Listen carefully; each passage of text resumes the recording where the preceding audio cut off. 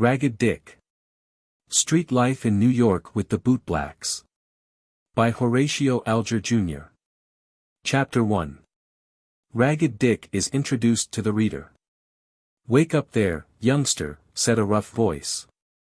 Ragged Dick opened his eyes slowly, and stared stupidly in the face of the speaker, but did not offer to get up.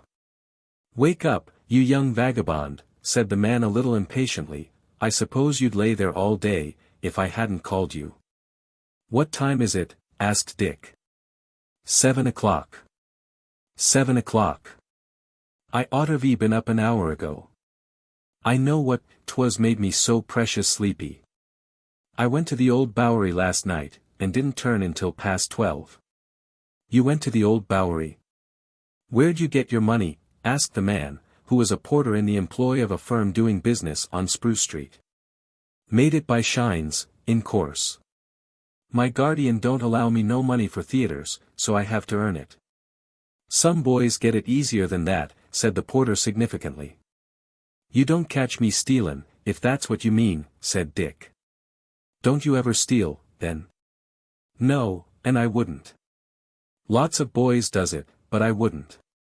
"Well, I'm glad to hear you say that. I believe there's some good in you, Dick, after all." "Oh, I'm a rough customer," said Dick. "But I wouldn't steal. It's mean." "I'm glad you think so, Dick," and the rough voice sounded gentler than at first. "Have you got any money to buy your breakfast?" "No, but I'll soon get some." While this conversation had been going on, Dick had got up.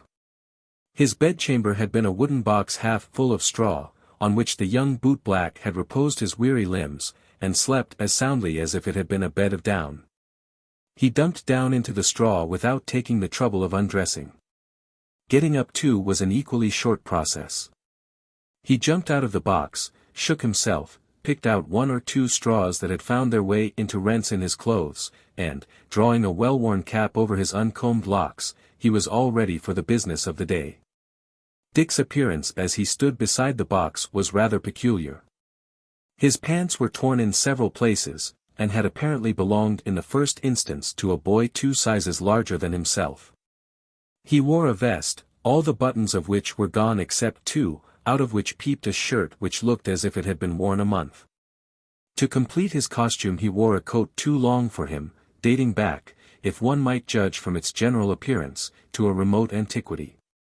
Washing the face and hands is usually considered proper in commencing the day, but Dick was above such refinement. He had no particular dislike to dirt, and did not think it necessary to remove several dark streaks on his face and hands. But in spite of his dirt and rags there was something about Dick that was attractive. It was easy to see that if he had been clean and well dressed he would have been decidedly good-looking. Some of his companions were sly, and their faces inspired distrust, but Dick had a frank, straightforward manner that made him a favorite. Dick's business hours had commenced. He had no office to open. His little blacking box was ready for use, and he looked sharply in the faces of all who passed, addressing each with, "Shine your boots, sir." "How much?" asked a gentleman on his way to his office. 10 cents, said Dick, dropping his box, and sinking upon his knees on the sidewalk, flourishing his brush with the air of one skilled in his profession. 10 cents. Isn't that a little steep? "Well, you know, 'tain't all clear profit," said Dick, who had already set to work. "There's the blacking costs something, and I have to get a new brush pretty often." "And you have a large rent too," said the gentleman quizzically, with a glance at a large hole in Dick's coat. "Yes, sir," said Dick, always ready to joke. "I have to pay such a big rent for my mansion up on 5th Avenue, that I can't afford to take less than 10 cents a shine." "I'll give you a bully shine, sir. Be quick about it, for I am in a hurry." "So your house is on 5th Avenue, is it?" "It isn't anywhere else," said Dick, and Dick spoke the truth there. "What tailor do you patronize?" asked the gentleman, surveying Dick's attire. "Would you like to go to the same one?" asked Dick, shrewdly. "Well, no. It strikes me that he didn't give you a very good fit." "This coat once belonged to General Washington," said Dick, comically. He wore it all through the Revolution, and it got torn some, 'cause he fit so hard. When he died he told his widder to give it to some smart young feller that hadn't got none of his own, so she gave it to me. But if you'd like it, sir, to remember General Washington by, I'll let you have it reasonable. Thank you, but I wouldn't want to deprive you of it. And did your pants come from General Washington too? No, they was a gift from Louis Napoleon. Louis had outgrown M and sent M to me, he's bigger than me, and that's why they don't fit. It seems you have distinguished friends. Now, my lad, I suppose you would like your money. I shouldn't have any objection, said Dick. I believe, said the gentleman, examining his pocketbook, I haven't got anything short of 25 cents. Have you got any change? Not a cent, said Dick. All my money's invested in the Erie Railroad. That's unfortunate. Shall I get the money changed, sir? I can't wait, I've got to meet an appointment immediately. I'll hand you 25 cents, and you can leave the change at my office any time during the day. All right, sir. Where is it? Number 125 Fulton Street. Shall you remember? Yes, sir. What name? Grayson, office on second floor. All right, sir, I'll bring it. I wonder whether the little scamp will prove honest, said Mr. Grayson to himself, as he walked away. If he does, I'll give him my custom regularly. If he don't, as is most likely, I shan't mind the loss of 15 cents. Mr. Grayson didn't understand Dick. Our ragged hero wasn't a model boy in all respects. I am afraid he swore sometimes, and now and then he played tricks upon unsophisticated boys from the country, or gave a wrong direction to honest old gentlemen in use to the city.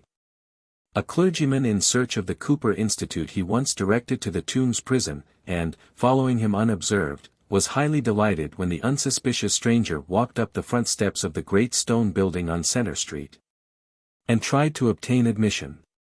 I guess he wouldn't want to stay long if he did get in, thought Ragged Dick, hitching up his pants.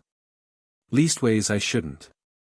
They're so precious glad to see you that they won't let you go, but board you gratuitous, and never send in no bills. Another of Dick's faults was his extravagance. Being always wide awake and ready for business, he earned enough to have supported him comfortably and respectably. There were not a few young clerks who employed Dick from time to time in his professional capacity, who scarcely earned as much as he, greatly as their style and dress exceeded his. But Dick was careless of his earnings. Where they went he could hardly have told himself. However much he managed to earn during the day, all was generally spent before morning. He was fond of going to the old Bowery Theatre, and to Tony Pastor's, and if he had any money left afterwards, he would invite some of his friends in somewhere to have an oyster stew, so it seldom happened that he commenced the day with a penny. Then I am sorry to add that Dick had formed the habit of smoking. This cost him considerable, for Dick was rather fastidious about his cigars, and wouldn't smoke the cheapest. Besides, having a liberal nature, he was generally ready to treat his companions.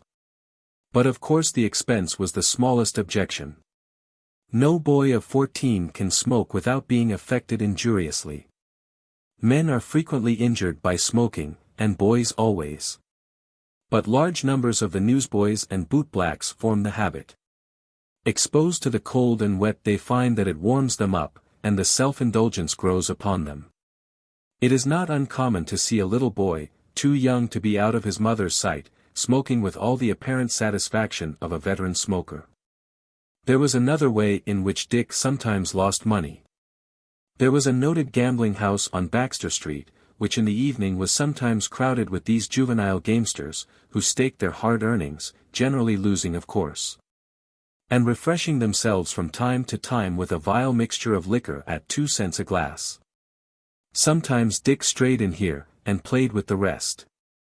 I have mentioned Dick's faults and defects, because I want it understood, to begin with, that I don't consider him a model boy. But there were some good points about him nevertheless. He was above doing anything mean or dishonorable. He would not steal, or cheat, or impose upon younger boys, but was frank and straightforward, manly and self-reliant. His nature was a noble one, and had saved him from all mean faults. I hope my young readers will like him as I do, without being blind to his faults. Perhaps, although he was only a bootblack, they may find something in him to imitate. And now, having fairly introduced Ragged Dick to my young readers, I must refer them to the next chapter for his further adventures. Chapter 2. Johnny Nolan.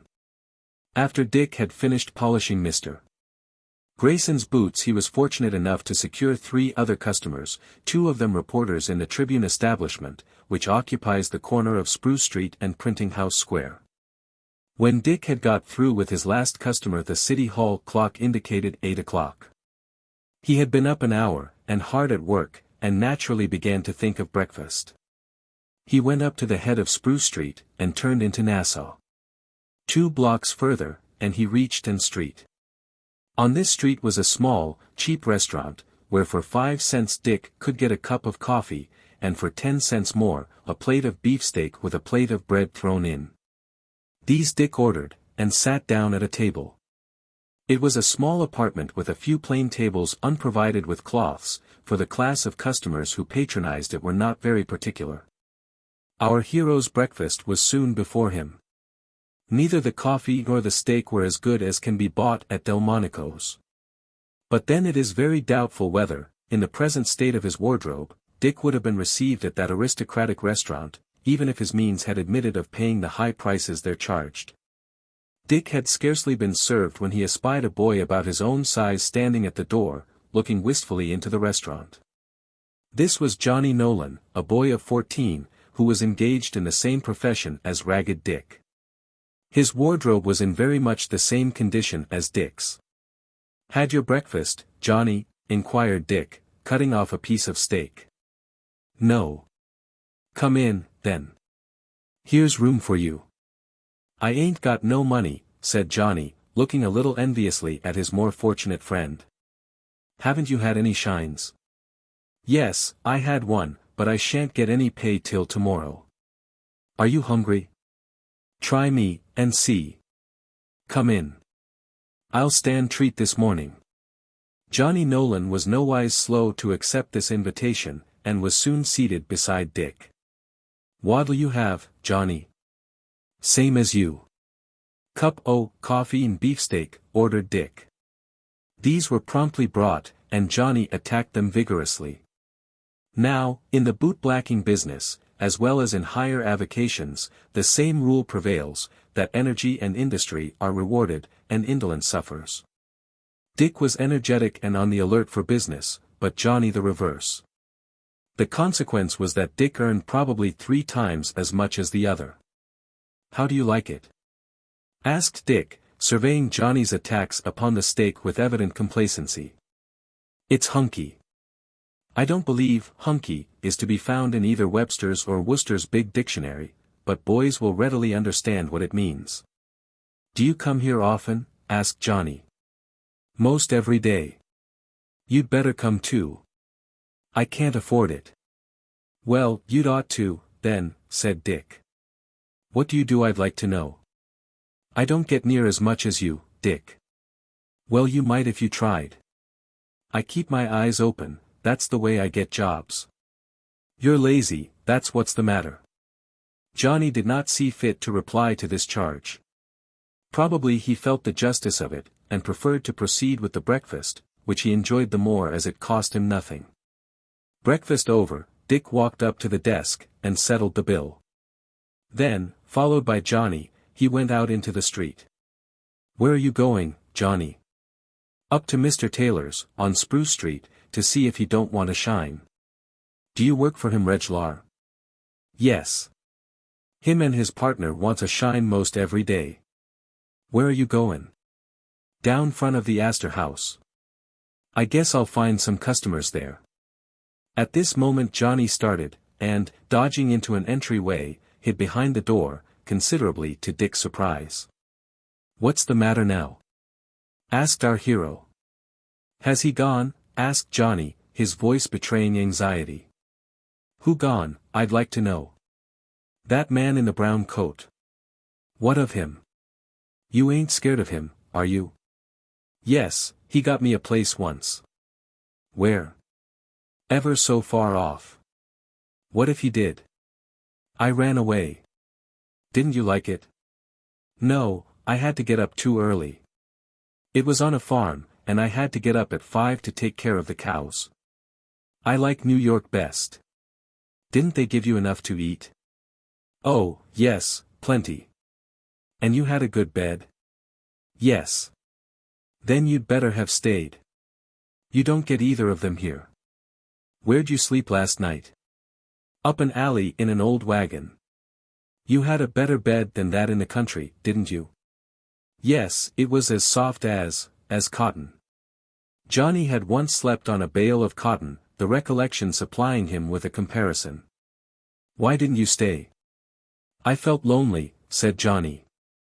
Johnny could not exactly explain his feelings, but it is often the case that the young vagabond of the streets, though his food is uncertain, and his bed may be any old wagon or barrel that he is lucky enough to find unoccupied when night sets in, gets so attached to his precarious but independent mode of life, that he feels discontented in any other. He is accustomed to the noise and bustle and ever-varied life of the streets, and in the quiet scenes of the country misses the excitement in the midst of which he has always dwelt. Johnny had but one tie to bind him to the city. He had a father living, but he might as well have been without one. Mr. Nolan was a confirmed drunkard, and spent the greater part of his wages for liquor. His potations made him ugly, and inflamed a temper never very sweet, working him up sometimes to such a pitch of rage that Johnny's life was in danger. Some months before, he had thrown a flat iron at his son's head with such terrific force that unless Johnny had dodged he would not have lived long enough to obtain a place in our story. He fled the house, and from that time had not dared to re-enter it. Somebody had given him a brush and box of blacking, and he had set up in business on his own account. But he had not energy enough to succeed, as has already been stated, and I am afraid the poor boy had met with many hardships, and suffered more than once from cold and hunger. Dick had befriended him more than once, and often given him a breakfast or dinner, as the case might be. "How'd you get away?" asked Dick, with some curiosity. "Did you walk?" "No, I rode on the cars." "Where'd you get your money?" "I hope you didn't steal it." "I didn't have none." "What did you do, then?" "I got up about 3 o'clock, and walked to Albany." "Where's that?" asked Dick, whose ideas on the subject of geography were rather vague. "Up the river." "How far?" "About 1,000 miles, said Johnny, whose conceptions of distance were equally vague. "Go ahead." "What did you do then?" "I hid on top of a freight car, and came all the way without their seeing me. That man in the brown coat was the man that got me the place, and I'm afraid he'd want to send me back." "A fact." "Well," said Dick, reflectively, "I dunno as I'd like to live in the country. I couldn't go to Tony Pastor's or the Old Bowery. There wouldn't be no place to spend my evenings. But I say, it's tough in winter, Johnny, specially when your overcoat's at the tailor's, and likely to stay there." "That's so, Dick. But I must be goin', or Mr. Taylor'll get somebody else to shine his boots." Johnny walked back to Nassau Street, while Dick kept on his way to Broadway. "That boy," soliloquized Dick, as Johnny took his departure, "ain't got no ambition. I'll bet he won't get 5 shines today. I'm glad I ain't like him. I couldn't go to the theater, nor buy no cigars, nor get half as much as I wanted to eat that. Shine your boots, sir." Dick always had an eye to business, and this remark was addressed to a young man, dressed in a stylish manner, who was swinging a jaunty cane. "I've had my boots blacked once already this morning, but this confounded mud has spoiled the shine. I'll make 'em all right, sir, in a minute." "Go ahead, then." The boots were soon polished in Dick's best style, which proved very satisfactory, our hero being a proficient in the art. "I haven't got any change," said the young man, fumbling in his pocket, "but here's a bill you may run somewhere and get changed.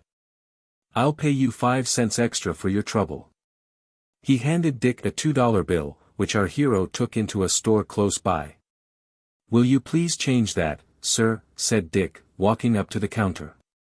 The salesman to whom he proffered it took the bill, and, slightly glancing at it, exclaimed angrily, "Be off, you young vagabond, or I'll have you arrested." "What's the row? You've offered me a counterfeit bill." "I didn't know it," said Dick. "Don't tell me. Be off, or I'll have you arrested." Chapter 3. Dick makes a proposition. Though Dick was somewhat startled at discovering that the bill he had offered was counterfeit, he stood his ground bravely. "Clear out of this shop, you young vagabond," repeated the clerk. "Then give me back my bill. That you may pass it again." "No, sir, I shall do no such thing.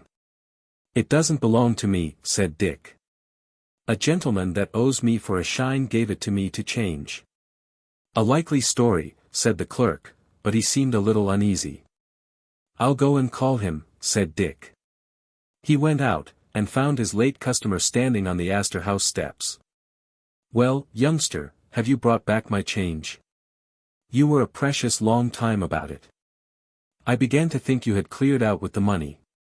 "That ain't my style," said Dick, proudly. "Then where's the change?" "I haven't got it." "Where's the bill then?" "I haven't got that either." "You young rascal." "Hold on a minute, mister," said Dick, "and I'll tell you all about it. The man what took the bill said it wasn't good, and kept it. The bill was perfectly good. So he kept it, did he?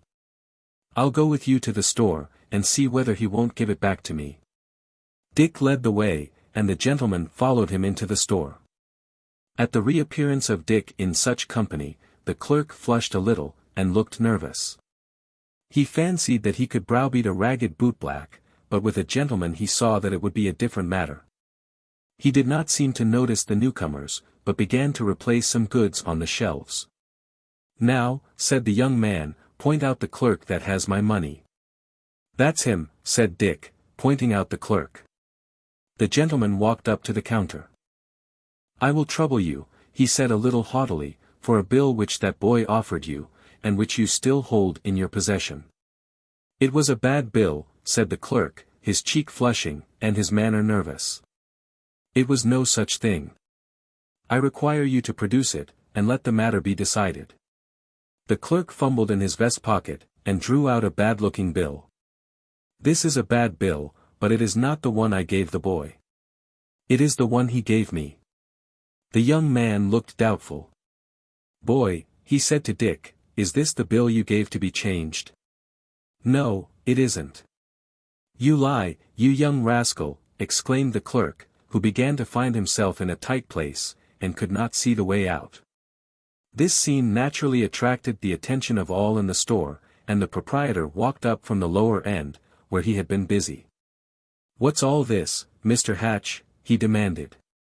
"That boy," said the clerk, "came in and asked change for a bad bill. I kept the bill, and told him to clear out. Now he wants it again to pass on somebody else. Show the bill." The merchant looked at it. "Yes, that's a bad bill," he said.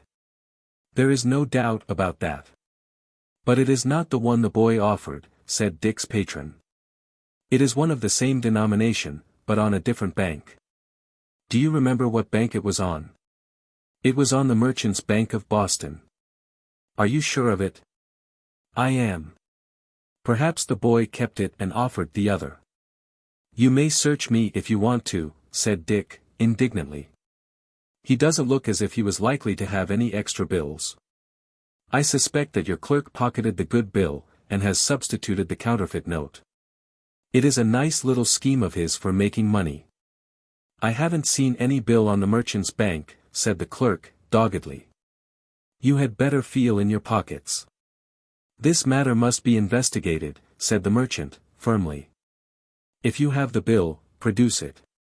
"I haven't got it," said the clerk, but he looked guilty notwithstanding. "I demand that he be searched," said Dick's patron. "I tell you I haven't got it." "Shall I send for a police officer, Mr. Hatch, or will you allow yourself to be searched quietly?" said the merchant. Alarmed at the threat implied in these words, the clerk put his hand into his vest pocket, and drew out a $2 bill on the merchant's bank. "Is this your note?" asked the shopkeeper, showing it to the young man. "It is." "I must have made a mistake," faltered the clerk. "I shall not give you a chance to make such another mistake in my employ," said the merchant sternly. "You may go up to the desk and ask for what wages are due you. I shall have no further occasion for your services." "Now, youngster," said Dick's patron, as they went out of the store, after he had finally got the bill changed. "I must pay you something extra for your trouble. Here's 50 cents. "Thank you, sir," said Dick. "You're very kind. Don't you want some more bills changed?" "Not today," said he with a smile. "It's too expensive." "I'm in luck," thought our hero complacently. "I guess I'll go to Barnum's tonight, and see the bearded lady, the 8-foot giant, the 2-foot dwarf, and the other curiosities, too numerous to mention." Dick shouldered his box and walked up as far as the Astor House. He took his station on the sidewalk, and began to look about him. Just behind him were two persons, one, a gentleman of 50, the other, a boy of 13 or 14. They were speaking together, and Dick had no difficulty in hearing what was said. "I am sorry, Frank, that I can't go about, and show you some of the sights of New York, but I shall be full of business today." "It is your first visit to the city, too?" "Yes, sir. There's a good deal worth seeing here. But I'm afraid you'll have to wait till next time. You can go out and walk by yourself, but don't venture too far, or you will get lost." Frank looked disappointed. "I wish Tom Miles knew I was here," he said. "He would go around with me." "Where does he live?" "Somewhere uptown, I believe." "Then, unfortunately, he is not available. If you would rather go with me than stay here, you can, but as I shall be most of the time in merchants' counting rooms, I am afraid it would not be very interesting." "I think," said Frank, after a little hesitation, "that I will go off by myself. I won't go very far, and if I lose my way, I will inquire for the Astor House." "Yes, anybody will direct you here." "Very well, Frank, I am sorry I can't do better for you." "Oh, never mind, uncle, I shall be amused in walking around, and looking at the shop windows. There will be a great deal to see." Now Dick had listened to all this conversation. Being an enterprising young man, he thought he saw a chance for a speculation, and determined to avail himself of it. Accordingly he stepped up to the two just as Frank's uncle was about leaving, and said, "I know all about the city, sir. I'll show him around, if you want me to." The gentleman looked a little curiously at the ragged figure before him. "So you are a city boy, are you?" "Yes, sir," said Dick, "I've lived here ever since I was a baby."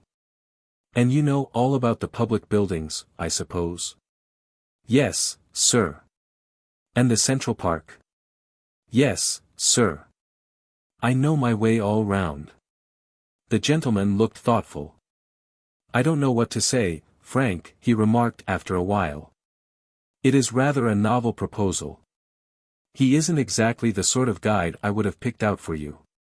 Still he looks honest. He has an open face, and I think can be depended upon." "I wish he wasn't so ragged and dirty," said Frank, who felt a little shy about being seen with such a companion. "I'm afraid you haven't washed your face this morning," said Mr. Whitney, for that was the gentleman's name. "They didn't have no washbowls at the hotel where I stopped," said Dick. "What hotel did you stop at?" "The Box Hotel." "The Box Hotel?" "Yes, sir, I slept in a box on Spruce Street." Frank surveyed Dick curiously. "How did you like it?" he asked. "I slept bully." "Suppose it had rained?" "Then I'd have wet my best clothes," said Dick. "Are these all the clothes you have?" "Yes, sir." Mr. Whitney spoke a few words to Frank, who seemed pleased with the suggestion. "Follow me, my lad," he said. Dick in some surprise obeyed orders, following Mr. Whitney and Frank into the hotel, past the office, to the foot of the staircase. Here a servant of the hotel stopped Dick, but Mr. Whitney explained that he had something for him to do, and he was allowed to proceed. They entered a long entry, and finally paused before a door. This being opened, a pleasant chamber was disclosed. "Come in, my lad," said Mr. Whitney. Dick and Frank entered. Chapter 4. Dick's new suit. "Now," said Mr. Whitney to Dick, "my nephew here is on his way to a boarding school. He has a suit of clothes in his trunk about half worn. He is willing to give them to you. I think they will look better than those you have on." Dick was so astonished that he hardly knew what to say.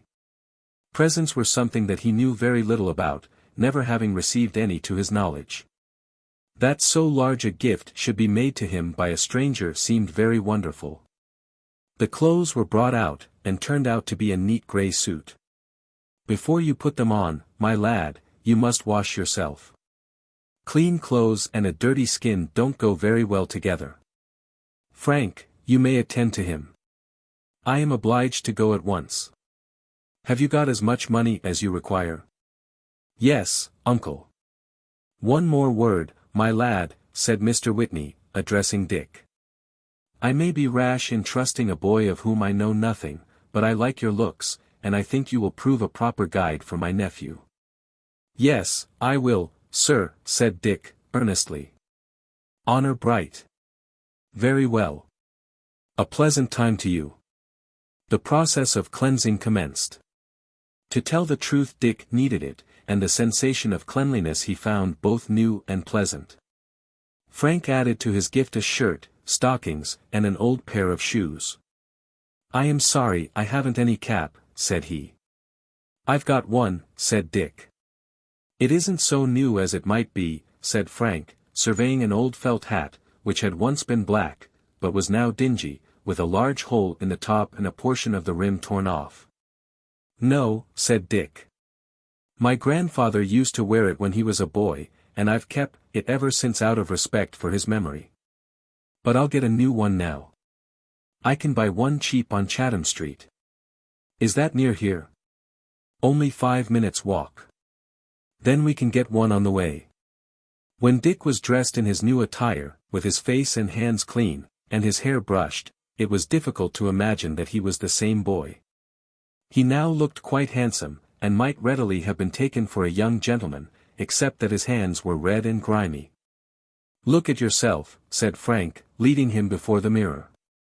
"By gracious!" said Dick, starting back in astonishment, "that isn't me, is it?" "Don't you know yourself?" asked Frank, smiling. "It reminds me of Cinderella," said Dick, "when she was changed into a fairy princess.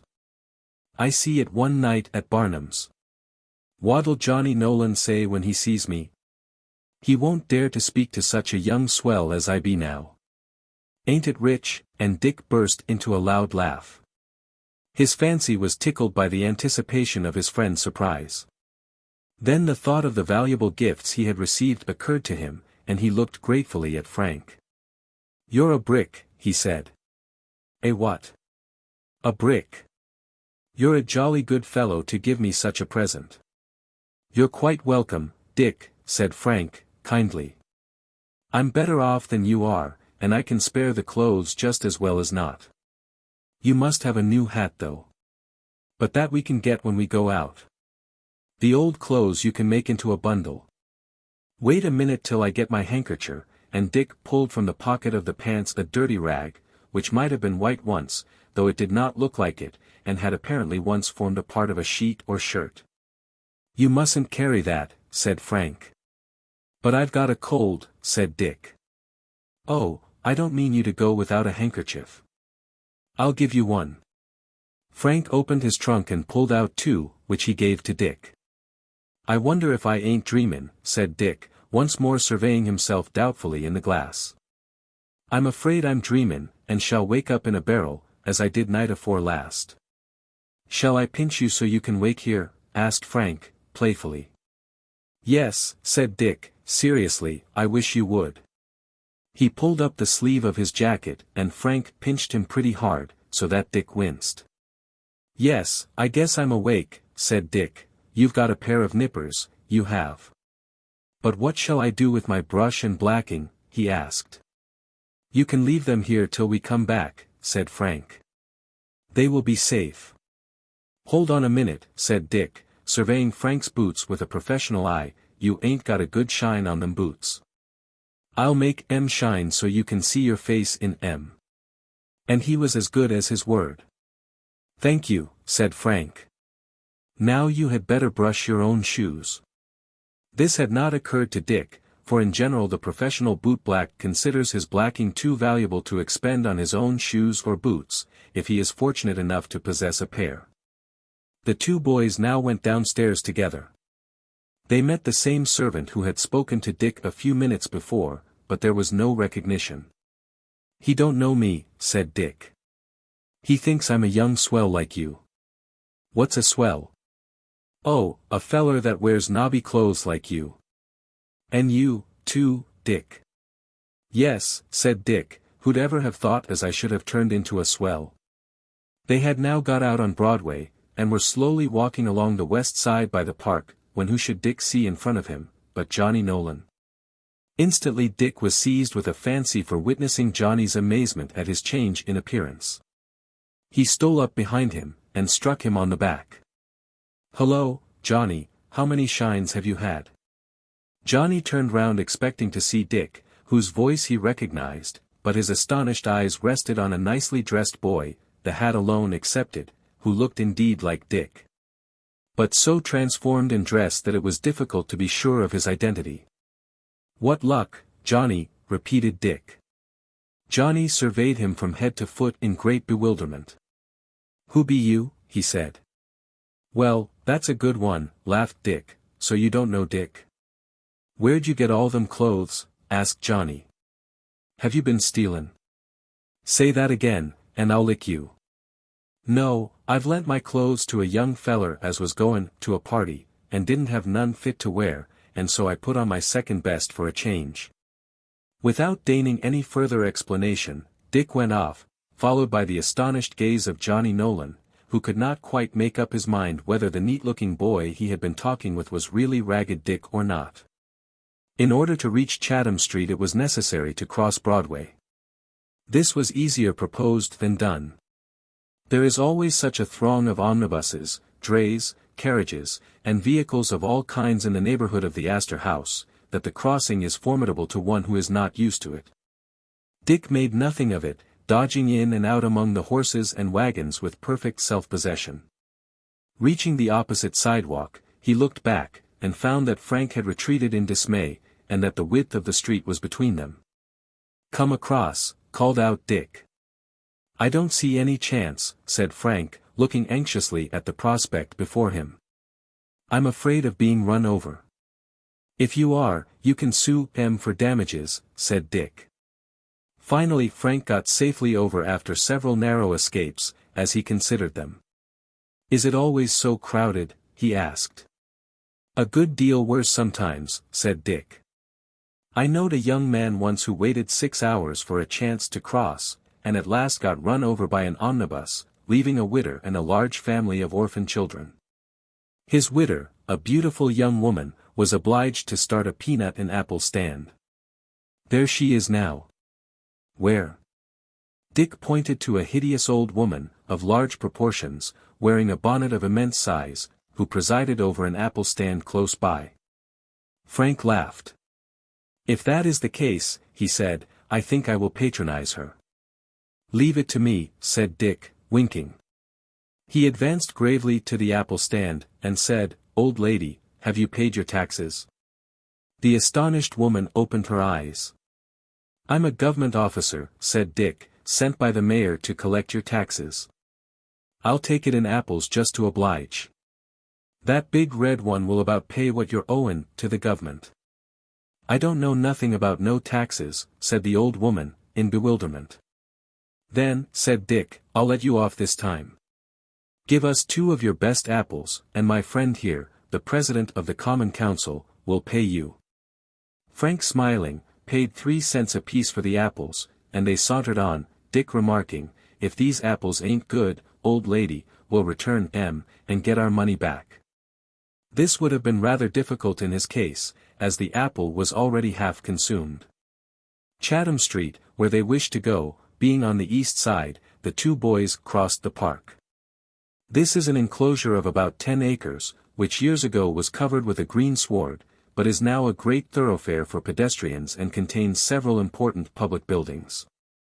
Dick pointed out the City Hall, the Hall of Records, and the Rotunda. The former is a white building of large size, and surmounted by a cupola. "That's where the mayor's office is," said Dick. "Him and me are very good friends. I once blacked his boots by particular appointment. That's the way I pay my city taxes." Chapter 5. Chatham Street and Broadway. They were soon in Chatham Street, walking between rows of ready-made clothing shops, many of which had half their stock in trade exposed on the sidewalk. The proprietors of these establishments stood at the doors, watching attentively the passers-by, extending urgent invitations to any who even glanced at the goods to enter. "Walk in, young gentleman," said a stout man, at the entrance of one shop. "No, I thank you," replied Dick, as the fly said to the spider. "We're selling off at less than cost." "Of course you be. That's where you makes your money," said Dick. "There ain't nobody of any enterprise that pretends to make any profit on his goods." The Chatham Street trader looked after our hero as if he didn't quite comprehend him, but Dick, without waiting for a reply, passed on with his companion. In some of the shops auctions seemed to be going on. "I am only offered $2, gentlemen, for this elegant pair of doeskin pants, made of the very best of cloth. It's a frightful sacrifice. Who'll give an eighth?" "Thank you, sir. Only 17 shillings. Why, the cloth cost more by the yard." This speaker was standing on a little platform haranguing to 3 men, holding in his hand meanwhile a pair of pants very loose in the legs, and presenting a cheap Bowery look. Frank and Dick paused before the shop door, and finally saw them knocked down to rather a verdant-looking individual at $3. "Clothes seem to be pretty cheap here," said Frank. "Yes, but Baxter Street is the cheapest place." "Is it?" "Yes. Johnny Nolan got a whole rig out there last week, for $1, coat, cap, vest, pants, and shoes. They was very good measure, too, like my best clothes that I took off to oblige you." "I shall know where to come for clothes next time," said Frank, laughing. "I had no idea the city was so much cheaper than the country. I suppose the Baxter Street tailors are fashionable." "In course they are. Me and Horace Greeley always go there for clothes. When Horace gets a new suit, I always have one made just like it, but I can't go the white hat. It ain't becomin' to my style of beauty." A little farther on a man was standing out on the sidewalk, distributing small printed handbills. One was handed to Frank, which he read as follows: "Grand closing out sale, a variety of beautiful and costly articles for sale, at $1 apiece. Unparalleled inducements. Walk in, gentlemen." "Whereabouts is this sale?" asked Frank. "In here, young gentleman," said a black-whiskered individual, who appeared suddenly on the scene. "Walk in." "Shall we go in, Dick?" "It's a swindlin' shop," said Dick, in a low voice. "I've been there. That man's a regular cheat. He's seen me before, but he don't know me 'cause of my clothes." "Step in and see the articles," said the man, persuasively. "You needn't buy, you know." "Are all the articles worth more'n $1?" asked Dick. "Yes," said the other, "and some worth a great deal more." "Such as what?" "Well, there's a silver pitcher worth $20. And you sell it for $1. "That's very kind of you," said Dick, innocently. "Walk in, and you'll understand it." "No, I guess not," said Dick. "My servants is so dishonest that I wouldn't like to trust 'em with a silver pitcher. Come along, Frank. I hope you'll succeed in your charitable enterprise of supplying the public with silver pitchers at $19 less than they are worth." "How does he manage, Dick?" asked Frank, as they went on. "All his articles are numbered, and he makes you pay $1, and then shake some dice, and whatever the figures come to, is the number of the article you draw. Most of 'em ain't worth sixpence. A hat and cap store being close at hand, Dick and Frank went in. For 75 cents, which Frank insisted on paying, Dick succeeded in getting quite a neat-looking cap, which corresponded much better with his appearance than the one he had on. The last, not being considered worth keeping, Dick dropped on the sidewalk, from which, on looking back, he saw it picked up by a brother bootblack who appeared to consider it better than his own. They retraced their steps and went up Chambers Street to Broadway. At the corner of Broadway and Chambers Street is a large white marble warehouse, which attracted Frank's attention. "What building is that?" he asked, with interest. "That belongs to my friend T. Stewart," said Dick. "It's the biggest store on Broadway. If I ever retire from bootblackin' and go into mercantile pursuits, I may buy him out, or build another store that'll take the shine off this one." Mr. Stewart's 10th Street store was not open at the time Dick spoke. "Were you ever in the store?" asked Frank. "No," said Dick, "but I'm intimate with one of Stewart's partners. He is a cash boy, and does nothing but take money all day." "A very agreeable employment," said Frank, laughing. "Yes," said Dick, "I'd like to be in it." The boys crossed to the west side of Broadway, and walked slowly up the street. To Frank it was a very interesting spectacle. Accustomed to the quiet of the country, there was something fascinating in the crowds of people thronging the sidewalks, and the great variety of vehicles constantly passing and repassing in the street. Then again the shop windows with their multifarious contents interested and amused him, and he was constantly checking Dick to look in at some well-stocked window. "I don't see how so many shopkeepers can find people enough to buy of them," he said.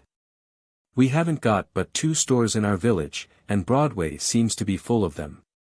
"Yes," said Dick, "and it's pretty much the same in the avenues, specially the 3rd, 6th, and 8th avenues. The Bowery, too, is a great place for shoppin'. There everybody sells cheaper 'n anybody else, and nobody pretends to make no profit on their goods." "Where's Barnum's Museum?" asked Frank. "Oh, that's down nearly opposite the Astor House," said Dick. "Didn't you see a great building with lots of flags?" "Yes." "Well, that's Barnum's. That's where the happy family live, and the lions, and bears, and curiosities generally. It's a tip-top place. Haven't you ever been there? It's most as good as the old Bowery, only the place isn't quite so XXII. Since destroyed by fire, and rebuilt farther up Broadway, and again burned down in February." "I'll go if I get time," said Frank. "There is a boy at home who came to New York a month ago, and went to Barnum's, and has been talking about it ever since, so I suppose it must be worth seeing." "They've got a great play at the old Bowery now," pursued Dick. "'Tis called the Demon of the Danube. The demon falls in love with a young woman, and drags her by the hair up to the top of a steep rock where his castle stands." "That's a queer way of showing his love," said Frank, laughing. "She didn't want to go with him, you know, but was in love with another chap. When he heard about his girl bein' carried off, he felt awful, and swore an oath not to rest till he had got her free. Well, at last he got into the castle by some underground passage, and he and the demon had a fight. Oh, it was bully seein' 'em roll round on the stage, cuttin' and sloshin' at each other. And which got the best of it? At first the demon seemed to be ahead, but at last the young baron got him down, and struck a dagger into his heart, sayin', 'Die, false and perjured villain. The dogs shall feast upon thy carcass,' and then the demon give an awful howl and died. Then the baron seized his body, and threw it over the precipice. It seems to me the actor who plays the demon ought to get extra pay, if he has to be treated that way." "That's so," said Dick, "but I guess he's used to it. It seems to agree with his constitution." "What building is that?" asked Frank, pointing to a structure several rods back from the street, with a large yard in front. It was an unusual sight for Broadway, all the other buildings in that neighborhood being even with the street. "That is the New York Hospital," said Dick. They're a rich institution, and take care of sick people on very reasonable terms. Did you ever go in there? Yes, said Dick. There was a friend of mine, Johnny Mullen, he was a newsboy, got run over by a omnibus as he was crossing Broadway down near Park Place. He was carried to the hospital, and me and some of his friends paid his board while he was there. It was only $3 a week, which was very cheap, considering all the care they took of him. I got leave to come and see him while he was here. Everything looked so nice and comfortable, that I thought a little of coaxing a omnibus driver to run over me, so I might go there too. Did your friend have to have his leg cut off? Asked Frank, interested. No, said Dick. Though there was a young student there that was very anxious to have it cut off, but it wasn't done, and Johnny is around the streets as well as ever. While this conversation was going on, they reached number 365, at the corner of Franklin Street. Now the office of the Merchants Union Express Company. That's Taylor's saloon, said Dick. When I come into a fortune I shall take my meals there regular. I have heard of it very often, said Frank. It is said to be very elegant. Suppose we go in and take an ice cream. It will give us a chance to see it to better advantage. Thank you, said Dick, I think that's the most agreeable way of seeing the place myself. The boys entered, and found themselves in a spacious and elegant saloon, resplendent with gilding, and adorned on all sides by costly mirrors. They sat down to a small table with a marble top, and Frank gave the order. It reminds me of Aladdin's palace, said Frank, looking about him. Does it? Said Dick, he must have had plenty of money. He had an old lamp which he had only to rub, when the slave of the lamp would appear, and do whatever he wanted. That must have been a valuable lamp. I'd be willin' to give all my Erie shares for it. There was a tall, gaunt individual at the next table, who apparently heard this last remark of Dick's. Turning towards our hero, he said, May I inquire, young man, whether you are largely interested in this Erie Railroad? I haven't got no property except what's invested in Erie, said Dick, with a comical side glance at Frank. Indeed. I suppose the investment was made by your guardian. No, said Dick, I manage my property myself. And I presume your dividends have not been large. Why, no, said Dick, you're about right there. They haven't. As I supposed. It's poor stock. Now, my young friend, I can recommend a much better investment, which will yield you a large annual income. I am agent of the Excelsior Copper Mining Company, which possesses one of the most productive mines in the world. It's sure to yield 50% on the investment. Now, all you have to do is to sell out your Erie shares, and invest in our stock, and I'll insure you a fortune in 3 years. How many shares did you say you had? I didn't say, that I remember, said Dick. Your offer is very kind and obliging, and as soon as I get time I'll see about it. I hope you will, said the stranger. Permit me to give you my card. Samuel Snap, No, Wall Street. I shall be most happy to receive a call from you, and exhibit the maps of our mine. I should be glad to have you mention the matter also to your friends. I am confident you could do no greater service than to induce them to embark in our enterprise. Very good, said Dick. Here the stranger left the table, and walked up to the desk to settle his bill. You see what it is to be a man of fortune, Frank, said Dick, and wear good clothes. I wonder what that chap'll say when he sees me blacking boots tomorrow in the street. Perhaps you earn your money more honorably than he does, after all, said Frank. Some of these mining companies are nothing but swindles, got up to cheat people out of their money. He's welcome to all he gets out of me, said Dick.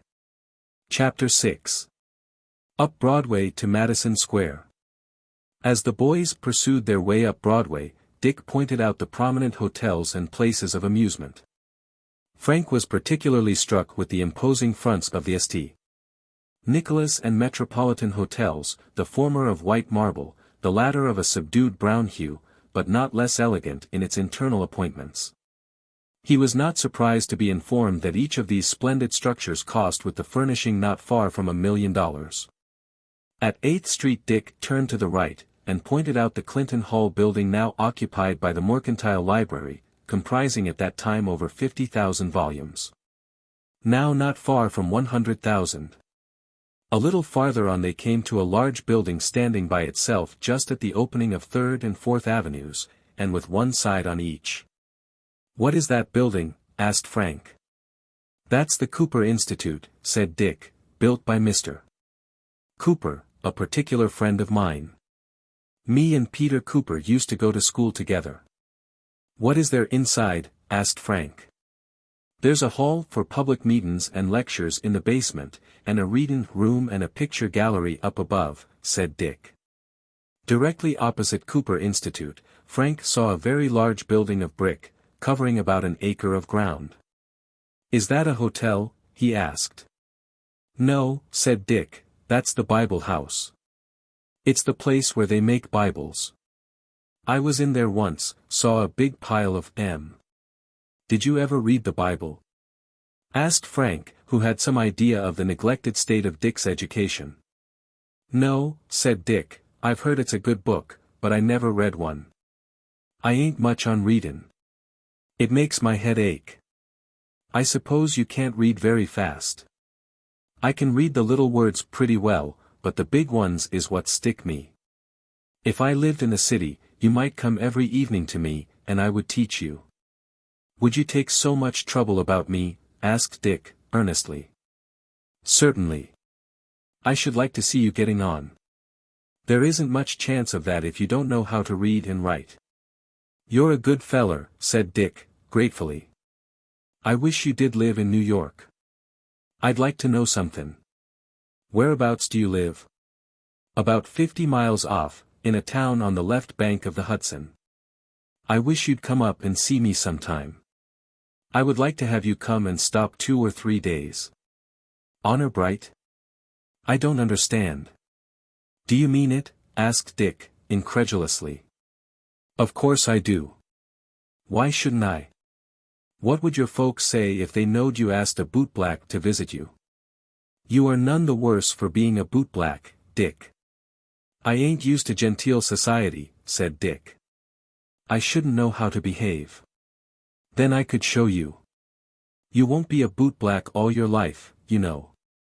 "No," said Dick, "I'm goin' to knock off when I get to be 90. "Before that, I hope," said Frank, smiling. "I really wish I could get something else to do," said Dick, soberly. "I'd like to be a office boy, and learn business, and grow up respectable." "Why don't you try, and see if you can't get a place, Dick?" "Who'd take Ragged Dick?" "But you ain't ragged now, Dick."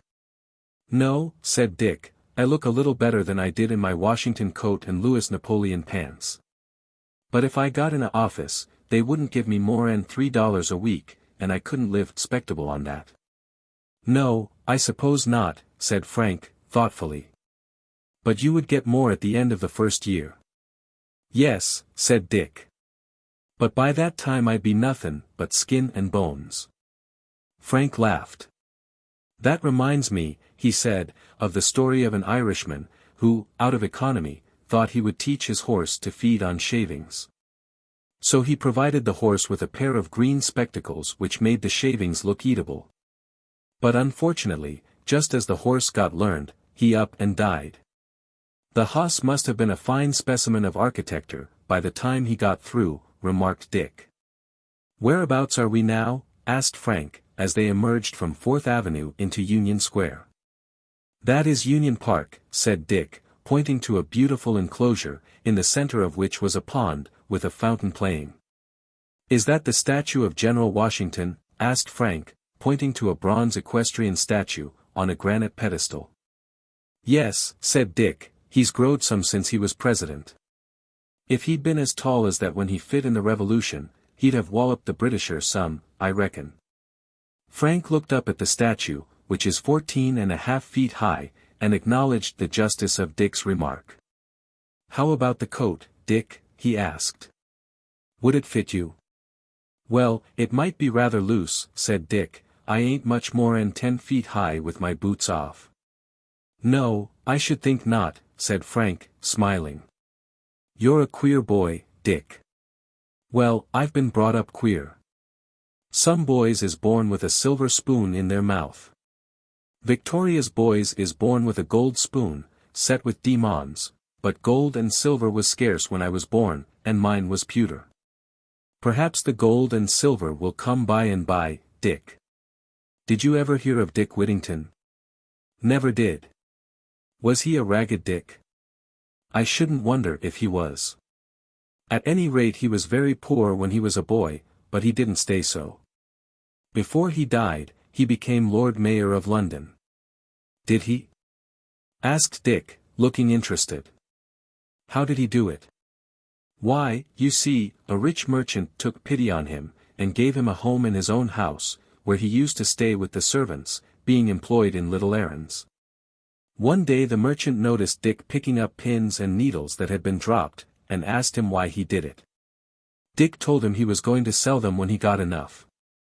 The merchant was pleased with his saving disposition, and when soon after, he was going to send a vessel to foreign parts, he told Dick he might send anything he pleased in it, and it should be sold to his advantage.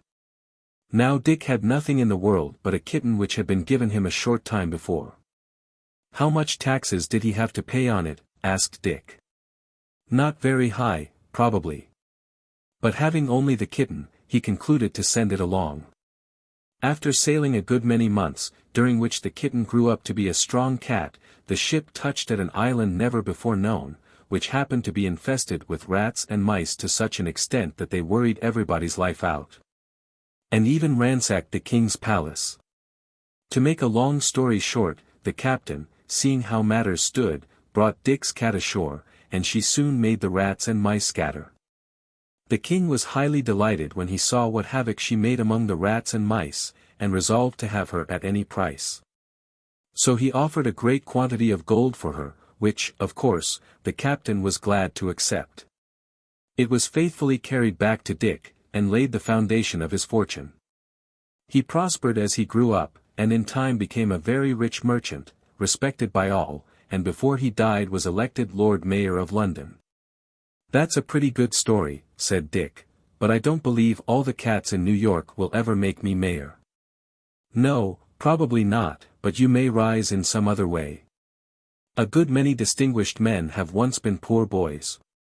There's hope for you, Dick, if you'll try. Nobody ever talked to me so before, said Dick. They just called me Ragged Dick, and told me I'd grow up to be a vagabond. Boys who are better educated need not be surprised at Dick's blunders, and come to the gallows.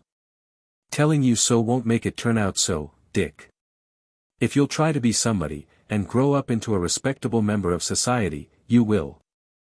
You may not become rich, it isn't everybody that becomes rich, you know, but you can obtain a good position, and be respected. I'll try, said Dick, earnestly. I needn't have been Ragged Dick so long if I hadn't spent my money in goin' to the theatre, and treatin' boys to oyster stews, and bettin' money on cards, and such like. Have you lost money that way? Lots of it. One time I saved up $5 to buy me a new rig out, 'cause my best suit was all in rags, when Limpy Jim wanted me to play a game with him. Limpy Jim, said Frank, interrogatively. Yes, he's lame. That's what makes us call him Limpy Jim. I suppose you lost. Yes, I lost every penny, and had to sleep out, 'cause I hadn't a cent to pay for lodgin'. 'Twas a awful cold night, and I got most froze. Wouldn't Jim let you have any of the money he had won to pay for a lodging? No, I asked him for 5 cents, but he wouldn't let me have it. Can you get lodging for 5 cents? Asked Frank, in surprise. Yes, said Dick, but not at the Fifth Avenue Hotel. That's it right out there. Chapter 7. The Pocketbook. They had reached the junction of Broadway and of Fifth Avenue. Before them was a beautiful park of 10 acres. On the left-hand side was a large marble building, presenting a fine appearance with its extensive white front. This was the building at which Dick pointed. Is that the Fifth Avenue Hotel? Asked Frank. I've heard of it often. My Uncle William always stops there when he comes to New York. I once slept on the outside of it, said Dick. They was very reasonable in their charges, and told me I might come again. Perhaps sometime you'll be able to sleep inside, said Frank. I guess that'll be when Queen Victoria goes to the 5 Points to live. It looks like a palace, said Frank. The Queen needn't be ashamed to live in such a beautiful building as that.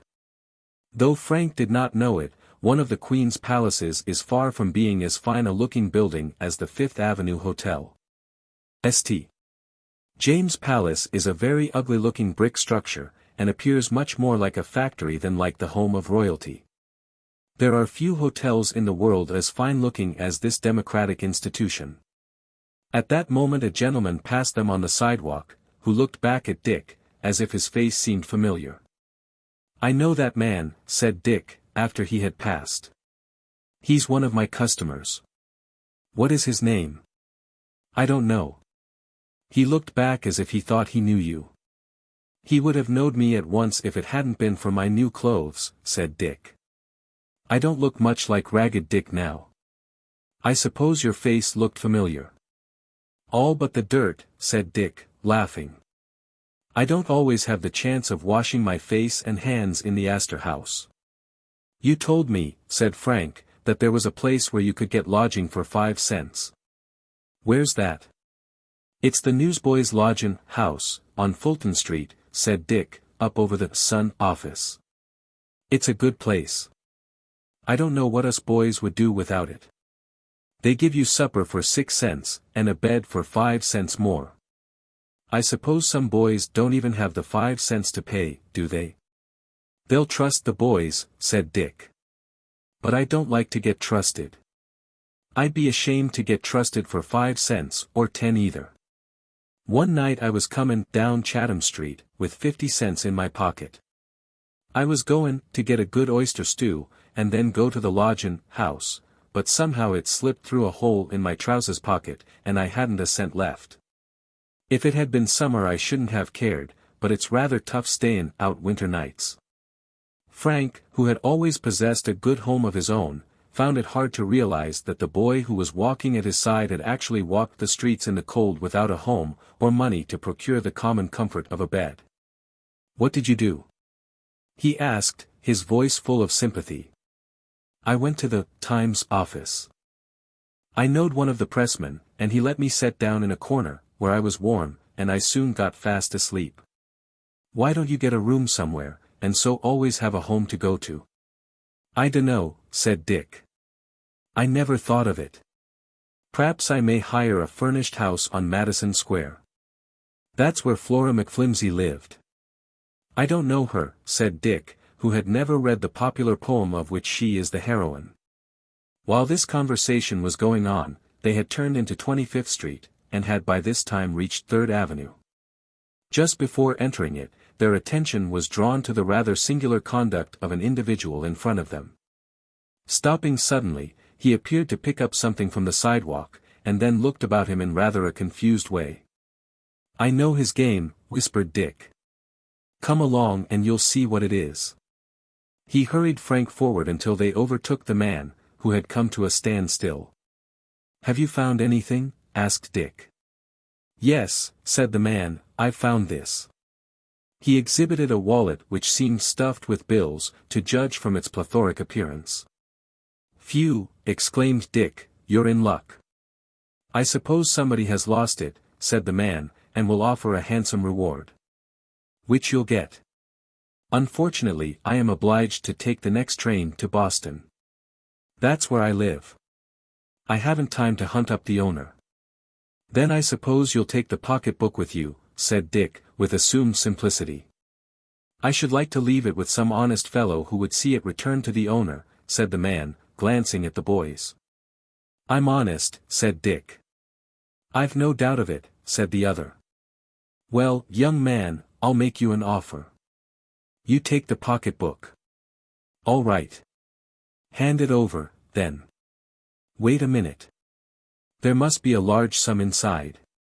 I shouldn't wonder if there might be $1,000. The owner will probably give you $100 reward. "Why don't you stay and get it?" asked Frank. "I would, only there is sickness in my family, and I must get home as soon as possible. Just give me $20, and I'll hand you the pocketbook, and let you make whatever you can out of it. Come, that's a good offer. What do you say?" Dick was well dressed, so that the other did not regard it as at all improbable that he might possess that sum. He was prepared, however, to let him have it for less, if necessary. $20 is a good deal of money," said Dick, appearing to hesitate. "You'll get it back, and a good deal more," said the stranger, persuasively. "I don't know, but I shall." "What would you do, Frank?" "I don't know, but I would," said Frank, "if you've got the money." He was not a little surprised to think that Dick had so much by him. "I don't know, but I will," said Dick, after some irresolution. "I guess I won't lose much." "You can't lose anything," said the stranger briskly. "Only be quick, for I must be on my way to the cars. I am afraid I shall miss them now." Dick pulled out a bill from his pocket and handed it to the stranger, receiving the pocketbook in return. At that moment a policeman turned the corner, and the stranger, hurriedly thrusting the bill into his pocket, without looking at it, made off with rapid steps. "What is there in the pocketbook, Dick?" asked Frank in some excitement. "I hope there's enough to pay you for the money you gave him." Dick laughed. "I'll risk that," said he. "But you gave him $20. That's a good deal of money. If I had given him as much as that, I should deserve to be cheated out of it." "But you did, didn't you?" He thought so. "What was it, then?" "It was nothing but a dry goods circular got up to imitate a bank bill." Frank looked sober. "You ought not to have cheated him, Dick," he said, reproachfully. "Didn't he want to cheat me?" "I don't know." "What do you suppose there is in that pocketbook?" asked Dick, holding it up. Frank surveyed its ample proportions, and answered sincerely enough, "Money, and a good deal of it." "There ain't stamps enough in it to buy a oyster stew," said Dick. "If you don't believe it, just look while I open it." So saying he opened the pocketbook, and showed Frank that it was stuffed out with pieces of blank paper, carefully folded up in the shape of bills. Frank, who was unused to city life, and had never heard anything of the drop game, looked amazed at this unexpected development. "I knowed how it was all the time," said Dick. "I guess I got the best of him there. This wallet's worth something. I shall use it to keep my certificates of Erie stock in, and all my other papers what ain't of no use to anybody but the owner." "That's the kind of papers it's got in it now," said Frank, smiling. "That's so," said Dick. "By hokey!" he exclaimed suddenly, "if there ain't the old chap comin' back again. He looks as if he'd heard bad news from his sick family." By this time the pocketbook dropper had come up. Approaching the boys, he said in an undertone to Dick, "Give me back that pocketbook, you young rascal." "Beg your pardon, mister," said Dick, "but was you addressin' to me?" "Yes, I was. 'Cause you called me by the wrong name. I've knowed some rascals, but I ain't the honor to belong to the family." He looked significantly at the other as he spoke, which didn't improve the man's temper. Accustomed to swindle others, he did not fancy being practiced upon in return. "Give me back that pocketbook," he repeated in a threatening voice. "Couldn't do it," said Dick, coolly. "I'm goin' to restore it to the owner. The contents is so valuable that most likely the loss has made him sick, and he'll be likely to come down liberal to the honest finder." "You gave me a bogus bill," said the man. "It's what I use myself," said Dick. "You've swindled me. I thought it was the other way." "None of your nonsense," said the man angrily. "If you don't give up that pocketbook, I'll call a policeman." "I wish you would," said Dick. "They'll know most likely whether it's Stewart or Astor that's lost the pocketbook, and I can get him to return it." The dropper, whose object it was to recover the pocketbook, in order to try the same game on a more satisfactory customer, was irritated by Dick's refusal, and above all by the coolness he displayed. He resolved to make one more attempt. "Do you want to pass the night in the Tombs?" he asked. "Thank you for your very obliging proposal," said Dick, "but it ain't convenient today. Any other time, when you'd like to have me come and stop with you, I'm agreeable. But my 2 youngest children is down with the measles, and I expect I'll have to set up all night to take care of them. Is the Tombs, in general, a pleasant place of residence?" Dick asked this question with an air of so much earnestness that Frank could scarcely forbear laughing, though it is hardly necessary to say that the dropper was by no means so inclined. "You'll know sometime," he said, scowling. "I'll make you a fair offer," said Dick. "If I get more'n $50 as a reward for my honesty, I'll divide with you. But I say, ain't it most time to go back to your sick family in Boston?" Finding that nothing was to be made out of Dick, the man strode away with a muttered curse. "You were too smart for him, Dick," said Frank. "Yes," said Dick, "I ain't knocked round the city streets all my life for nothin'. Chapter 8. Dick's Early History. "Have you always lived in New York, Dick?" asked Frank, after a pause. "Ever since I can remember." "I wish you'd tell me a little about yourself. Have you got any father or mother?" "I ain't got no mother. She died when I wasn't but 3 years old. My father went to sea, but he went off before mother died, and nothin' was ever heard of him. I expect he got wrecked, or died at sea." "And what became of you when your mother died?" "The folks she boarded with took care of me, but they was poor, and they couldn't do much. When I was 7 the woman died, and her husband went out west, and then I had to scratch for myself." "At 7 years old," exclaimed Frank, in amazement. "Yes," said Dick, "I was a little feller to take care of myself, but," he continued with pardonable pride, "I did it. What could you do?"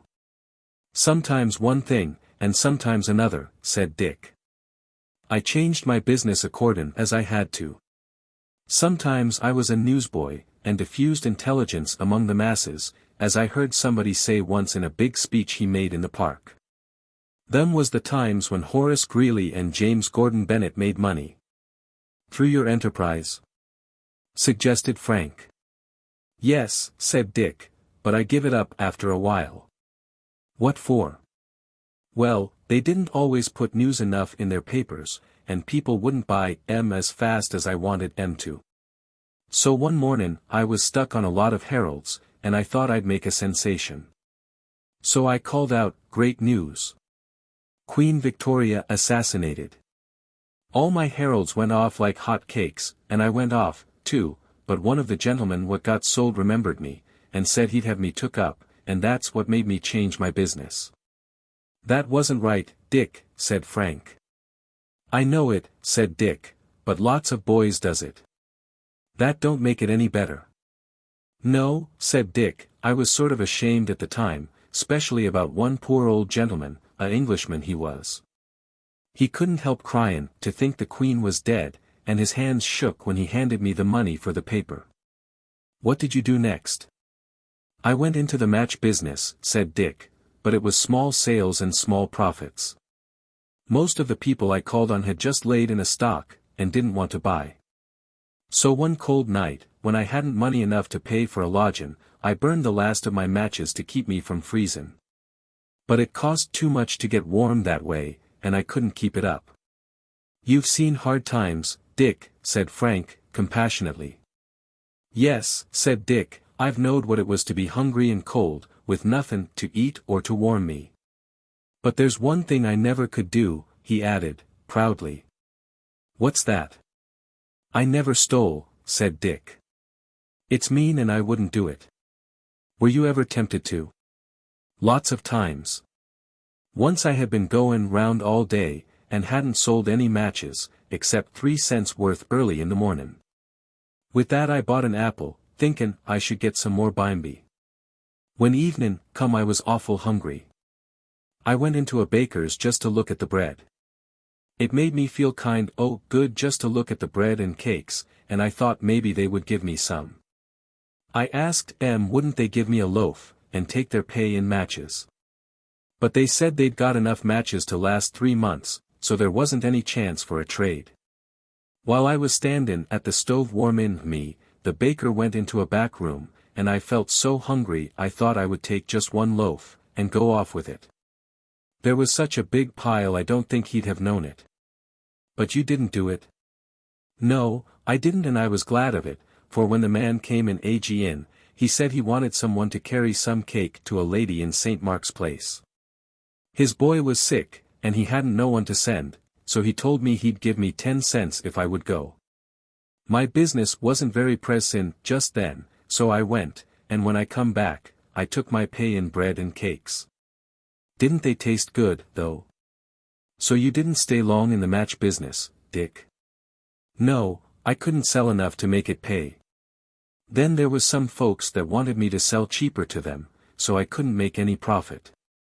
There was one old lady, she was rich, too, for she lived in a big brick house, beat me down so, that I didn't make no profit at all. But she wouldn't buy without, and I hadn't sold none that day, so I let her have them. I don't see why rich folks should be so hard upon a poor boy that wants to make a livin'. There's a good deal of meanness in the world, I'm afraid, Dick. If everybody was like you and your uncle, said Dick, there would be some chance for poor people. If I was rich I'd try to help them along. Perhaps you will be rich sometime, Dick. Dick shook his head. I'm afraid all my wallets will be like this, said Dick, indicating the one he had received from the dropper, and will be full of papers what ain't of no use to anybody except the owner. That depends very much on yourself, Dick, said Frank. Stuart wasn't always rich, you know. Wasn't he? When he first came to New York as a young man he was a teacher, and teachers are not generally very rich. At last he went into business, starting in a small way, and worked his way up by degrees. But there was one thing he determined in the beginning, that he would be strictly honorable in all his dealings, and never overreach anyone for the sake of making money. If there was a chance for him, Dick, there is a chance for you. He knowed enough to be a teacher, and I'm awful ignorant, said Dick. But you needn't stay so. How can I help it? Can't you learn at school? I can't go to school 'cause I've got my livin' to earn. It wouldn't do me much good if I learned to read and write, and just as I'd got learned I starved to death. But are there no night schools? Yes. Why don't you go? I suppose you don't work in the evenings. I never cared much about it, said Dick, and that's the truth. But since I've got to talkin' with you, I think more about it. I guess I'll begin to go. I wish you would, Dick. You'll make a smart man if you only get a little education. Do you think so? Asked Dick, doubtfully. I know so. A boy who has earned his own living since he was 7 years old must have something in him. I feel very much interested in you, Dick. You've had a hard time of it so far in life, but I think better times are in store.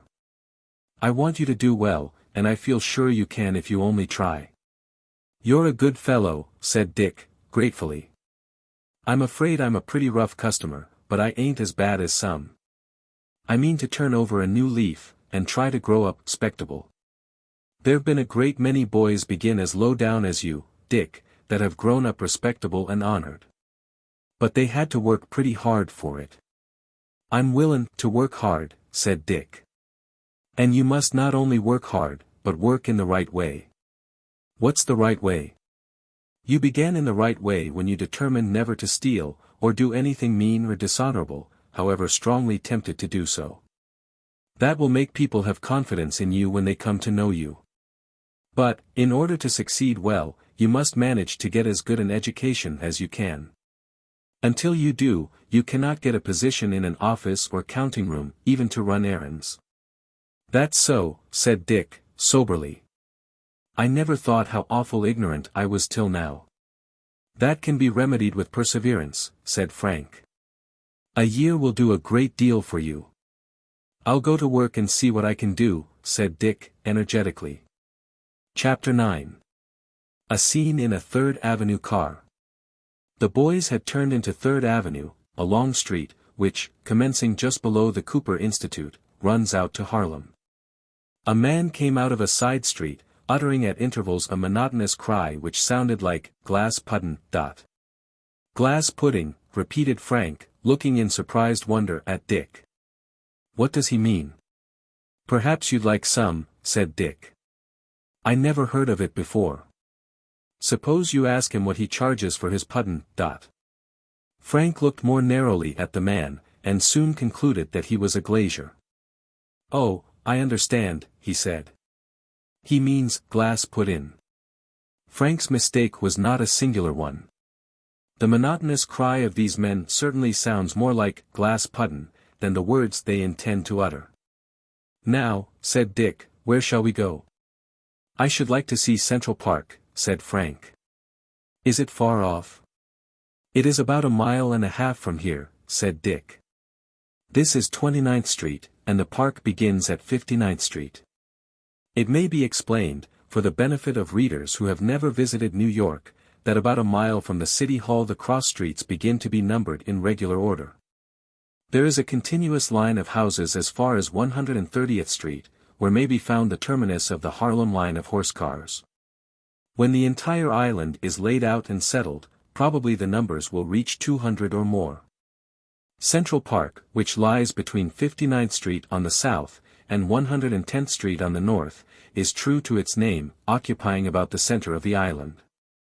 The distance between two parallel streets is called a block, and 20 blocks make a mile. It will therefore be seen that Dick was exactly right, when he said they were 1.5 miles from Central Park. That is too far to walk, said Frank.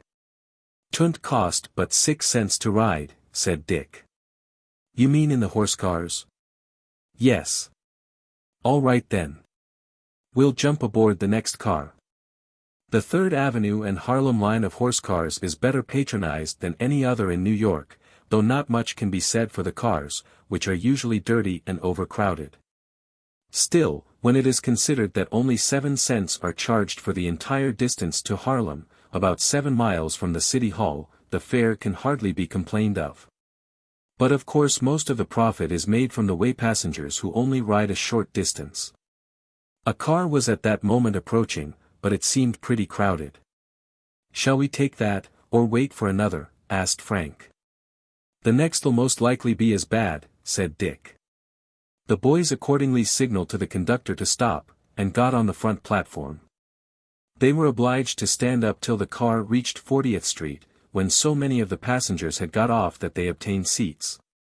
Frank sat down beside a middle-aged woman, or lady, as she probably called herself, whose sharp visage and thin lips did not seem to promise a very pleasant disposition. When the 2 gentlemen who sat beside her arose, she spread her skirts in the endeavor to fill 2 seats. Disregarding this, the boys sat down. There ain't room for 2, she said, looking sourly at Frank. There were 2 here before. Well, there ought not to have been. Some people like to crowd in where they're not wanted. And some like to take up a double allowance of room, thought Frank, but he did not say so. He saw that the woman had a bad temper, and thought it wisest to say nothing. Frank had never ridden up the city as far as this, and it was with much interest that he looked out of the car windows at the stores on either side. 3rd Avenue is a broad street, but in the character of its houses and stores it is quite inferior to Broadway, though better than some of the avenues further east. 5th Avenue, as most of my readers already know, is the finest street in the city, being lined with splendid private residences, occupied by the wealthier classes. Many of the cross streets also boast houses which may be considered palaces, so elegant are they externally and internally. Frank caught glimpses of some of these as he was carried towards the park. After the first conversation, already mentioned, with the lady at his side, he supposed he should have nothing further to do with her. But in this he was mistaken. While he was busy looking out of the car window, she plunged her hand into her pocket in search of her purse, which she was unable to find. Instantly she jumped to the conclusion that it had been stolen, and her suspicions fastened upon Frank, with whom she was already provoked for crowding her, as she termed it. "Conductor," she exclaimed in a sharp voice. "What's wanted, ma'am?" returned that functionary. "I want you to come here right off." "What's the matter?" "My purse has been stolen. There was $4.80 in it." I know, because I counted it when I paid my fare. Who stole it? That boy, she said, pointing to Frank, who listened to the charge in the most intense astonishment. He crowded in here on purpose to rob me, and I want you to search him right off. That's a lie, exclaimed Dick, indignantly. Oh, you're in league with him, I dare say, said the woman spitefully. You're as bad as he is, I'll be bound. You're a nice female, you be, said Dick, ironically. Don't you dare to call me a female, sir, said the lady, furiously. Why, you ain't a man in disguise, be you, said Dick. You are very much mistaken, madam, said Frank, quietly. The conductor may search me, if you desire it. A charge of theft, made in a crowded car, of course made quite a sensation. Cautious passengers instinctively put their hands on their pockets, to make sure that they, too, had not been robbed. As for Frank, his face flushed, and he felt very indignant that he should even be suspected of so mean a crime. He had been carefully brought up, and been taught to regard stealing as low and wicked. Dick, on the contrary, thought it a capital joke that such a charge should have been made against his companion. Though he had brought himself up, and known plenty of boys and men, too, who would steal, he had never done so himself. He thought it mean. But he could not be expected to regard it as Frank did. He had been too familiar with it in others to look upon it with horror. Meanwhile the passengers rather sided with the boys. Appearances go a great ways, and Frank did not look like a thief. I think you must be mistaken, madam, said a gentleman sitting opposite. The lad does not look as if he would steal. You can't tell by looks, said the lady, sourly. They're deceitful, villains are generally well dressed. Be they? Said Dick. You'd ought to see me with my Washington coat on. You'd think I was the biggest villain ever you saw. I've no doubt you are, said the lady, scowling in the direction of our hero. Thank you, ma'am, said Dick. 'Tisn't often I get such fine compliments. None of your impudence, said the lady, wrathfully. I believe you're the worst of the two. Meanwhile the car had been stopped. How long are we going to stop here? Demanded a passenger, impatiently. I'm in a hurry, if none of the rest of you are. I want my pocketbook, said the lady, defiantly. Well, ma'am, I haven't got it, and I don't see as it's doing you any good detaining us all here. Conductor, will you call a policeman to search that young scamp? Continued the aggrieved lady. You don't expect I'm going to lose my money, and do nothing about it. I'll turn my pockets inside out if you want me to, said Frank, proudly. There's no need of a policeman. The conductor, or anyone else, may search me. Well, youngster, said the conductor, if the lady agrees, I'll search you. The lady signified her assent. Frank accordingly turned his pockets inside out, but nothing was revealed except his own portemonnaie and a penknife. Well, ma'am, are you satisfied? Asked the conductor. No, I ain't, said she, decidedly. You don't think he's got it still? No, but he's passed it over to his confederate, that boy there that's so full of impudence. That's me, said Dick, comically. He confesses it, said the lady, I want him searched. All right, said Dick, I'm ready for the operation, only, as I've got valuable property about me, be careful not to drop any of my Erie bonds. The conductor's hand forthwith dove into Dick's pocket, and drew out a rusty jackknife, a battered cent, about 50 cents in change. And the capacious pocketbook which he had received from the swindler who was anxious to get back to his sick family in Boston. Is that yours, ma'am? Asked the conductor, holding up the wallet which excited some amazement, by its size, among the other passengers. It seems to me you carry a large pocketbook for a young man of your age, said the conductor. That's what I carry my cash and valuable papers in, said Dick. I suppose that isn't yours, ma'am, said the conductor, turning to the lady. No, said she, scornfully. I wouldn't carry round such a great wallet as that. Most likely he's stolen it from somebody else. What a prime detective you'd be, said Dick. Perhaps you know who I took it from. I don't know, but my money's in it, said the lady, sharply. Conductor, will you open that wallet and see what there is in it? Don't disturb the valuable papers, said Dick, in a tone of pretended anxiety. The contents of the wallet excited some amusement among the passengers. There don't seem to be much money here, said the conductor, taking out a roll of tissue paper cut out in the shape of bills, and rolled up. No, said Dick. Didn't I tell you them were papers of no value to anybody but the owner? If the lady'd like to borrow, I won't charge no interest. Where is my money, then, said the lady, in some discomfiture. I shouldn't wonder if one of the young scamps had thrown it out of the window. You'd better search your pocket once more, said the gentleman opposite. I don't believe either of the boys is in fault. They don't look to me as if they would steal. Thank you, sir, said Frank. The lady followed out the suggestion, and, plunging her hand once more into her pocket, drew out a small portemonnaie. She hardly knew whether to be glad or sorry at this discovery.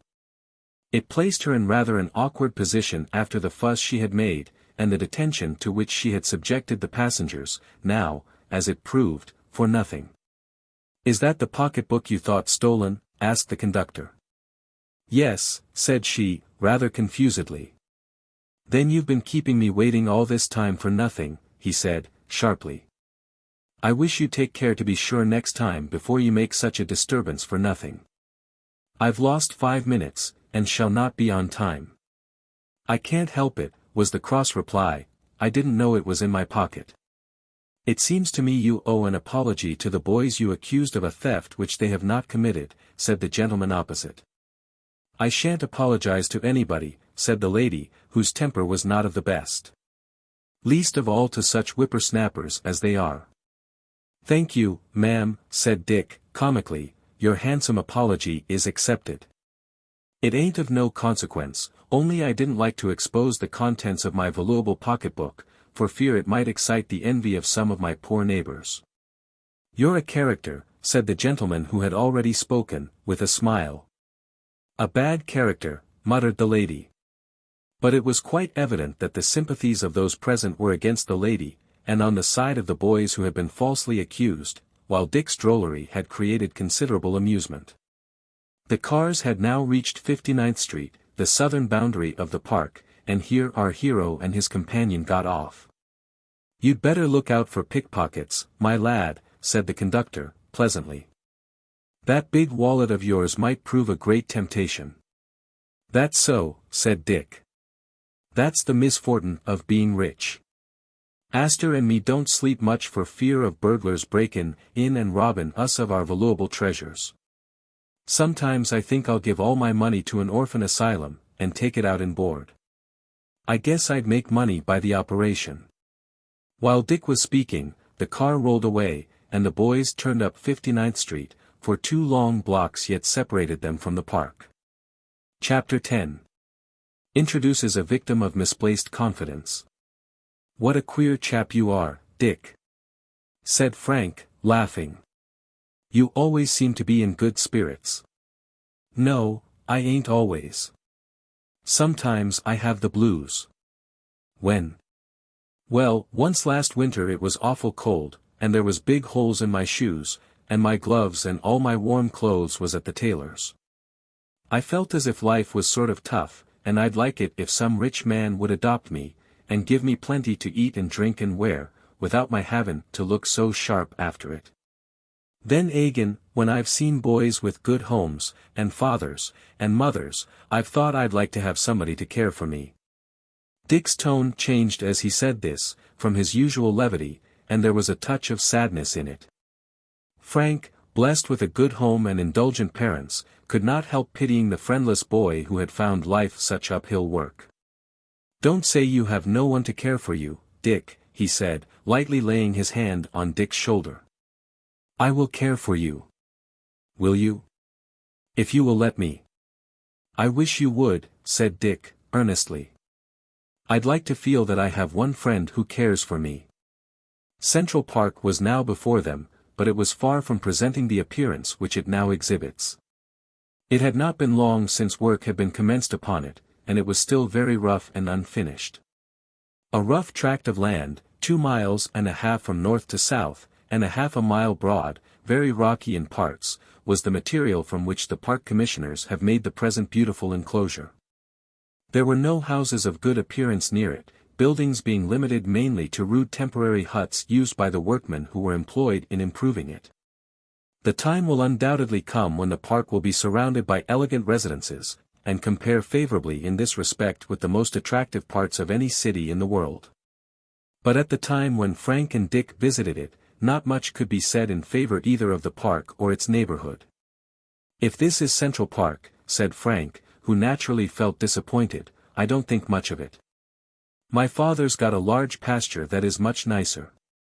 "It'll look better some time," said Dick. "There ain't much to see now but rocks. We will take a walk over it if you want to."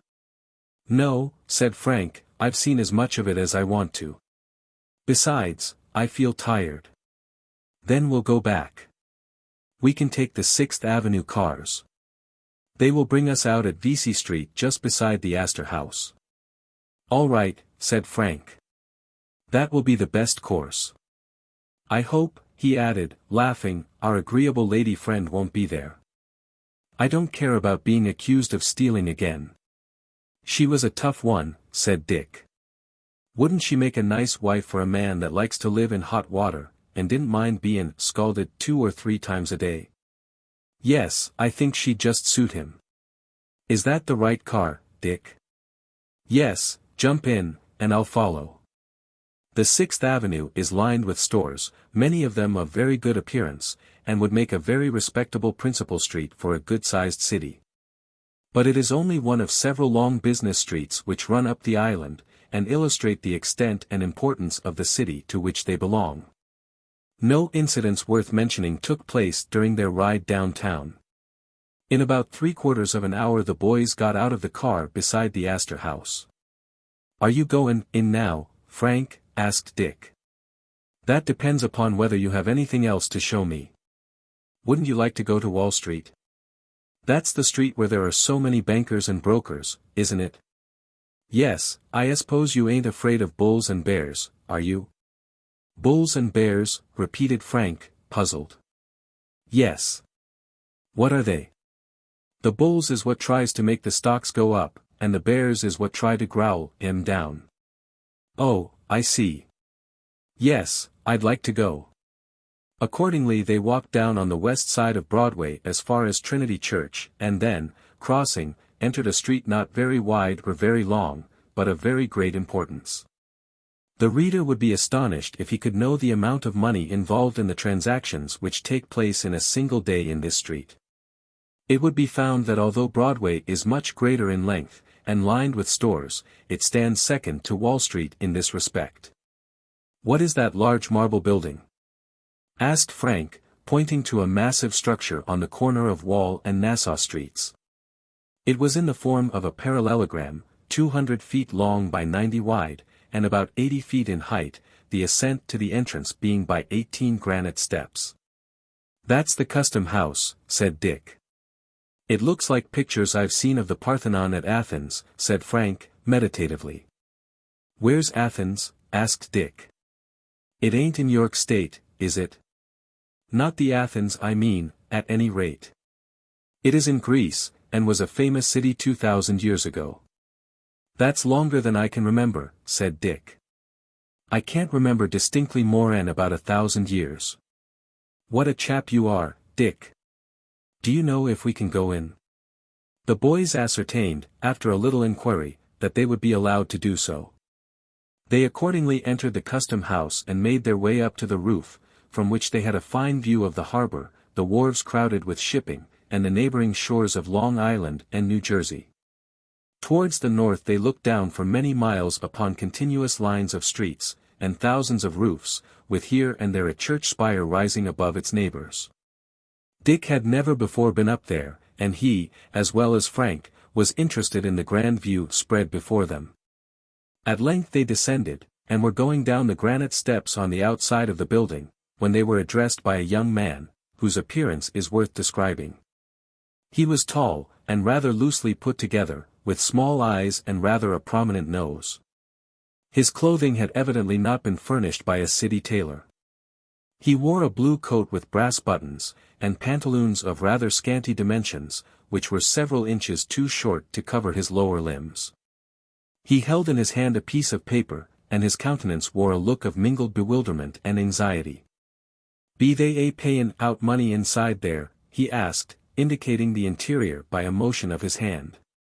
"I guess so," said Dick. "Are you goin' in for some?" "Wall, yes. I've got an order here for $60, made a kind of speculation this morning." "How was it?" asked Frank.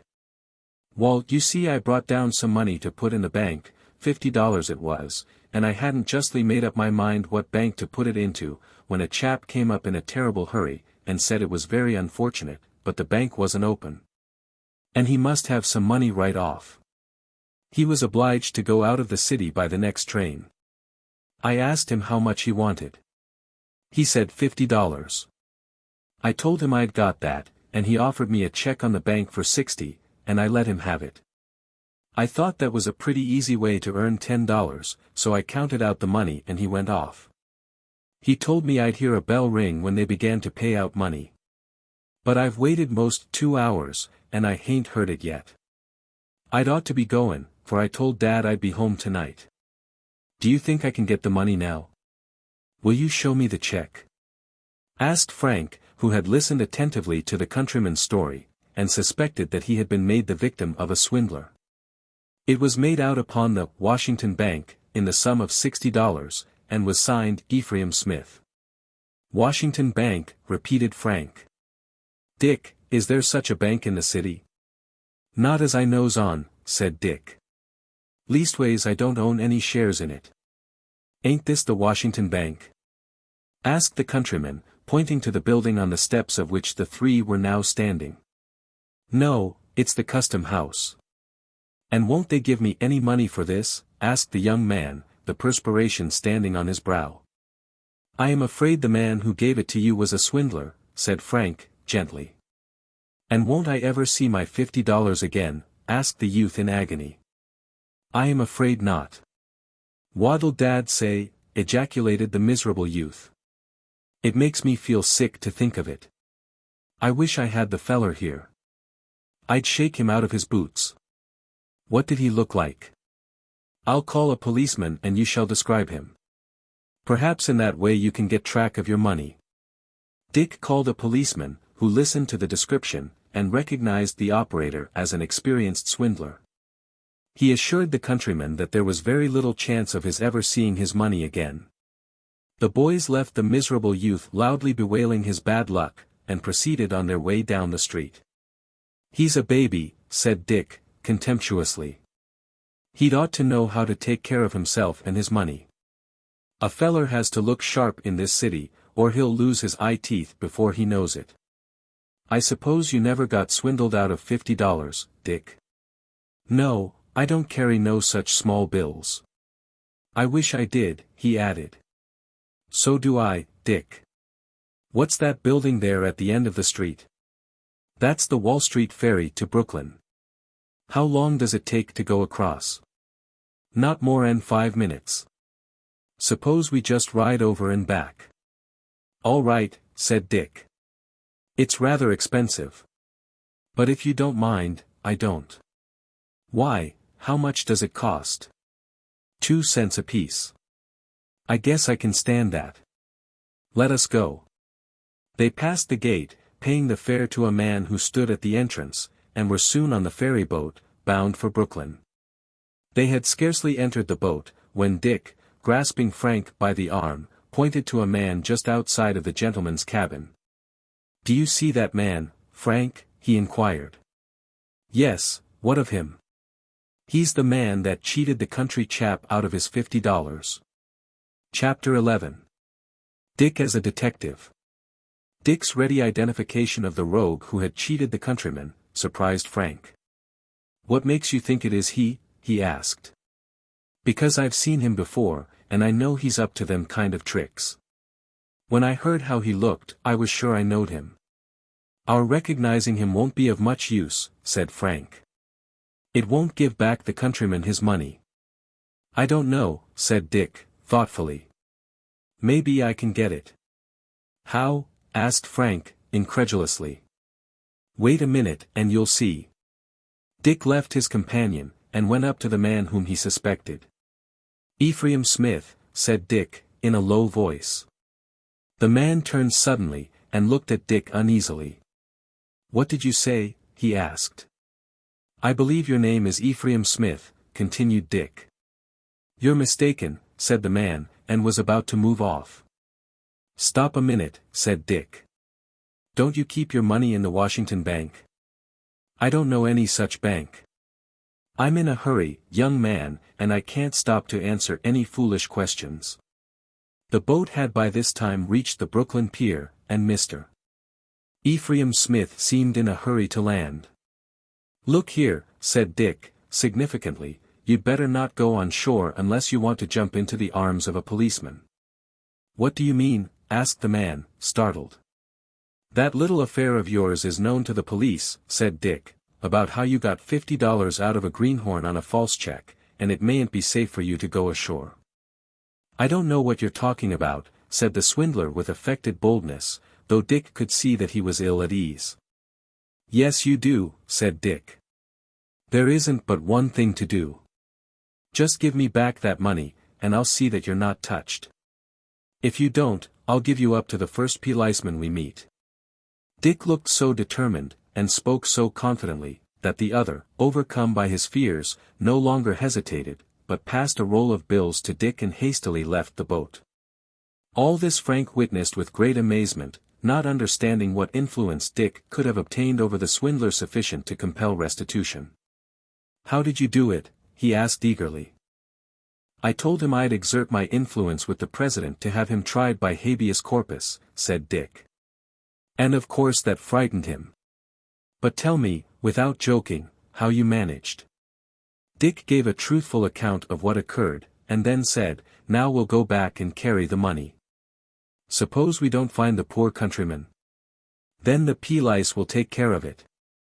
They remained on board the boat, and in 5 minutes were again in New York. Going up Wall Street, they met the countryman a little distance from the custom house. His face was marked with the traces of deep anguish. But in his case even grief could not subdue the cravings of appetite. He had purchased some cakes of one of the old women who spread out for the benefit of passers-by an array of apples and seed cakes, and was munching them with melancholy satisfaction. Hello, said Dick. Have you found your money?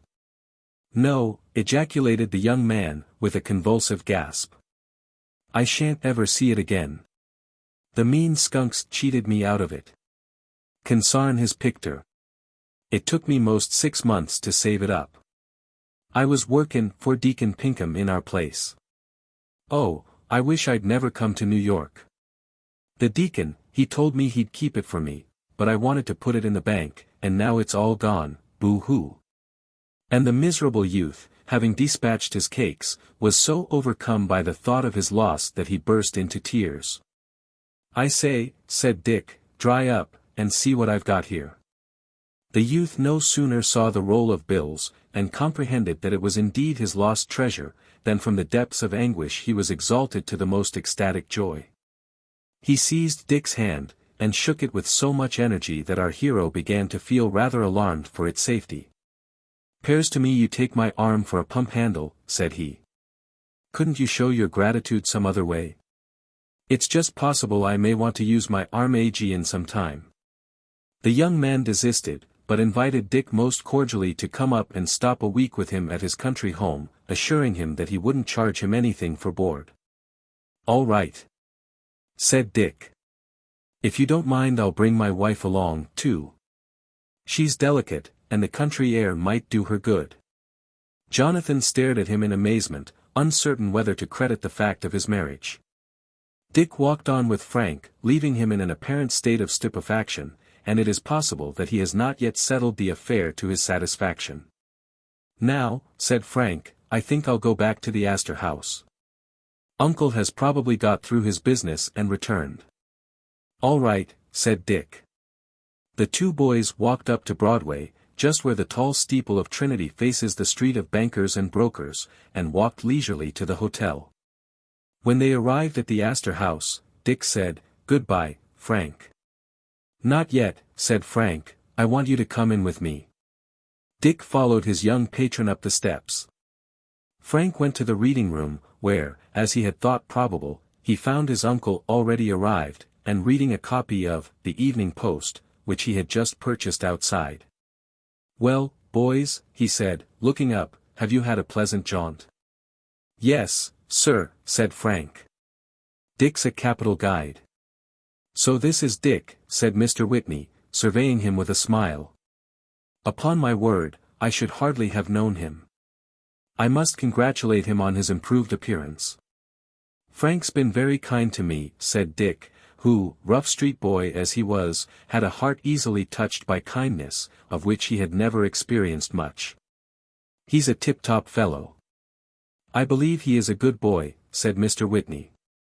"I hope, my lad, you will prosper and rise in the world. You know, in this free country poverty in early life is no bar to a man's advancement. I haven't risen very high myself," he added, with a smile, "but have met with moderate success in life. Yet there was a time when I was as poor as you." "Were you, sir?" asked Dick, eagerly. "Yes, my boy, I have known the time I have been obliged to go without my dinner because I didn't have enough money to pay for it." "How did you get up in the world?" asked Dick, anxiously. "I entered a printing office as an apprentice, and worked for some years. Then my eyes gave out and I was obliged to give that up. Not knowing what else to do, I went into the country, and worked on a farm. After a while I was lucky enough to invent a machine, which has brought me in a great deal of money. But there was one thing I got while I was in the printing office which I value more than money." "What was that, sir?" "A taste for reading and study. During my leisure hours I improved myself by study, and acquired a large part of the knowledge which I now possess. Indeed, it was one of my books that first put me on the track of the invention, which I afterwards made. So you see, my lad, that my studious habits paid me in money, as well as in another way." "I'm awful ignorant," said Dick, soberly. "But you are young, and, I judge, a smart boy. If you try to learn, you can, and if you ever expect to do anything in the world, you must know something of books." "I will," said Dick, resolutely. "I ain't always goin' to black boots for a livin'. All labor is respectable, my lad, and you have no cause to be ashamed of any honest business, yet when you can get something to do that promises better for your future prospects, I advise you to do so. Till then earn your living in the way you are accustomed to, avoid extravagance, and save up a little money if you can." "Thank you for your advice," said our hero. "There ain't many that takes an interest in Ragged Dick." "So that's your name," said Mr. Whitney. "If I judge you rightly, it won't be long before you change it. Save your money, my lad, buy books, and determine to be somebody, and you may yet fill an honorable position." "I'll try," said Dick. "Good night, sir." "Wait a minute, Dick," said Frank. "Your blacking box and old clothes are upstairs. You may want them." "In course," said Dick. "I couldn't get along without my best clothes, and my stock in trade." "You may go up to the room with him, Frank," said Mr. Whitney. "The clerk will give you the key. I want to see you, Dick, before you go." "Yes, sir," said Dick. "Where are you going to sleep tonight, Dick?" asked Frank, as they went upstairs together. "PRAPS at the Fifth Avenue Hotel, on the outside," said Dick. "Haven't you any place to sleep, then?" "I slept in a box, last night." "In a box?" "Yes, on Spruce Street." "Poor fellow," said Frank, compassionately. "Oh, 'twas a bully bed, full of straw. I slept like a top."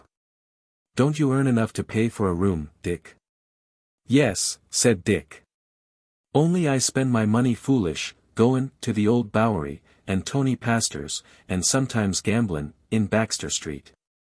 "You won't gamble any more, will you, Dick?" said Frank, laying his hand persuasively on his companion's shoulder. "No, I won't," said Dick.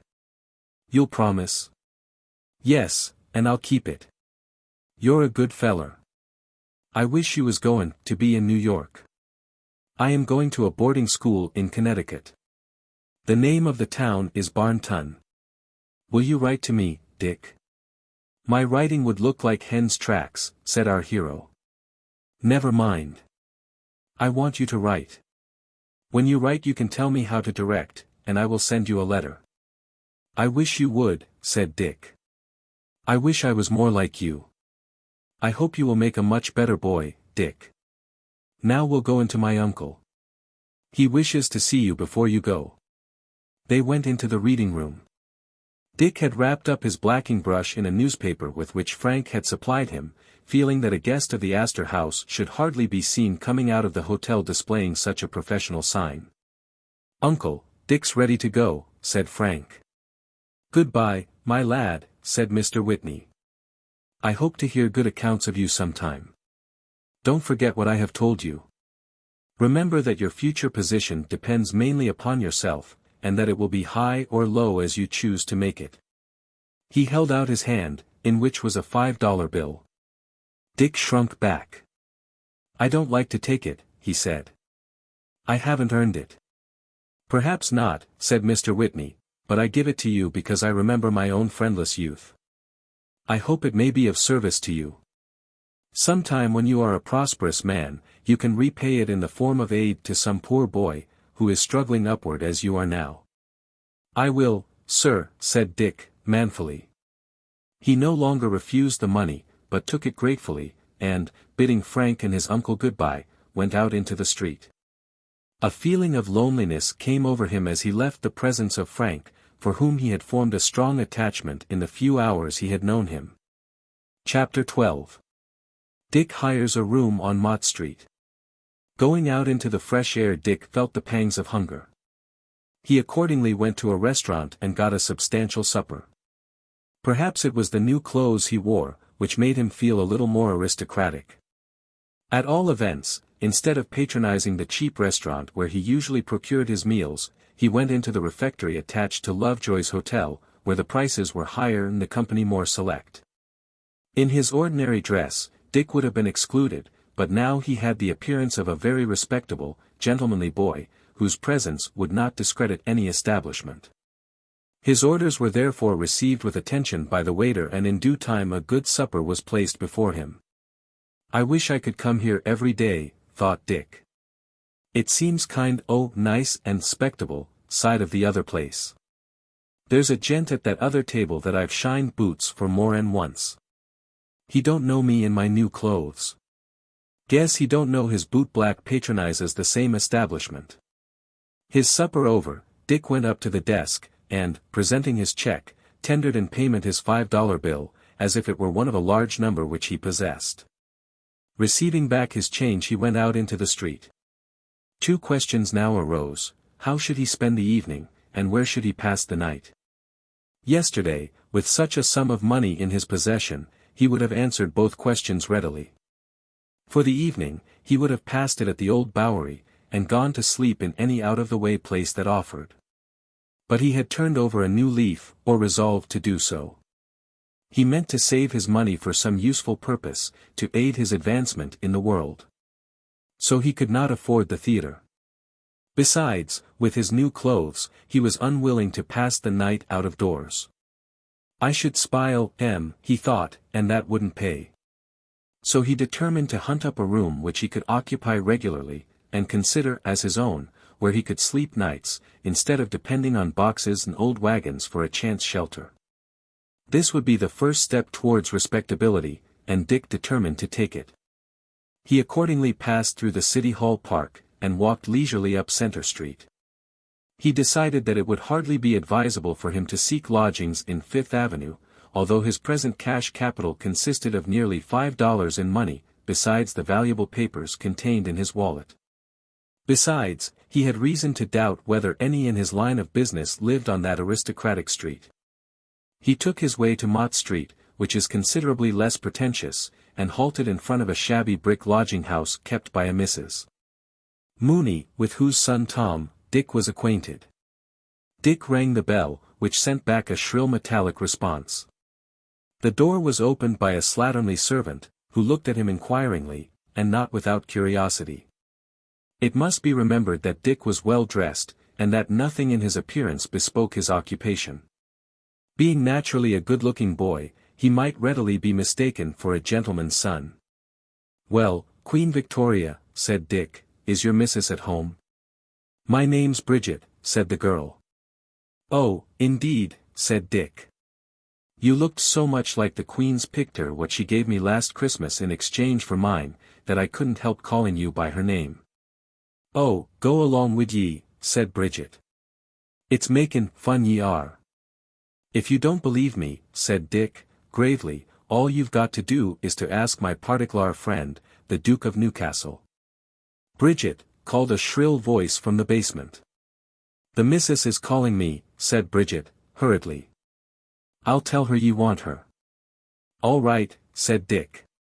The servant descended into the lower regions, and in a short time a stout, red-faced woman appeared on the scene. "Well, sir, what's your wish?" she asked. "Have you got a room to let?" asked Dick. "Is it for yourself you ask?" questioned the woman, in some surprise. Dick answered in the affirmative. "I haven't got any very good rooms vacant. There's a small room in the 3rd story." "I'd like to see it," said Dick. "I don't know as it would be good enough for you," said the woman, with a glance at Dick's clothes. "I ain't very particular about accommodations," said our hero. "I guess I'll look at it." Dick followed the landlady up 2 narrow staircases, uncarpeted and dirty, to the 3rd landing, where he was ushered into a room about 10 feet square. It could not be considered a very desirable apartment. It had once been covered with an oilcloth carpet, but this was now very ragged, and looked worse than none. There was a single bed in the corner, covered with an indiscriminate heap of bed-clothing, rumpled and not over-clean. There was a bureau, with the veneering scratched and in some parts stripped off, and a small glass, 8 inches by 10, cracked across the middle, also 2 chairs in rather a disjointed condition. Judging from Dick's appearance, Mrs. Mooney thought he would turn from it in disdain. But it must be remembered that Dick's past experience had not been of a character to make him fastidious. In comparison with a box, or an empty wagon, even this little room seemed comfortable. He decided to hire it if the rent proved reasonable. "Well, what's the tax?" asked Dick. "I ought to have $1 a week," said Mrs. Mooney, hesitatingly. "Say 75 cents, and I'll take it," said Dick. "Every week in advance?" "Yes." "Well, as times is hard, and I can't afford to keep it empty, you may have it." "When will you come?" "Tonight," said Dick. "It ain't lookin' very neat." "I don't know as I can fix it up tonight." "Well, I'll sleep here tonight, and you can fix it up tomorrow." "I hope you'll excuse the looks. I'm a lone woman, and my help is so shiftless, I have to look after everything myself, so I can't keep things as straight as I want to." "All right," said Dick. "Can you pay me the first week in advance?" asked the landlady, cautiously. Dick responded by drawing 75 cents from his pocket, and placing it in her hand. "What's your business, sir, if I may inquire?" said Mrs. Mooney. "Oh, I'm professional," said Dick. "Indeed," said the landlady, who did not feel much enlightened by this answer. "How's Tom?" asked Dick. "Do you know my Tom?" said Mrs. Mooney in surprise. "He's gone to sea, to California. He went last week." "Did he?" said Dick. "Yes, I knew him." Mrs. Mooney looked upon her new lodger with increased favor, on finding that he was acquainted with her son, who, by the way, was one of the worst young scamps in Mott Street, which is saying considerable. "I'll bring over my baggage from the Astor House this evening," said Dick in a tone of importance. "From the Astor House," repeated Mrs. Mooney, in fresh amazement. "Yes, I've been stoppin' there a short time with some friends," said Dick. "Mrs. Mooney might be excused for a little amazement at finding that a guest from the Astor House was about to become one of her lodgers, such transfers not being common. "Did you say you was professional?" she asked. "Yes, ma'am," said Dick, politely. "You ain't a—" Mrs. Mooney paused, uncertain what conjecture to hazard. "Oh, no, nothing of the sort," said Dick, promptly. "How could you think so, Mrs. Mooney?" "No offense, sir," said the landlady, more perplexed than ever. "Certainly not," said our hero. "But you must excuse me now, Mrs. Mooney, as I have business of great importance to attend to. You'll come round this evening?" Dick answered in the affirmative, and turned away. "I wonder what he is," thought the landlady, following him with her eyes as he crossed the street. "He's got good clothes on, but he don't seem very particular about his room. Well, I've got all my rooms full now. That's one comfort." Dick felt more comfortable now that he had taken the decisive step of hiring a lodging, and paying a week's rent in advance. For 7 nights he was sure of a shelter and a bed to sleep in. The thought was a pleasant one to our young vagrant, who hitherto had seldom known when he rose in the morning where he should find a resting place at night. "I must bring my traps round," said Dick to himself. "I guess I'll go to bed early tonight. It'll feel kinder good to sleep in a reg'lar bed. Boxes is rather hard to the back, and ain't comfortable in case of rain. I wonder what Johnny Nolan would say if he knew I'd got a room of my own." Chapter 13. Mickey Maguire. About 9 o'clock Dick sought his new lodgings. In his hands he carried his professional wardrobe, namely, the clothes which he had worn at the commencement of the day, and the implements of his business. These he stowed away in the bureau drawers, and by the light of a flickering candle took off his clothes and went to bed. Dick had a good digestion and a reasonably good conscience, consequently he was a good sleeper. Perhaps, too, the soft feather bed conduced to slumber. At any rate his eyes were soon closed, and he did not awake until 6:30 the next morning. He lifted himself on his elbow, and stared around him in transient bewilderment. "Blessed if I hadn't forgot where I was," he said to himself. "So this is my room, is it? Well, it seems kind of spectable to have a room and a bed to sleep in. I'd orter be able to afford 75 cents a week. I've throwed away more money than that in one evening. There ain't no reason why I shouldn't live spectable. I wish I knowed as much as Frank. He's a tip-top feller. Nobody ever cared enough for me before to give me good advice. It was kicks, and cuffs, and swearin' at me all the time. I'd like to show him I can do something." While Dick was indulging in these reflections, he had risen from bed, and, finding an accession to the furniture of his room, in the shape of an ancient washstand bearing a cracked bowl and broken pitcher, indulged himself in the rather unusual ceremony of a good wash. On the whole, Dick preferred to be clean, but it was not always easy to gratify his desire. Lodging in the street as he had been accustomed to do, he had had no opportunity to perform his toilet in the customary manner. Even now he found himself unable to arrange his disheveled locks, having neither comb nor brush. He determined to purchase a comb, at least, as soon as possible, and a brush too, if he could get one cheap. Meanwhile he combed his hair with his fingers as well as he could, though the result was not quite so satisfactory as it might have been. A question now came up for consideration. For the first time in his life Dick possessed 2 suits of clothes. Should he put on the clothes Frank had given him, or resume his old rags? Now, 24 hours before, at the time Dick was introduced to the reader's notice, no one could have been less fastidious as to his clothing than he. Indeed, he had rather a contempt for good clothes, or at least he thought so. But now, as he surveyed the ragged and dirty coat and the patched pants, Dick felt ashamed of them. He was unwilling to appear in the streets with them. Yet, if he went to work in his new suit, he was in danger of spoiling it, and he might not have it in his power to purchase a new one. Economy dictated a return to the old garments. Dick tried them on, and surveyed himself in the cracked glass. But the reflection did not please him. "They don't look spectable," he decided, and, forthwith taking them off again, he put on the new suit of the day before. I must try to earn a little more, he thought, to pay for my room, and to buy some new clothes when these is wore out. He opened the door of his chamber, and went downstairs and into the street, carrying his blacking box with him. It was Dick's custom to commence his business before breakfast, generally it must be owned, because he began the day penniless, and must earn his meal before he ate it. Today it was different. He had $4 left in his pocketbook. But this he had previously determined not to touch.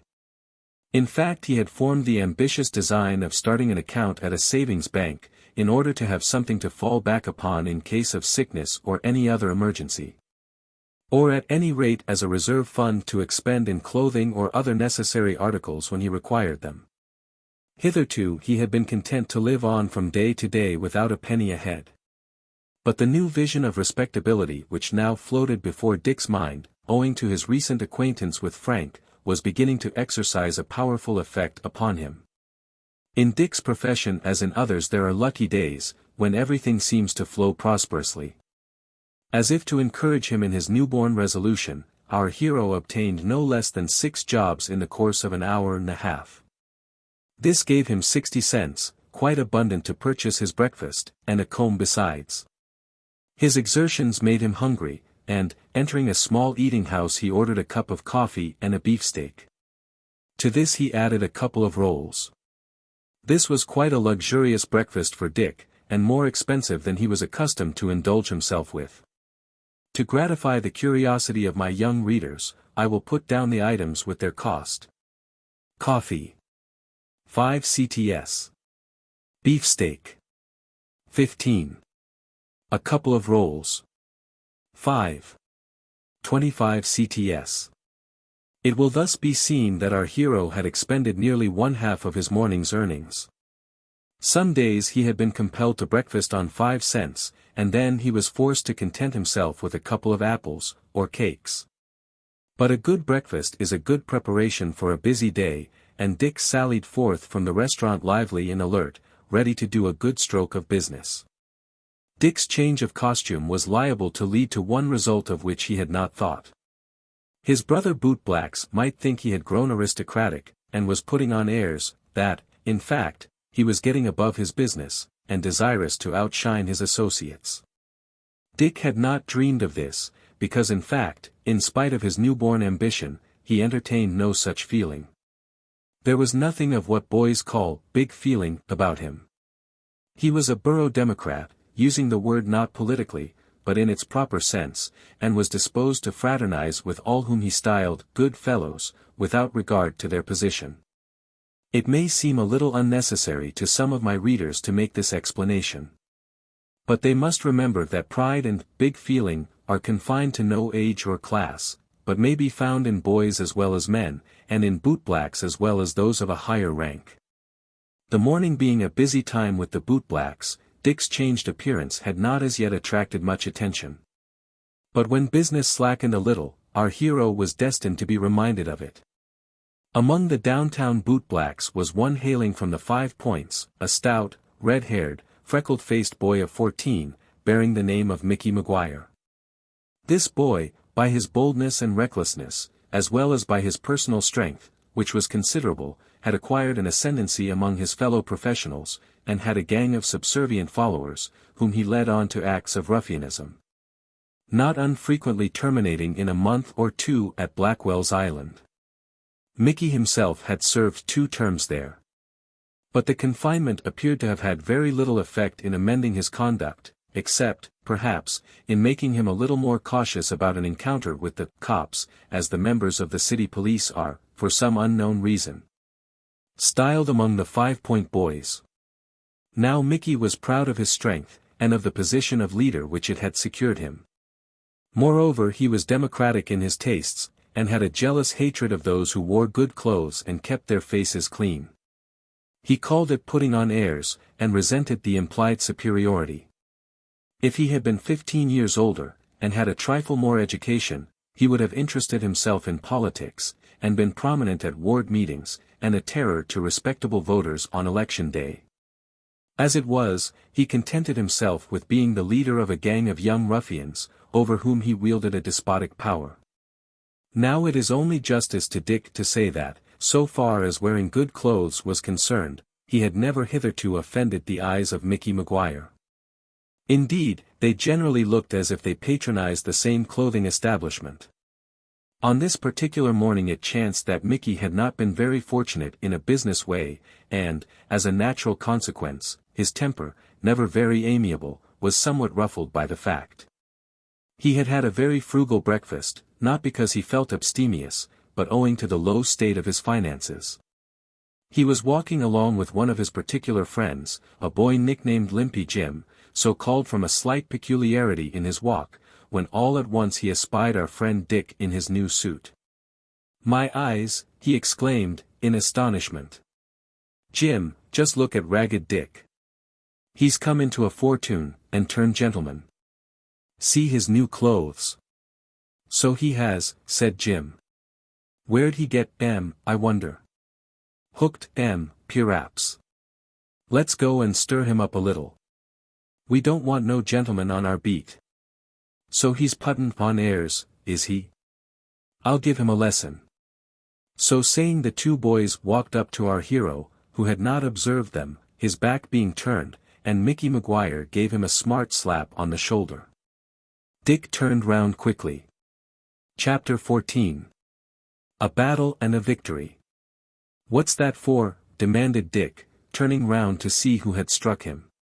"You're gettin' mighty fine," said Mickey Maguire, surveying Dick's new clothes with a scornful air. There was something in his words and tone, which Dick, who was disposed to stand up for his dignity, did not at all relish. "Well, what's the odds if I am?" he retorted. "Does it hurt you any?" "See him put on airs, Jim," said Mickey, turning to his companion. "Where'd you get them clothes?" "Never mind where I got 'em. Maybe the Prince of Wales gave 'em to me." "Hear him, now, Jim," said Mickey. "Most likely he stole 'em. Stealin' ain't in my line." It might have been unconscious the emphasis which Dick placed on the word "my." At any rate Mickey chose to take offense. "Do you mean to say I steal?" he demanded, doubling up his fist, and advancing towards Dick in a threatening manner. "I don't say anything about it," answered Dick, by no means alarmed at this hostile demonstration. "I know you've been to the island twice. P'raps, 'twas to make a visit along of the mayor and alderman. Maybe you was a innocent victim of oppression. I ain't a-goin' to say." Mickey's freckled face grew red with wrath, for Dick had only stated the truth. "Do you mean to insult me?" he demanded, shaking the fist already doubled up in Dick's face. "Maybe you want a lickin'." "I ain't particularly anxious to get one," said Dick, coolly. "They don't agree with my constitution, which is naturally delicate. I'd rather have a good dinner than a lickin' any time." "You're afraid," sneered Mickey. "Isn't he, Jim?" "In course he is." "P'raps I am," said Dick, composedly, "but it don't trouble me much." "Do you want to fight?" demanded Mickey, encouraged by Dick's quietness, fancying he was afraid to encounter him. "No, I don't," said Dick. "I ain't fond of fightin'. It's a very poor amusement, and very bad for the complexion, specially for the eyes and nose, which is apt to turn red, white, and blue." Mickey misunderstood Dick, and judged from the tenor of his speech that he would be an easy victim. As he knew, Dick very seldom was concerned in any street fight, not from cowardice, as he imagined, but because he had too much good sense to do so.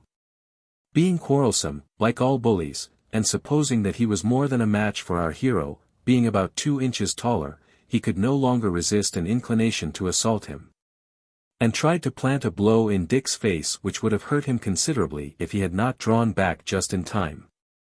Now, though Dick was far from quarrelsome, he was ready to defend himself on all occasions, and it was too much to expect that he would stand quiet and allow himself to be beaten. He dropped his blacking box on the instant, and returned Mickey's blow with such good effect that the young bully staggered back, and would have fallen, if he had not been propped up by his confederate, Limpy Jim. "Go in, Mickey," shouted the latter, who was rather a coward on his own account, but liked to see others fight. "Polish him off, that's a good feller." Mickey was now boiling over with rage and fury, and required no urging. He was fully determined to make a terrible example of poor Dick. He threw himself upon him, and strove to bear him to the ground.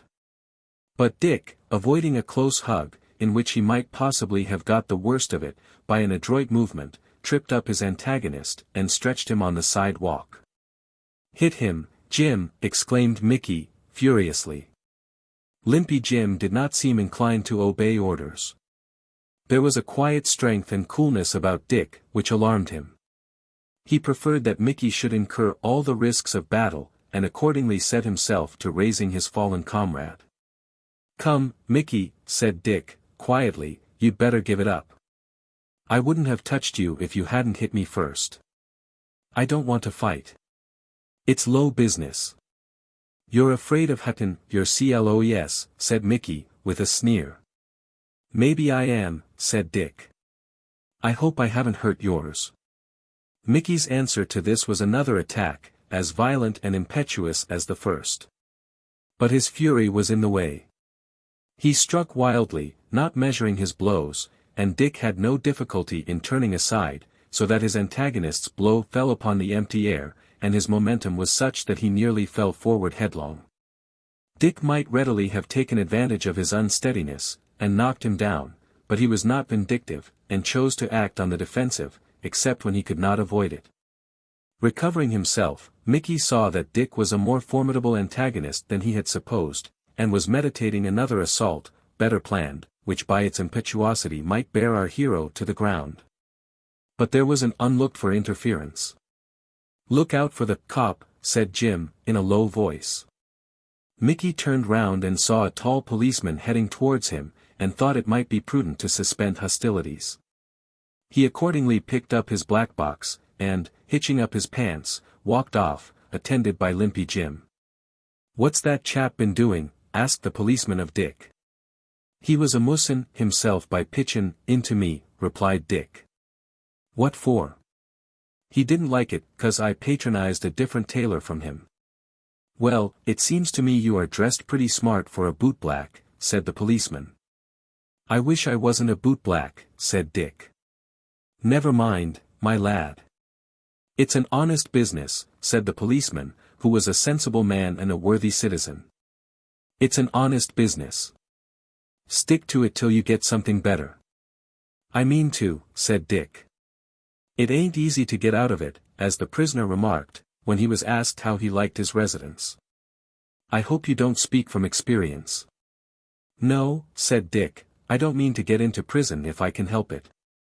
"Do you see that gentleman over there?" asked the officer, pointing to a well-dressed man who was walking on the other side of the street. "Yes." "Well, he was once a newsboy." "And what is he now?" "He keeps a bookstore, and is quite prosperous." Dick looked at the gentleman with interest, wondering if he should look as respectable when he was a grown man. It will be seen that Dick was getting ambitious. Hitherto he had thought very little of the future, but was content to get along as he could, dining as well as his means would allow, and spending the evenings in the pit of the old Bowery, eating peanuts between the acts if he was prosperous. And if unlucky, supping on dry bread or an apple, and sleeping in an old box or a wagon. Now, for the first time, he began to reflect that he could not black boots all his life. In 7 years he would be a man, and, since his meeting with Frank, he felt that he would like to be a respectable man. He could see and appreciate the difference between Frank and such a boy as Mickey Maguire, and it was not strange that he preferred the society of the former. In the course of the next morning, in pursuance of his new resolutions for the future, he called at a savings bank, and held out $4 in bills besides another $1 in change. There was a high railing, and a number of clerks busily writing at desks behind it. Dick, never having been in a bank before, did not know where to go. He went, by mistake, to the desk where money was paid out. "Where's your book?" asked the clerk. "I haven't got any." "Have you any money deposited here?" "No, sir, I want to leave some here." Then go to the next desk. Dick followed directions, and presented himself before an elderly man with gray hair, who looked at him over the rims of his spectacles. "I want you to keep that for me," said Dick, awkwardly emptying his money out on the desk. "How much is there?" $5. "Have you got an account here?" "No, sir." "Of course you can write?" The "of course" was said on account of Dick's neat dress. "Have I got to do any writing?" asked our hero, a little embarrassed. "We want you to sign your name in this book," and the old gentleman shoved round a large folio volume containing the names of depositors. Dick surveyed the book with some awe. "I ain't much on writin'," he said. "Very well, write as well as you can." The pen was put into Dick's hand, and, after dipping it in the inkstand, he succeeded after a hard effort, accompanied by many contortions of the face, in inscribing upon the book of the bank the name. Dick Hunter. "Dick. That means Richard, I suppose," said the bank officer, who had some difficulty in making out the signature. "No, Ragged Dick is what folks call me." "You don't look very ragged." "No, I've left my rags to home. They might get wore out if I used 'em too common." "Well, my lad, I'll make out a book in the name of Dick Hunter, since you seem to prefer Dick to Richard. I hope you will save up your money and deposit more with us." Our hero took his bankbook, and gazed on the entry, $5, with a new sense of importance. He had been accustomed to joke about Erie shares, but now, for the first time, he felt himself a capitalist. On a small scale, to be sure, but still it was no small thing for Dick to have $5 which he could call his own. He firmly determined that he would lay by every cent he could spare from his earnings towards the fund he hoped to accumulate. But Dick was too sensible not to know that there was something more than money needed to win a respectable position in the world. He felt that he was very ignorant.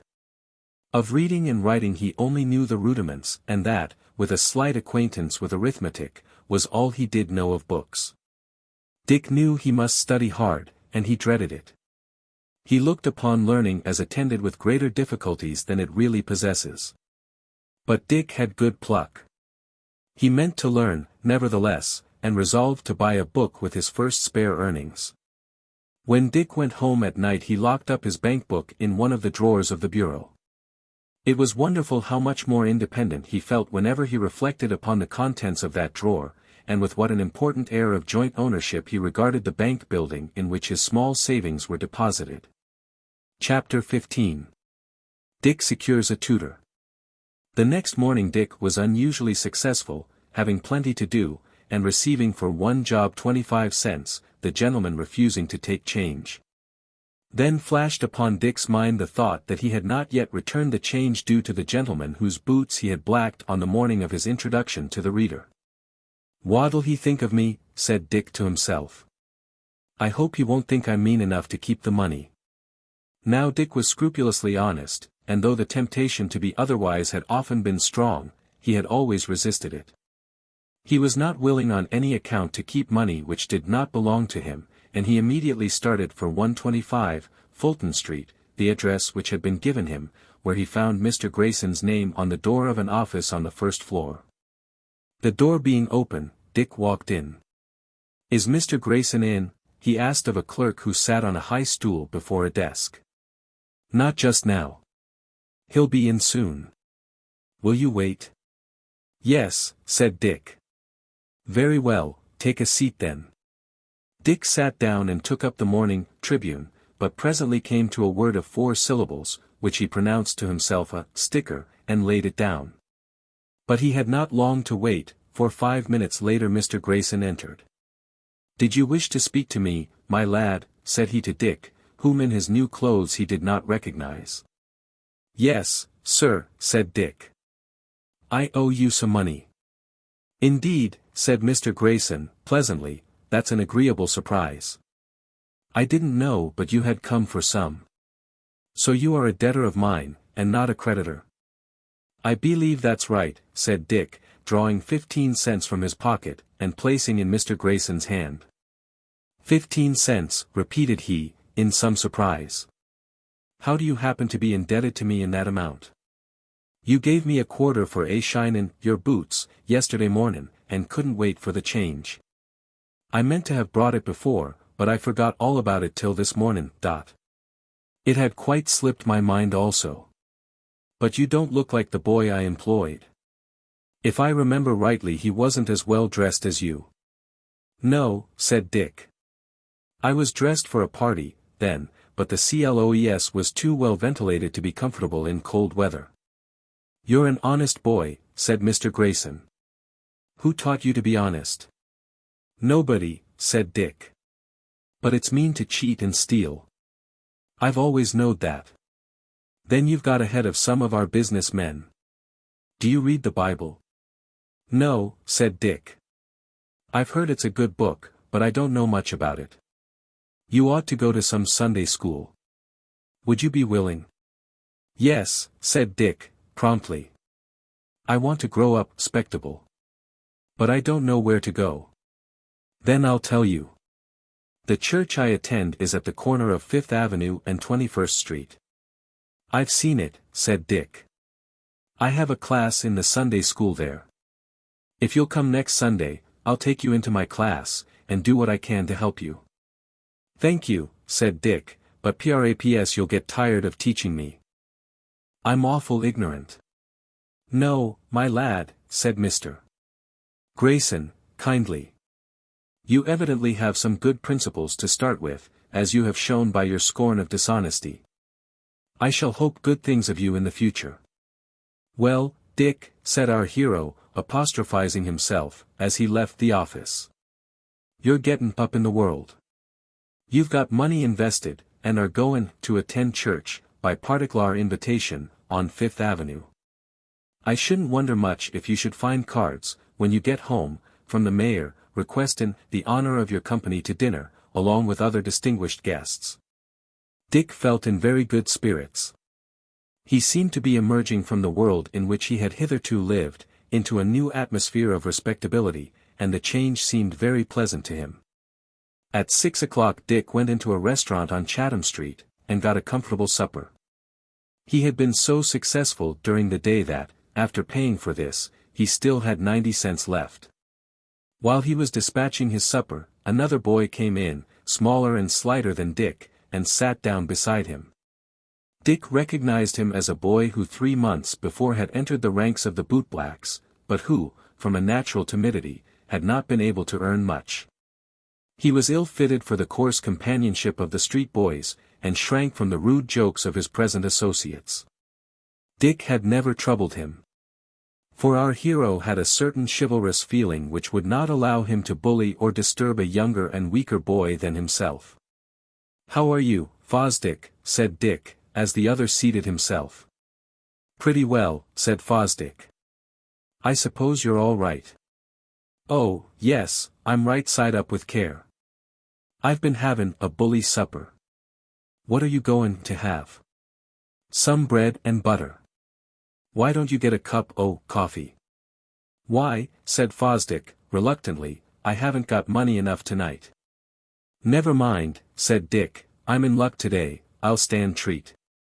"That's kind in you," said Fosdick, gratefully. "Oh, never mind that," said Dick.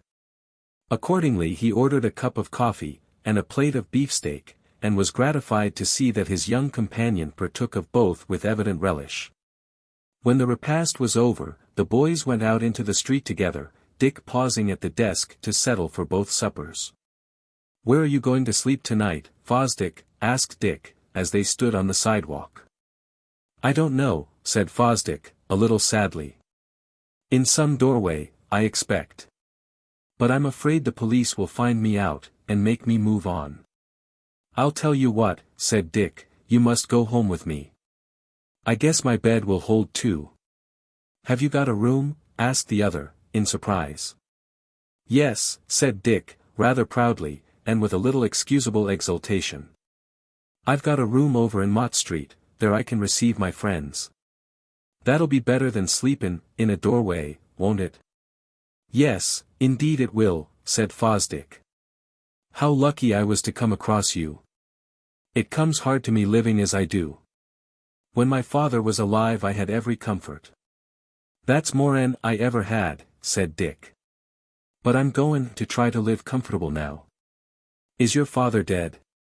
Yes, said Fosdick, sadly. He was a printer. But he was drowned one dark night from a Fulton ferry boat, and, as I had no relations in the city, and no money, I was obliged to go to work as quick as I could. But I don't get on very well. Didn't you have no brothers nor sisters? Asked Dick. No, said Fosdick, father and I used to live alone. He was always so much company to me that I feel very lonesome without him. There's a man out west somewhere that owes him $2,000. He used to live in the city, and father lent him all his money to help him go into business, but he failed, or pretended to, and went off. If father hadn't lost that money he would have left me well off. But no money would have made up his loss to me. What's the man's name that went off with your father's money? His name is Hiram Bates. P.R.A.P.S. You'll get the money again, sometime. There isn't much chance of it, said Fosdick. I'd sell out my chances of that for $5. Maybe I'll buy you out sometime, said Dick. Now, come round and see what sort of a room I've got. I used to go to the theater evenings, when I had money. But now I'd rather go to bed early, and have a good sleep. I don't care much about theaters, said Fosdick. Father didn't use to let me go very often. He said it wasn't good for boys. I like to go to the old Bowery sometimes. They have tip-top plays there. Can you read and write well? He asked, as a sudden thought came to him. Yes, said Fosdick. Father always kept me at school when he was alive, and I stood pretty well in my classes. I was expecting to enter at the Free Academy next year. Now the College of the City of New York. Then I'll tell you what, said Dick, I'll make a bargain with you. I can't read much more'n a pig, and my writin' looks like hen's tracks. I don't want to grow up knowin' no more'n a 4-year-old boy. If you'll teach me readin' and writin' evenin's, you shall sleep in my room every night. That'll be better'n doorsteps or old boxes, where I've slept many a time. Are you in earnest? Said Fosdick, his face lighting up hopefully. In course I am, said Dick. It's fashionable for young gentlemen to have private tutors to introduct them into the flower beds of literature and science, and why shouldn't I follow the fashion? You shall be my professor, only you must promise not to be very hard if my writin' looks like a rail fence on a bender. I'll try not to be too severe, said Fosdick, laughing. I shall be thankful for such a chance to get a place to sleep. Have you got anything to read out of? No, said Dick. My extensive and well-selected library was lost overboard in a storm, when I was sailin' from the Sandwich Islands to the desert of Sahara. But I'll buy a paper. That'll do me a long time. Accordingly Dick stopped at a paper stand, and bought a copy of a weekly paper, filled with the usual variety of reading matter, stories, sketches, poems, etc. They soon arrived at Dick's lodging house. Our hero, procuring a lamp from the landlady, led the way into his apartment, which he entered with the proud air of a proprietor. Well, how do you like it, Fosdick? He asked, complacently. The time was when Fosdick would have thought it untidy and not particularly attractive. But he had served a severe apprenticeship in the streets, and it was pleasant to feel himself under shelter, and he was not disposed to be critical. It looks very comfortable, Dick, he said. The bed ain't very large, said Dick, but I guess we can get along. Oh, yes, said Fosdick, cheerfully. I don't take up much room. Then that's all right. There's 2 chairs, you see, one for you and one for me. In case the mayor comes in to spend the evening socially, he can sit on the bed. The boys seated themselves, and 5 minutes later, under the guidance of his young tutor, Dick had commenced his studies. Chapter 16. The First Lesson. Fortunately for Dick, his young tutor was well qualified to instruct him. Henry Fosdick, though only 12 years old, knew as much as many boys of 14. He had always been studious and ambitious to excel. His father, being a printer, employed in an office where books were printed, often brought home new books in sheets, which Henry was always glad to read. Mr. Fosdick had been, besides, a subscriber to the Mechanic's Apprentice's Library, which contains many thousands of well-selected and instructive books. Thus Henry had acquired an amount of general information, unusual in a boy of his age. Perhaps he had devoted too much time to study, for he was not naturally robust. All this, however, fitted him admirably for the office to which Dick had appointed him, that of his private instructor. The two boys drew up their chairs to the rickety table, and spread out the paper before them. "The exercises generally commence with ring in the bell," said Dick, "but as I ain't got none, we'll have to do without." "And the teacher is generally provided with a rod," said Fosdick. "Isn't there a poker handy, that I can use in case my scholar doesn't behave well?" "'Tain't lawful to use firearms," said Dick. "Now, Dick," said Fosdick, "before we begin, I must find out how much you already know. Can you read any?" "Not enough to hurt me," said Dick. "All I know about readin' you could put in a nutshell, and there'd be room left for a small family. I suppose you know your letters?" "Yes," said Dick, "I know them all, but not intimately. I guess I can call them all by name." "Where did you learn them? Did you ever go to school?" "Yes, I went 2 days." "Why did you stop?" "It didn't agree with my constitution." "You don't look very delicate," said Fosdick. "No," said Dick, "I ain't troubled much that way, but I found lickin's didn't agree with me." "Did you get punished?" "Awful," said Dick. "What for?" "For indulgin' in a little harmless amusement," said Dick. "You see, the boy that was sittin' next to me fell asleep, which I considered improper in school time, so I thought I'd help the teacher a little by wakin' him up. So I took a pin and stuck into him, but I guess it went a little too far, for he screeched awful. The teacher found out what it was that made him holler, and whipped me with a ruler till I was black and blue. I thought 'twas about time to take a vacation, so that's the last time I went to school." "You didn't learn to read in that time, of course?" "No," said Dick, "but I was a newsboy a little while. So I learned a little, just so's to find out what the news was. Sometimes I didn't read straight and called the wrong news. One mornin' I asked another boy what the paper said, and he told me the King of Africa was dead. I thought it was all right till folks began to laugh. Well, Dick, if you'll only study well, you won't be liable to make such mistakes." "I hope so," said Dick. "My friend Horace Greeley told me the other day that he'd get me to take his place now and then when he was off makin' speeches if my education hadn't been neglected." "I must find a good piece for you to begin on," said Fosdick, looking over the paper. "Find an easy one," said Dick, with words of one story. Fosdick at length found a piece which he thought would answer. He discovered on trial that Dick had not exaggerated his deficiencies. Words of 2 syllables he seldom pronounced right, and was much surprised when he was told how "through" was sounded. "Seems to me it's throwin' away letters to use all them," he said. "How would you spell it?" asked his young teacher. "Thru," said Dick. "Well," said Fosdick, "there's a good many other words that are spelt with more letters than they need to have. But it's the fashion, and we must follow it." But if Dick was ignorant, he was quick, and had an excellent capacity. Moreover, he had perseverance, and was not easily discouraged. He had made up his mind he must know more, and was not disposed to complain of the difficulty of his task. Fosdick had occasion to laugh more than once at his ludicrous mistakes. But Dick laughed too, and on the whole both were quite interested in the lesson. At the end of an hour and a half the boys stopped for the evening. "You're learning fast, Dick," said Fosdick. "At this rate you will soon learn to read well." "Will I?" asked Dick with an expression of satisfaction. "I'm glad of that. I don't want to be ignorant.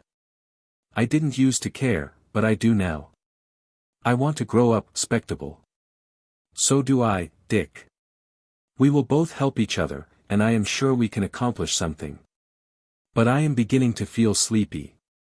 So am I, said Dick. Them hard words make my head ache.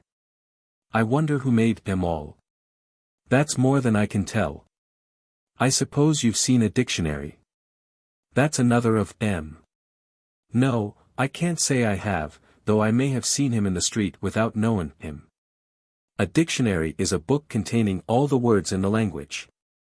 How many are there? I don't rightly know, but I think there are about 50,000. It's a pretty large family, said Dick. Have I got to learn them all? That will not be necessary. There are a large number which you would never find occasion to use. I'm glad of that, said Dick, for I don't expect to live to be more'n 100, and by that time I wouldn't be more'n half through. By this time the flickering lamp gave a decided hint to the boys that unless they made haste they would have to undress in the dark. They accordingly drew off their clothes, and Dick jumped into bed. But Fosdick, before doing so, knelt down by the side of the bed, and said a short prayer. What's that for? Asked Dick, curiously. I was saying my prayers, said Fosdick, as he rose from his knees. Don't you ever do it? No, said Dick. Nobody ever taught me. Then I'll teach you. Shall I? I don't know, said Dick, dubiously. What's the good? Fosdick explained as well as he could, and perhaps his simple explanation was better adapted to Dick's comprehension than one from an older person would have been. Dick felt more free to ask questions, and the example of his new friend, for whom he was beginning to feel a warm attachment, had considerable effect upon him. When, therefore, Fosdick asked again if he should teach him a prayer, Dick consented, and his young bedfellow did so. Dick was not naturally irreligious.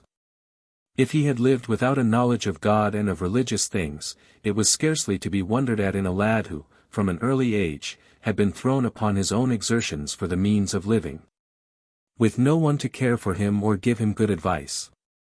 But he was so far good that he could appreciate goodness in others, and this it was that had drawn him to Frank in the first place, and now to Henry Fosdick. He did not, therefore, attempt to ridicule his companion, as some boys better brought up might have done, but was willing to follow his example in what something told him was right. Our young hero had taken an important step toward securing that genuine respectability which he was ambitious to attain. Weary with the day's work, and Dick perhaps still more fatigued by the unusual mental effort he had made, the boys soon sank into a deep and peaceful slumber, from which they did not awaken till 6 o'clock the next morning. Before going out Dick sought Mrs. Mooney, and spoke to her on the subject of taking Fosdick as a roommate. He found that she had no objection, provided he would allow her 25 cents a week extra, in consideration of the extra trouble which his companion might be expected to make. To this Dick assented, and the arrangement was definitely concluded. This over, the two boys went out and took stations near each other. Dick had more of a business turn than Henry, and less shrinking from publicity, so that his earnings were greater. But he had undertaken to pay the entire expenses of the room, and needed to earn more. Sometimes, when two customers presented themselves at the same time, he was able to direct one to his friend. So at the end of the week both boys found themselves with surplus earnings. Dick had the satisfaction of adding $2.50 to his deposits in the savings bank, and Fosdick commenced an account by depositing 75 cents. On Sunday morning Dick bethought himself of his promise to Mr. Grayson to come to the church on Fifth Avenue. To tell the truth, Dick recalled it with some regret. He had never been inside a church since he could remember, and he was not much attracted by the invitation he had received. But Henry, finding him wavering, urged him to go, and offered to go with him. Dick gladly accepted the offer, feeling that he required someone to lend him countenance under such unusual circumstances. Dick dressed himself with scrupulous care, giving his shoes a shine so brilliant that it did him great credit in a professional point of view, and endeavored to clean his hands thoroughly. But, in spite of all he could do, they were not so white as if his business had been of a different character. Having fully completed his preparations, he descended into the street, and, with Henry by his side, crossed over to Broadway. The boys pursued their way up Broadway, which on Sunday presents a striking contrast in its quietness to the noise and confusion of ordinary weekdays, as far as Union Square, then turned down 14th Street, which brought them to Fifth Avenue. "Suppose we dine at Delmonico's," said Fosdick, looking towards that famous restaurant. "I'd have to sell some of my Erie shares," said Dick. A short walk now brought them to the church of which mention has already been made. They stood outside, a little abashed, watching the fashionably attired people who were entering, and were feeling a little undecided as to whether they had better enter also, when Dick felt a light touch upon his shoulder. Turning round, he met the smiling glance of Mr. Grayson. "So, my young friend, you have kept your promise," he said. "And whom have you brought with you?" "A friend of mine," said Dick. "His name is Henry Fosdick." "I am glad you have brought him. Now follow me, and I will give you seats." Chapter 17. Dick's first appearance in society. It was the hour for morning service. The boys followed Mr. Grayson into the handsome church, and were assigned seats in his own pew. There were two persons already seated in it, a good-looking lady of middle age, and a pretty little girl of 9. They were Mrs. Grayson and her only daughter Ida. They looked pleasantly at the boys as they entered, smiling a welcome to them. The morning service commenced. It must be acknowledged that Dick felt rather awkward. It was an unusual place for him, and it need not be wondered at that he felt like a cat in a strange garret. He would not have known when to rise if he had not taken notice of what the rest of the audience did, and followed their example. He was sitting next to Ida, and as it was the first time he had ever been near so well-dressed a young lady, he naturally felt bashful. When the hymns were announced, Ida found the place, and offered a hymn book to our hero. Dick took it awkwardly, but his studies had not yet been pursued far enough for him to read the words readily. However, he resolved to keep up appearances, and kept his eyes fixed steadily on the hymn book. At length the service was over. The people began to file slowly out of church, and among them, of course, Mr. Grayson's family and the two boys. It seemed very strange to Dick to find himself in such different companionship from what he had been accustomed, and he could not help thinking, "Wonder what Johnny Nolan would say if he could see me now." But Johnny's business engagements did not often summon him to Fifth Avenue, and Dick was not likely to be seen by any of his friends in the lower part of the city. "We have our Sunday school in the afternoon," said Mr. Grayson. "I suppose you live at some distance from here?" "In Mott Street, sir," answered Dick. "That is too far to go and return. Suppose you and your friend come and dine with us, and then we can come here together in the afternoon." Dick was as much astonished at this invitation as if he had really been invited by the mayor to dine with him and the board of aldermen. Mr. Grayson was evidently a rich man, and yet he had actually invited two bootblacks to dine with him. "I guess we'd better go home, sir," said Dick, hesitating. "I don't think you can have any very pressing engagements to interfere with your accepting my invitation," said Mr. Grayson, good-humoredly, for he understood the reason of Dick's hesitation. "So I take it for granted that you both accept." Before Dick fairly knew what he intended to do, he was walking down Fifth Avenue with his new friends. Now, our young hero was not naturally bashful, but he certainly felt so now, especially as Miss Ida Grayson chose to walk by his side, leaving Henry Fosdick to walk with her father and mother. "What is your name?" asked Ida, pleasantly. Our hero was about to answer Ragged Dick, when it occurred to him that in the present company he had better forget his old nickname. "Dick Hunter," he answered. "Dick," repeated Ida. "That means Richard, doesn't it? Everybody calls me Dick." "I have a cousin Dick," said the young lady, sociably. "His name is Dick Wilson. I suppose you don't know him?" "No," said Dick. "I like the name of Dick," said the young lady, with charming frankness. Without being able to tell why, Dick felt rather glad she did. He plucked up courage to ask her name. "My name is Ida," answered the young lady. "Do you like it?" "Yes," said Dick. "It's a bully name." Dick turned red as soon as he had said it, for he felt that he had not used the right expression. The little girl broke into a silvery laugh. "What a funny boy you are," she said. "I didn't mean it," said Dick, stammering. "I meant it's a tip-top name." Here Ida laughed again, and Dick wished himself back in Mott Street. "How old are you?" inquired Ida, continuing her examination. "I'm 14, goin' on 15, said Dick. "You're a big boy of your age," said Ida. "My cousin Dick is a year older than you, but he isn't as large." Dick looked pleased. Boys generally like to be told that they are large of their age. "How old be you?" asked Dick, beginning to feel more at his ease. "I'm 9 years old," said Ida. "I go to Miss Jarvis's school. I've just begun to learn French." "Do you know French?" "Not enough to hurt me," said Dick.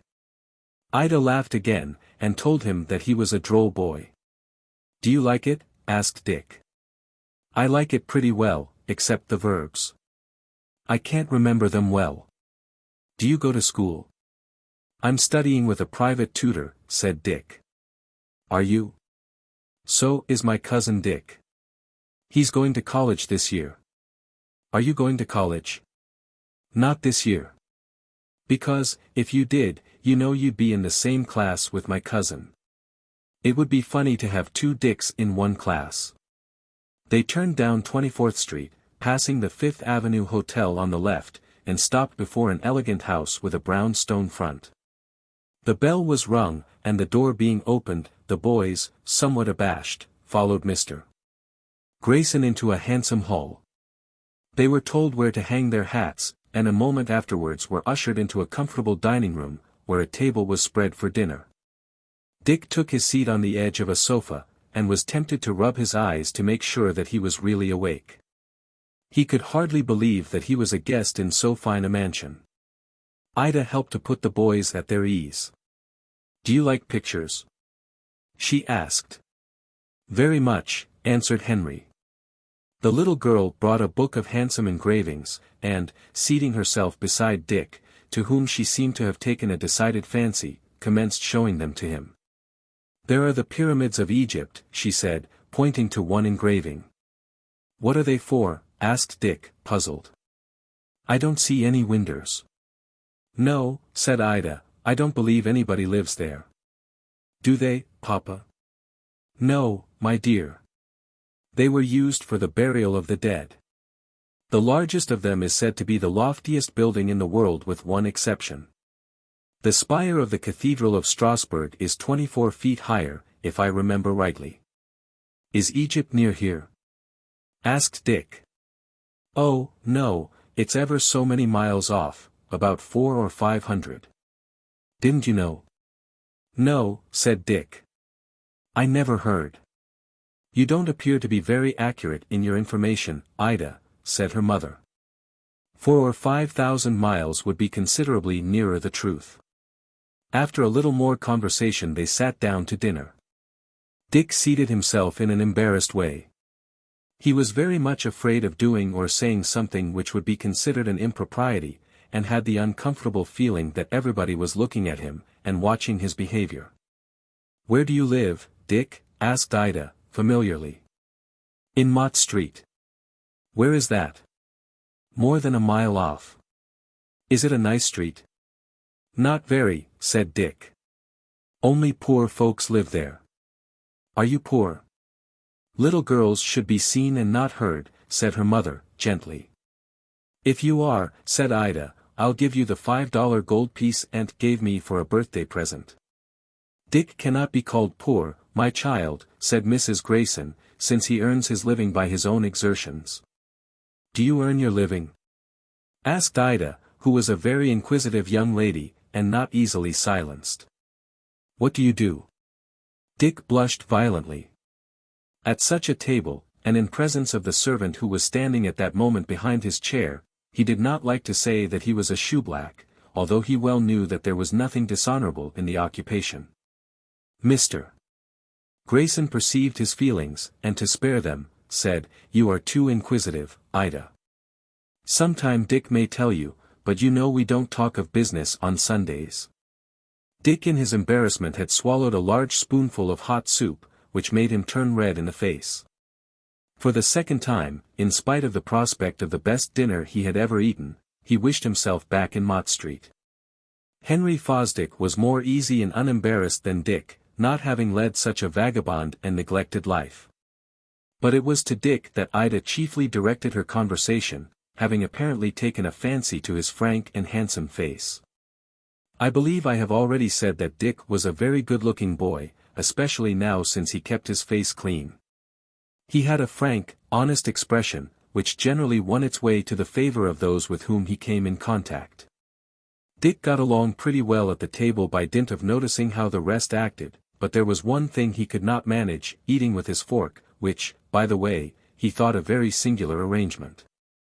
At length they arose from the table, somewhat to Dick's relief.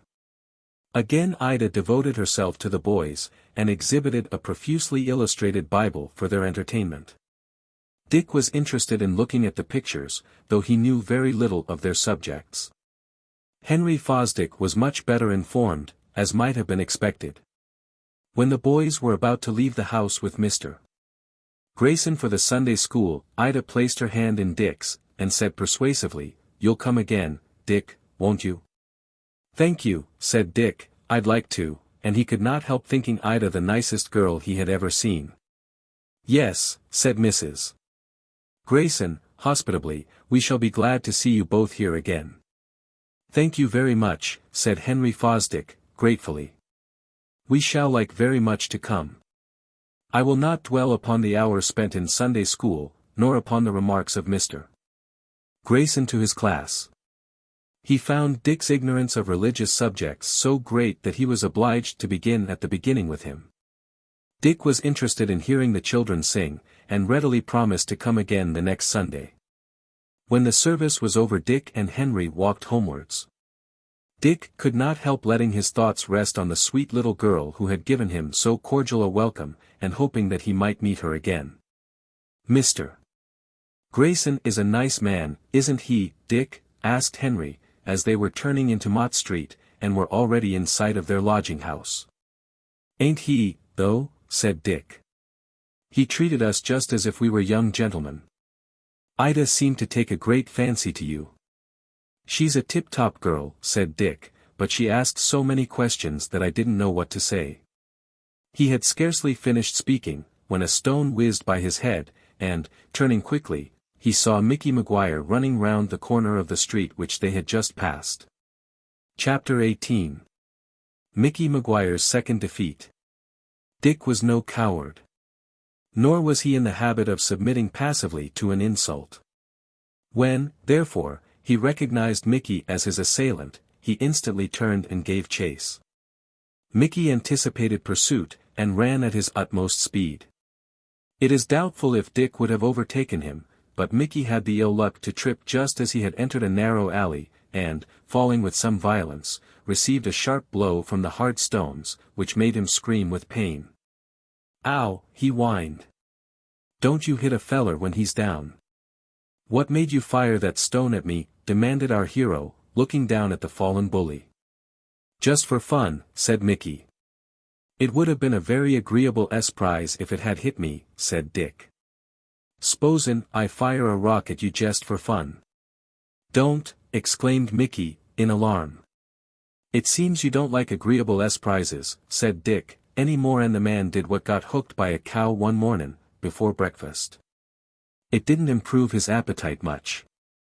"I've most broke my arm," said Mickey, ruefully, rubbing the affected limb. "If it's broke you can't fire no more stones, which is a very chair'n reflection," said Dick. "If you haven't money enough to buy a wooden one I'll lend you a quarter. There's one good thing about wooden ones, they ain't liable to get cold in winter, which is another chair'n reflection." "I don't want none of your chair'n reflections," said Mickey, sullenly. "Your company ain't wanted here." "Thank you for your polite invitation to leave," said Dick, bowing ceremoniously. "I'm willin' to go, but if you throw any more stones at me, Mickey Maguire, I'll hurt you worse than the stones did." The only answer made to this warning was a scowl from his fallen opponent. It was quite evident that Dick had the best of it, and he thought it prudent to say nothing. "As I've got a friend waitin' outside, I shall have to tear myself away," said Dick. "You'd better not throw any more stones, Mickey Maguire, for it don't seem to agree with your constitution." Mickey muttered something which Dick did not stay to hear.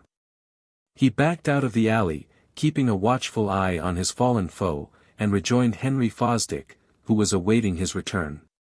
"Who was it, Dick?" he asked.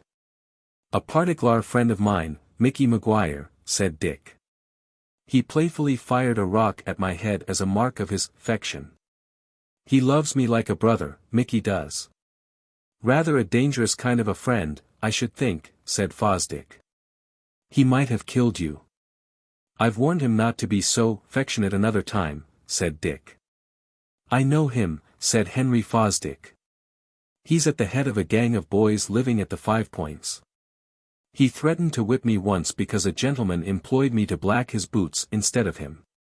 He's been at the island 2 or 3 times for stealing," said Dick. "I guess he won't touch me again. He'd rather get hold of small boys. If he ever does anything to you, Fosdick, just let me know, and I'll give him a thrashing." Dick was right.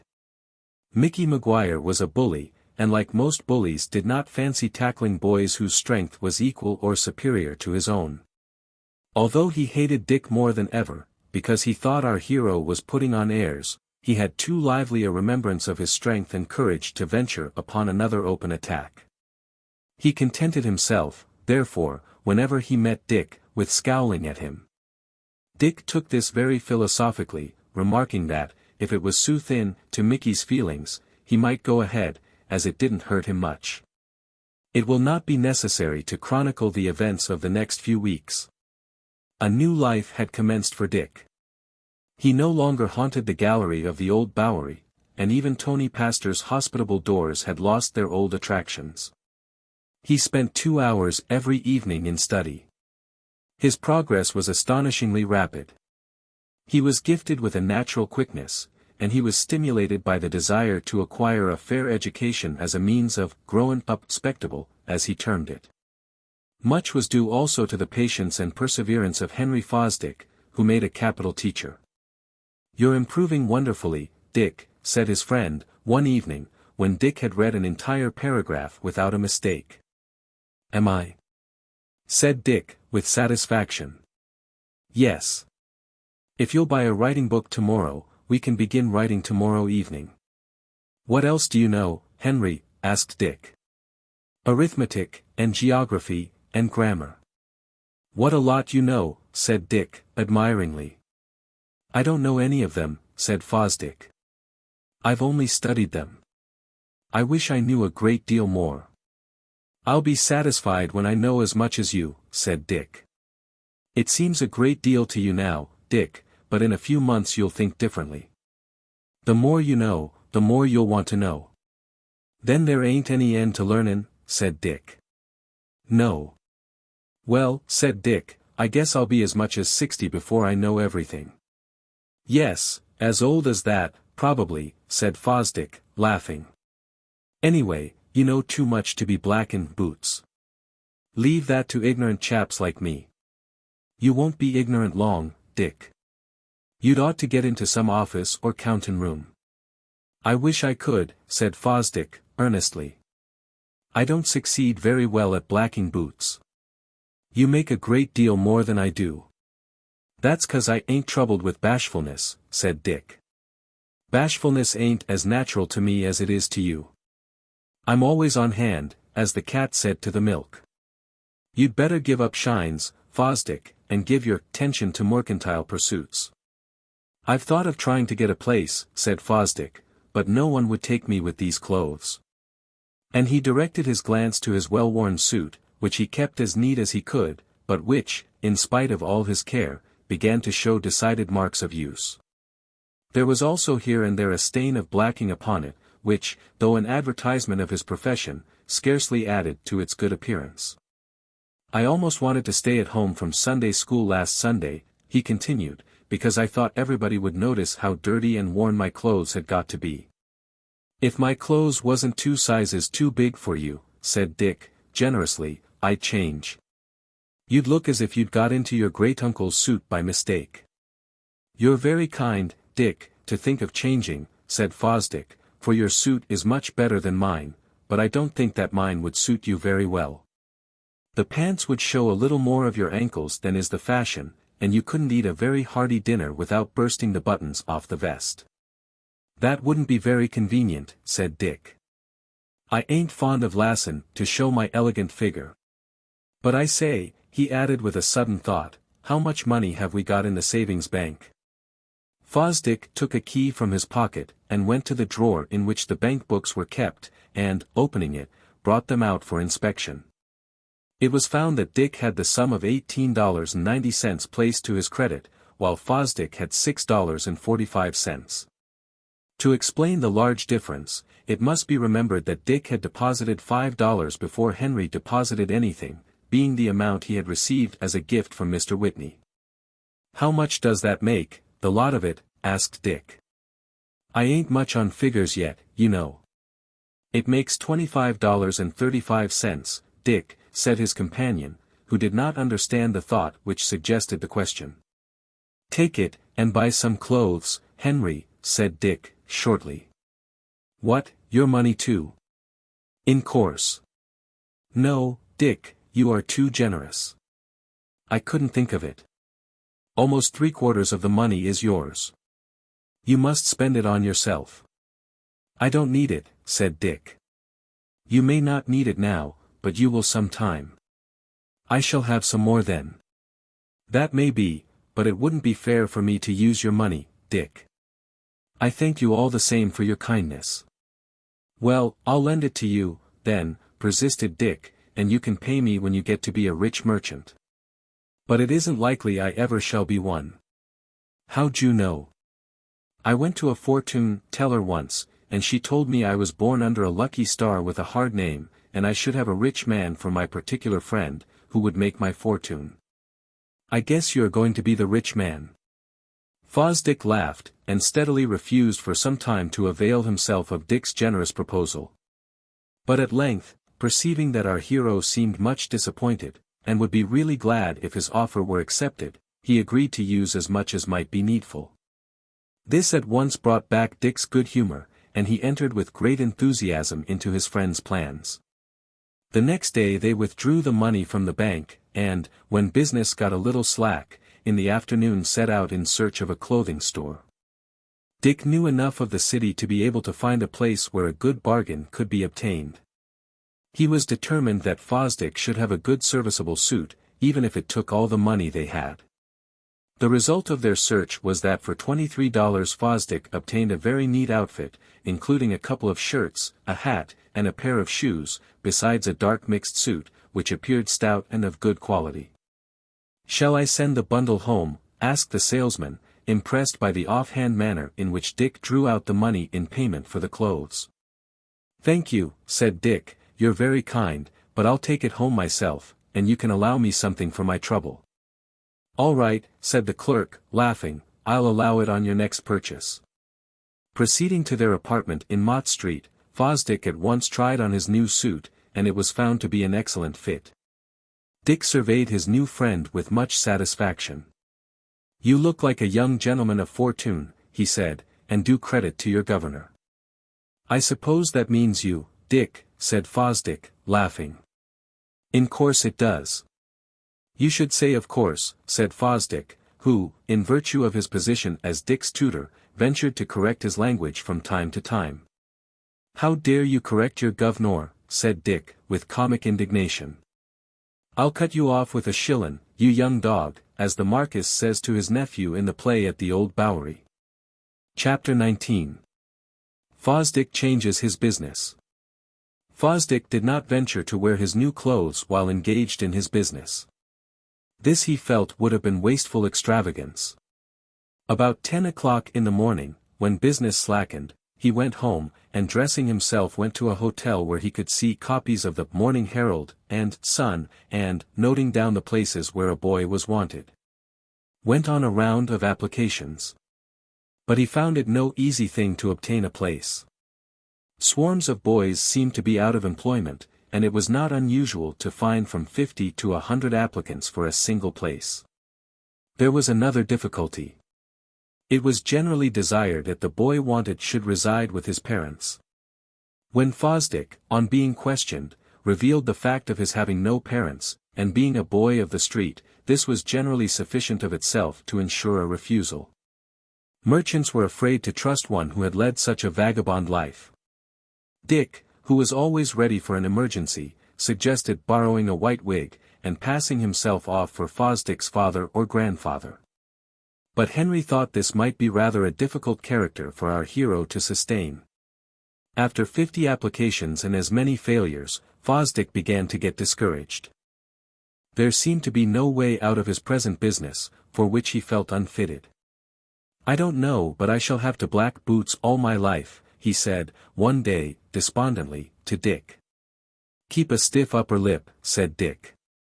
"By the time you get to be a gray-headed veteran, you may get a chance to run errands for some big firm on the Bowery, which is a very errant reflection." So Dick by his drollery and perpetual good spirits kept up Fosdick's courage. "As for me," said Dick, "I expect by that time to lay up a colossal fortune out of shines, and live in princely style on the avenue." But one morning, Fosdick, straying into French's hotel, discovered the following advertisement in the columns of the Herald. "Wanted, a smart, capable boy to run errands, and make himself generally useful in a hat and cap store. Salary $3 a week at first. Inquire at No. Broadway, after 10 o'clock a.m. He determined to make application, and, as the City Hall clock just then struck the hour indicated, lost no time in proceeding to the store, which was only a few blocks distant from the Astor House. It was easy to find the store, as from a dozen to 20 boys were already assembled in front of it. They surveyed each other askance, feeling that they were rivals, and mentally calculating each other's chances. "There isn't much chance for me," said Fosdick to Dick, who had accompanied him. "Look at all these boys. Most of them have good homes, I suppose, and good recommendations, while I have nobody to refer to." "Go ahead," said Dick. "Your chance is as good as anybody's." While this was passing between Dick and his companion, one of the boys, a rather supercilious-looking young gentleman, genteelly dressed, and evidently having a very high opinion of his dress and himself, turned suddenly to Dick, and remarked, "I've seen you before." "Oh, have you?" said Dick, whirling round, "then praps you'd like to see me behind." At this unexpected answer all the boys burst into a laugh with the exception of the questioner, who, evidently, considered that Dick had been disrespectful. "I've seen you somewhere," he said, in a surly tone, correcting himself. "Most likely you have," said Dick. "That's where I generally keep myself." There was another laugh at the expense of Roswell Crawford, for that was the name of the young aristocrat. But he had his revenge ready. No boy relishes being an object of ridicule, and it was with a feeling of satisfaction that he retorted, "I know you for all your impudence. You're nothing but a bootblack." This information took the boys who were standing around by surprise, for Dick was well dressed, and had none of the implements of his profession with him. "S'pose I be," said Dick. "Have you got any objection?"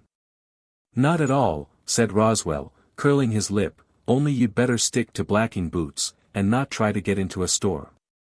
"Thank you for your kind advice," said Dick. "Is it gratuitous, or do you expect to be paid for it?" "You're an impudent fellow." "That's a very errant reflection," said Dick, good-naturedly. "Do you expect to get this place when there's gentlemen's sons applying for it? A bootblack in a store. That would be a good joke." Boys as well as men are selfish, and, looking upon Dick as a possible rival, the boys who listened seemed disposed to take the same view of the situation. "That's what I say," said one of them, taking sides with Roswell. "Don't trouble yourselves," said Dick. "I ain't a-going to cut you out. I can't afford to give up a independent and lucrative profession for a salary of $3 a week." "Hear him talk," said Roswell Crawford, with an unpleasant sneer. "If you are not trying to get the place, what are you here for?" "I came with a friend of mine," said Dick, indicating Fosdick, "who's goin' in for the situation."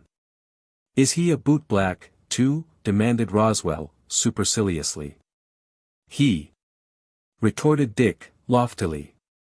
"Didn't you know his father was a member of Congress, and intimately acquainted with all the biggest men in the state?" The boys surveyed Fosdick as if they did not quite know whether to credit this statement, which, for the credit of Dick's veracity, it will be observed he did not assert, but only propounded in the form of a question. There was no time for comment, however, as just then the proprietor of the store came to the door, and, casting his eyes over the waiting group, singled out Roswell Crawford, and asked him to enter. "Well, my lad, how old are you?" 14 years old, said Roswell, consequentially. "Are your parents living?" "Only my mother. My father is dead. He was a gentleman," he added, complacently. "Oh, was he?" said the shopkeeper. "Do you live in the city?" "Yes, sir. In Clinton Place." "Have you ever been in a situation before?" "Yes, sir," said Roswell, a little reluctantly. "Where was it?" "In an office on Day Street." "How long were you there?" "A week." "It seems to me that was a short time. Why did you not stay longer?" "Because," said Roswell, loftily, "the man wanted me to get to the office at 8 o'clock, and make the fire. I'm a gentleman's son, and am not used to such dirty work." "Indeed," said the shopkeeper. "Well, young gentleman, you may step aside a few minutes. I will speak with some of the other boys before making my selection." Several other boys were called in and questioned. Roswell stood by and listened with an air of complacency. He could not help thinking his chances the best. "The man can see I'm a gentleman, and will do credit to his store," he thought. At length it came to Fosdick's turn. He entered with no very sanguine anticipations of success. Unlike Roswell, he set a very low estimate upon his qualifications when compared with those of other applicants. But his modest bearing, and quiet, gentlemanly manner, entirely free from pretension, prepossessed the shopkeeper, who was a sensible man, in his favor. "Do you reside in the city?" he asked. "Yes, sir," said Henry. "What is your age?"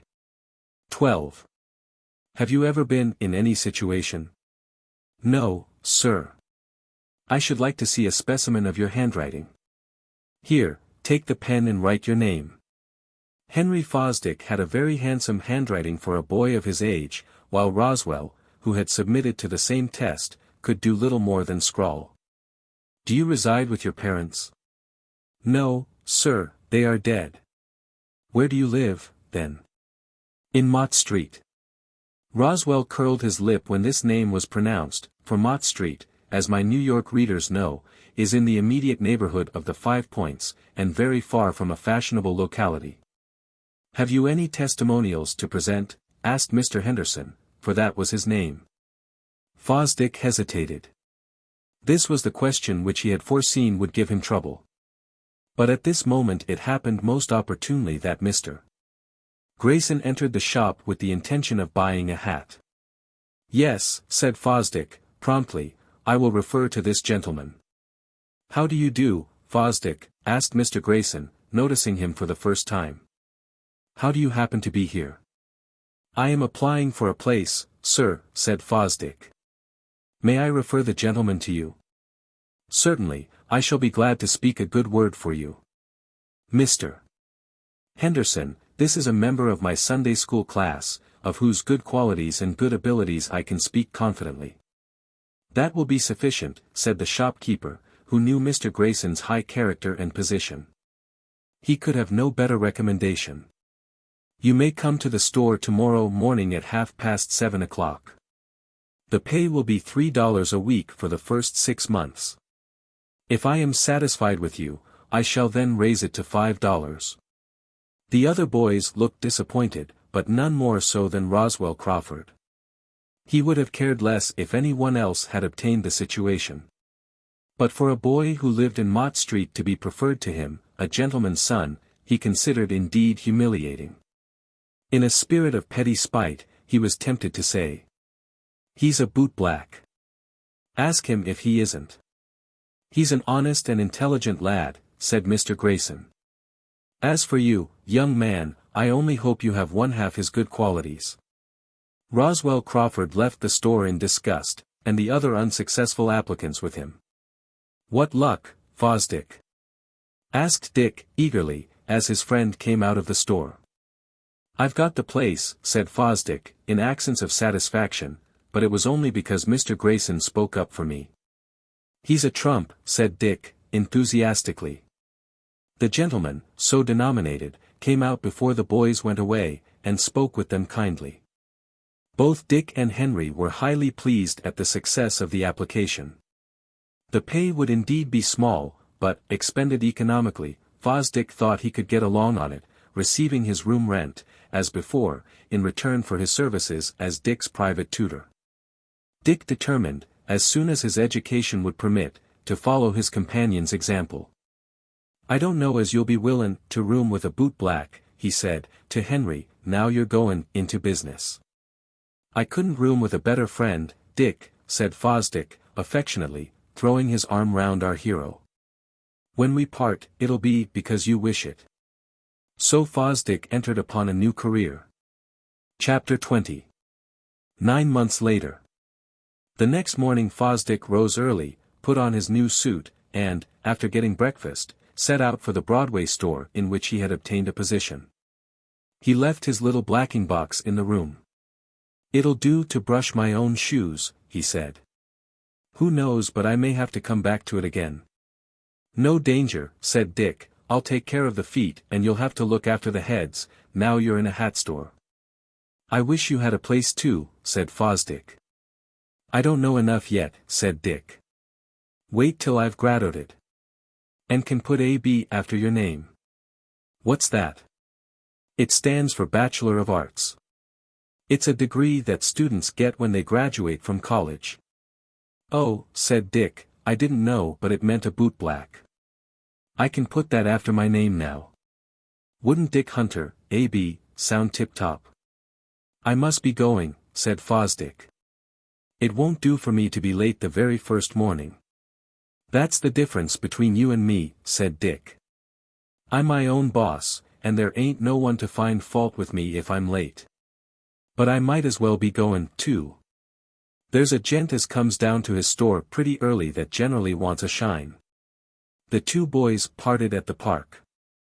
Fosdick crossed it and proceeded to the hat store, while Dick, hitching up his pants, began to look about him for a customer. It was seldom that Dick had to wait long.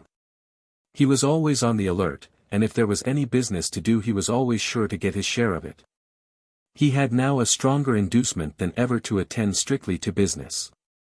His little stock of money in the savings bank having been nearly exhausted by his liberality to his roommate. He determined to be as economical as possible, and moreover to study as hard as he could, that he might be able to follow Fosdick's example, and obtain a place in a store or counting room. As there were no striking incidents occurring in our hero's history within the next 9 months, I propose to pass over that period, and recount the progress he made in that time. Fosdick was still at the hat store, having succeeded in giving perfect satisfaction to Mr. Henderson. His wages had just been raised to $5 a week. He and Dick still kept house together at Mrs. Mooney's lodging house, and lived very frugally, so that both were able to save up money. Dick had been unusually successful in business. He had several regular patrons, who had been drawn to him by his ready wit and quick humor, and from 2 of them he had received presents of clothing, which had saved him any expense on that score. His income had averaged quite $7 a week in addition to this. Of this amount he was now obliged to pay $1 weekly for the room which he and Fosdick occupied, but he was still able to save 1/2 the remainder. At the end of 9 months therefore, or 39 weeks, it will be seen that he had accumulated no less a sum than $117. Dick may be excused for feeling like a capitalist when he looked at the long row of deposits in his little bank book. There were other boys in the same business who had earned as much money, but they had had little care for the future, and spent as they went along, so that few could boast a bank account, however small. "You'll be a rich man sometime, Dick," said Henry Fosdick, one evening. "And live on Fifth Avenue," said Dick.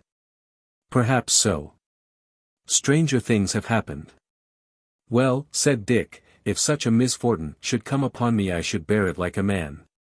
When you see a Fifth Avenue mansion for sale for $117, just let me know and I'll buy it as an investment.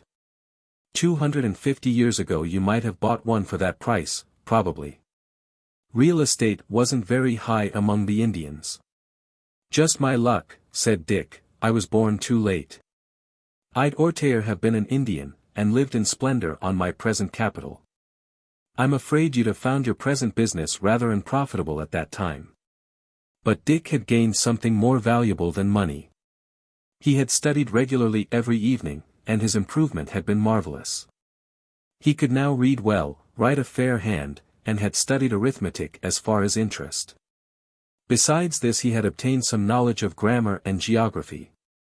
If some of my boy readers, who have been studying for years, and got no farther than this, should think it incredible that Dick, in less than a year, and studying evenings only, should have accomplished it, they must remember that our hero was very much in earnest in his desire to improve. He knew that, in order to grow up respectable, he must be well advanced, and he was willing to work. But then the reader must not forget that Dick was naturally a smart boy. His street education had sharpened his faculties, and taught him to rely upon himself. He knew that it would take him a long time to reach the goal which he had set before him, and he had patience to keep on trying. He knew that he had only himself to depend upon, and he determined to make the most of himself, a resolution which is the secret of success in 9 cases out of 10.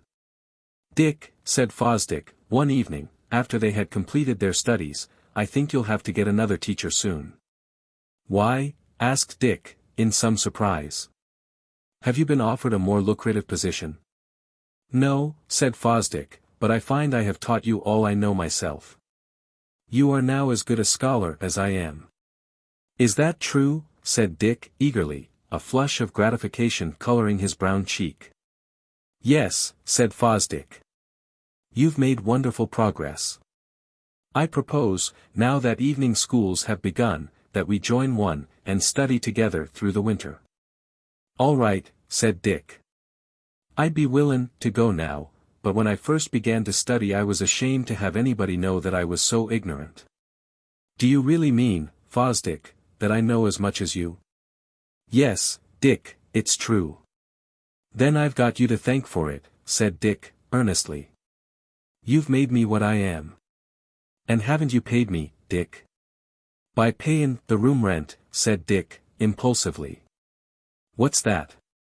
"It isn't half enough." "I wish you'd take half my money, you deserve it." "Thank you, Dick, but you're too generous. You've more than paid me. Who was it took my part when all the other boys imposed upon me? And who gave me money to buy clothes, and so got me my situation?" "Oh, that's nothing," said Dick. "It's a great deal, Dick. I shall never forget it. But now it seems to me you might try to get a situation yourself." "Do I know enough?" "You know as much as I do." "Then I'll try," said Dick, decidedly. "I wish there was a place in our store," said Fosdick. "It would be pleasant for us to be together." "Never mind," said Dick, "there'll be plenty of other chances.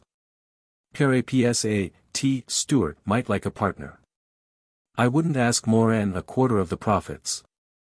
"Which would be a very liberal proposal on your part," said Fosdick, smiling. "But perhaps Mr. Stewart might object to a partner living on Mott Street." "I'd just as lieves move to Fifth Avenue," said Dick. "I ain't got no prejudices in favor of Mott Street."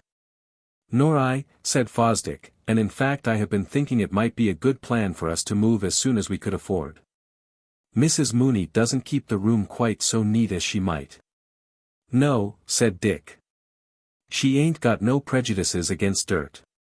Look at that towel." Dick held up the article indicated, which had now seen service nearly a week, and hard service at that, Dick's avocation causing him to be rather hard on towels. "Yes," said Fosdick, "I've got about tired of it. I guess we can find some better place without having to pay much more. When we move, you must let me pay my share of the rent. We'll see about that, said Dick. Do you propose to move to Fifth Avenue? Not just at present, but to some more agreeable neighborhood than this. We'll wait till you get a situation, and then we can decide. A few days later, as Dick was looking about for customers in the neighborhood of the park, his attention was drawn to a fellow bootblack, a boy about a year younger than himself, who appeared to have been crying. "What's the matter, Tom?" asked Dick. "Haven't you had luck today?" "Pretty good," said the boy, "but we're having hard times at home. Mother fell last week and broke her arm, and tomorrow we've got to pay the rent, and if we don't the landlord says he'll turn us out." "Haven't you got anything except what you earn?" asked Dick. "No," said Tom, "not now. Mother used to earn $3 or $4 a week, but she can't do nothing now, and my little sister and brother are too young." Dick had quick sympathies. He had been so poor himself, and obliged to submit to so many privations that he knew from personal experience how hard it was. Tom Wilkins he knew as an excellent boy who never squandered his money, but faithfully carried it home to his mother.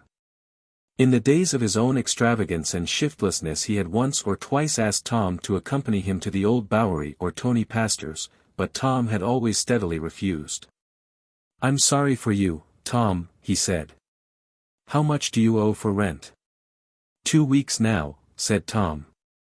"How much is it a week?" $2 a week, that makes 4. "Have you got anything towards it?"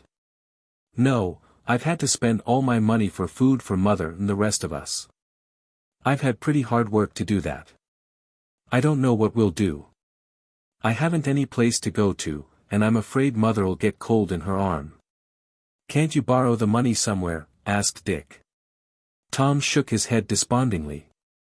"All the people I know are as poor as I am," said he. "They'd help me if they could, but it's hard work for them to get along themselves." "I'll tell you what, Tom," said Dick, impulsively, "I'll stand your friend." "Have you got any money?" asked Tom, doubtfully. "Got any money?" repeated Dick. "Don't you know that I run a bank on my own account? How much is it you need?" $4, said Tom. "If we don't pay that before tomorrow night, out we go." "You haven't got as much as that, have you?" "Here are $3, said Dick, drawing out his pocketbook. "I'll let you have the rest tomorrow, and maybe a little more." "You're a right down good fellow, Dick," said Tom, "but won't you want it yourself?" "Oh, I've got some more," said Dick. "Maybe I'll never be able to pay you." "S'pose you don't," said Dick, "I guess I won't fail." "I won't forget it, Dick. I hope I'll be able to do something for you sometime." "All right," said Dick. "I'd ought to help you. I haven't got no mother to look out for. I wish I had." There was a tinge of sadness in his tone, as he pronounced the last 4 words, but Dick's temperament was sanguine, and he never gave way to unavailing sadness. Accordingly he began to whistle as he turned away, only adding, "I'll see you tomorrow, Tom." The $3 which Dick had handed to Tom Wilkins were his savings for the present week. It was now Thursday afternoon. His rent, which amounted to $1, he expected to save out of the earnings of Friday and Saturday. In order to give Tom the additional assistance he had promised, Dick would be obliged to have recourse to his bank savings. He would not have ventured to trench upon it for any other reason but this. But he felt that it would be selfish to allow Tom and his mother to suffer when he had it in his power to relieve them. But Dick was destined to be surprised, and that in a disagreeable manner, when he reached home. Chapter 21. Dick loses his bankbook. It was hinted at the close of the last chapter that Dick was destined to be disagreeably surprised on reaching home. Having agreed to give further assistance to Tom Wilkins, he was naturally led to go to the drawer where he and Fosdick kept their bankbooks. To his surprise and uneasiness the drawer proved to be empty. "Come here a minute, Fosdick," he said. "What's the matter, Dick?" "I can't find my bankbook, nor yours either." "What's come of them?" "I took mine with me this morning, thinking I might want to put in a little more money. I've got it in my pocket, now. But where's mine? Asked Dick, perplexed. I don't know. I saw it in the drawer when I took mine this morning. Are you sure? Yes, positive, for I looked into it to see how much you had got. Did you lock it again? Asked Dick. Yes. Didn't you have to unlock it just now? So I did, said Dick. But it's gone now. Somebody opened it with a key that fitted the lock, and then locked it in. That must have been the way. It's rather hard on a feller, said Dick, who, for the first time since we became acquainted with him, began to feel downhearted. Don't give it up, Dick. You haven't lost the money, only the bank book. Ain't that the same thing? No. You can go to the bank tomorrow morning, as soon as it opens, and tell them you have lost the book, and ask them not to pay the money to anyone except yourself. So I can, said Dick, brightening up. That is, if the thief hasn't been to the bank today. If he has, they might detect him by his handwriting. I'd like to get hold of the one that stole it, said Dick, indignantly. I'd give him a good lickin'. It must have been somebody in the house. Suppose we go and see Mrs. Mooney. She may know whether anybody came into our room today. The two boys went downstairs, and knocked at the door of a little back sitting room where Mrs. Mooney generally spent her evenings. It was a shabby little room, with a threadbare carpet on the floor, the walls covered with a certain large-figured paper, patches of which had been stripped off here and there, exposing the plaster, the remainder being defaced by dirt and grease. But Mrs. Mooney had one of those comfortable temperaments which are tolerant of dirt, and didn't mind it in the least. She was seated beside a small pine work table, industriously engaged in mending stockings. Good evening, Mrs. Mooney, said Fosdick, politely. Good evening, said the landlady. Sit down, if you can find chairs.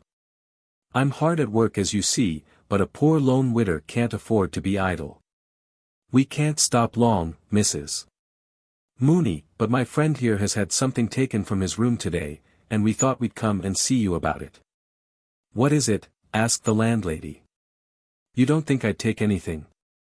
If I am poor, it's an honest name I've always had, as all my lodgers can testify. Certainly not, Mrs. Mooney, but there are others in the house that may not be honest. My friend has lost his bank book. It was safe in the drawer this morning, but tonight it is not to be found.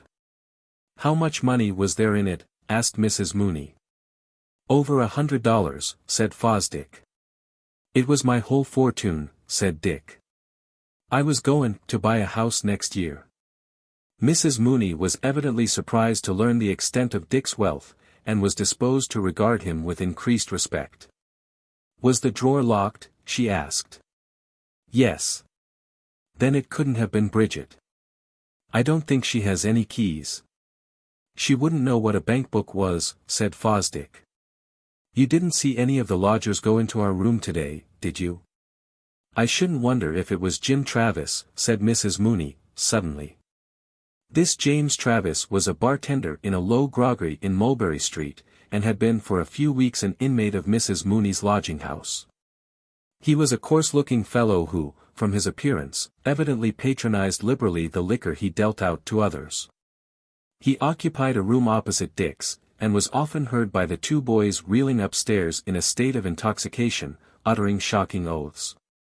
This Travis had made several friendly overtures to Dick and his roommate, and had invited them to call round at the barroom where he tended, and take something.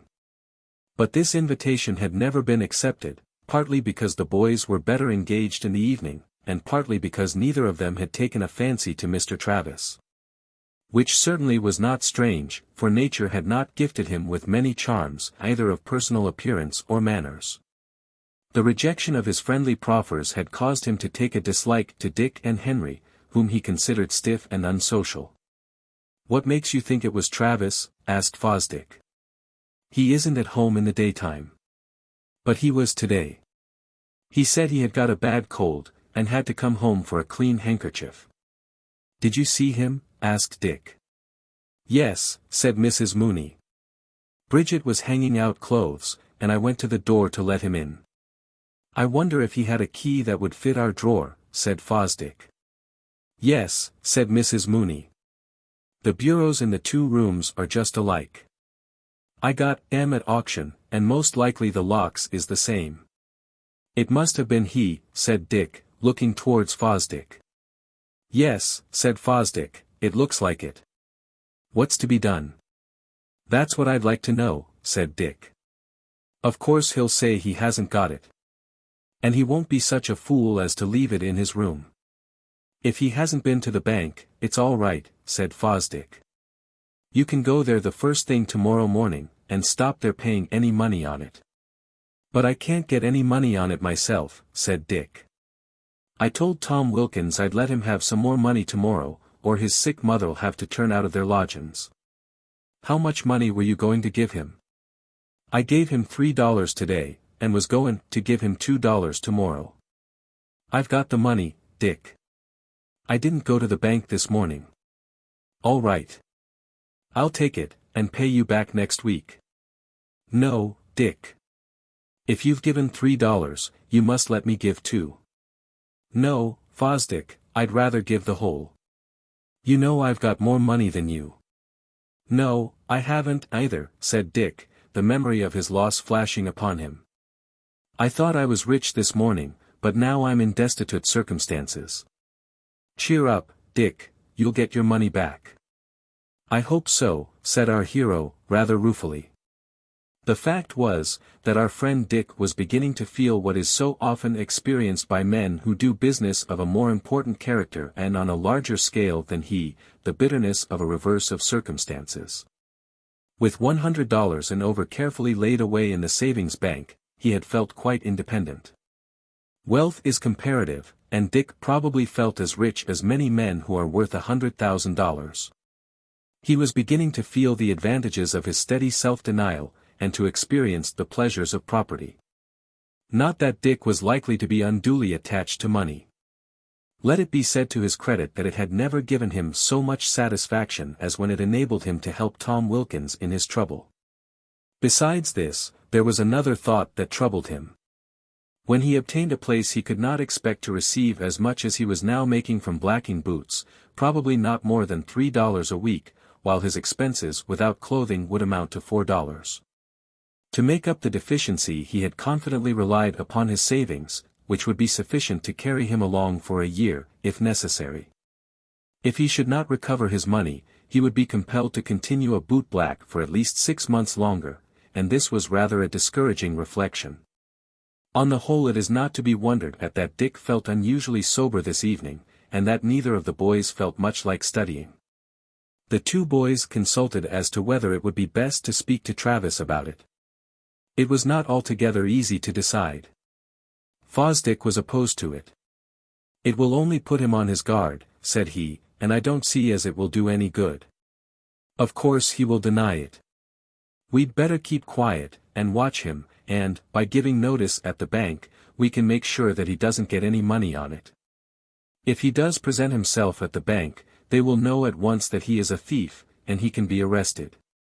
This view seemed reasonable, and Dick resolved to adopt it. On the whole, he began to think prospects were brighter than he had at first supposed, and his spirits rose a little. How'd he know I had any bank book? That's what I can't make out, he said. Don't you remember, said Fosdick, after a moment's thought, we were speaking of our savings, 2 or 3 evenings since. Yes, said Dick. Our door was a little open at the time, and I heard somebody come upstairs, and stop a minute in front of it. It must have been Jim Travis.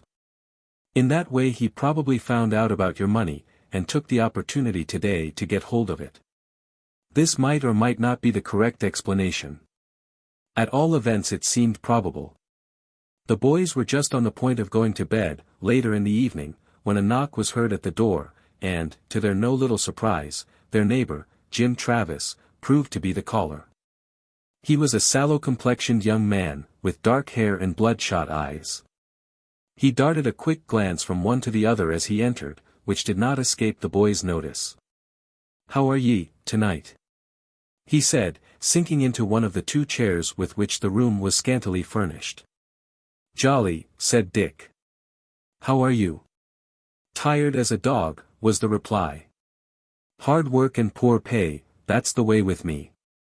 I wanted to go to the theater, tonight, but I was hard up, and couldn't raise the cash."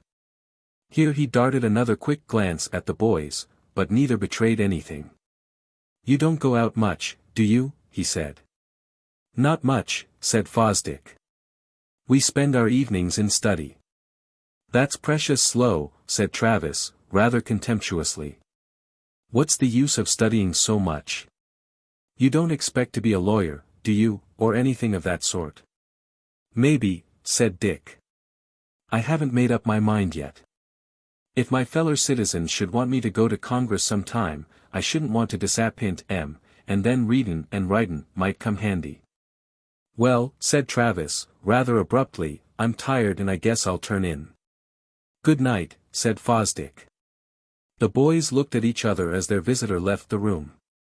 "He came in to see if we'd missed the bank book," said Dick. "And to turn off suspicion from himself, by letting us know he had no money," added Fosdick. "That's so," said Dick. "I'd like to have searched them pockets of his." Chapter 22. Tracking the Thief. Fosdick was right in supposing that Jim Travis had stolen the bank book. He was also right in supposing that that worthy young man had come to the knowledge of Dick's savings by what he had accidentally overheard. Now, Travis, like a very large number of young men of his class, was able to dispose of a larger amount of money than he was able to earn. Moreover, he had no great fancy for work at all, and would have been glad to find some other way of obtaining money enough to pay his expenses. He had recently received a letter from an old companion, who had strayed out to California, and going at once to the mines had been lucky enough to get possession of a very remunerative claim. He wrote to Travis that he had already realized $2,000 from it, and expected to make his fortune within 6 months. $2,000. This seemed to Travis a very large sum, and quite dazzled his imagination. He was at once inflamed with the desire to go out to California and try his luck. In his present situation he only received $30 a month, which was probably all that his services were worth, but went a very little way towards gratifying his expensive tastes. Accordingly he determined to take the next steamer to the land of gold, if he could possibly manage to get money enough to pay the passage. The price of a steerage passage at that time was $75, not a large sum, certainly, but it might as well have been $7,500 for any chance James Travis had of raising the amount at present. His available funds consisted of precisely $2.25, of which sum, $1.50 was due to his washerwoman. This, however, would not have troubled Travis much, and he would conveniently have forgotten all about it. But, even leaving this debt unpaid, the sum at his command would not help him materially towards paying his passage money. Travis applied for help to 2 or 3 of his companions. But they were all of that kind who never keep an account with savings banks, but carry all their spare cash about with them. One of these friends offered to lend him 37 cents, and another $1. But neither of these offers seemed to encourage him much. He was about giving up his project in despair, when he learned, accidentally, as we have already said, the extent of Dick's savings. $117. Why, that would not only pay his passage, but carry him up to the mines, after he had arrived in San Francisco.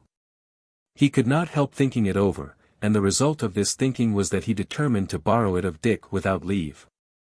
Knowing that neither of the boys were in their room in the daytime, he came back in the course of the morning, and, being admitted by Mrs.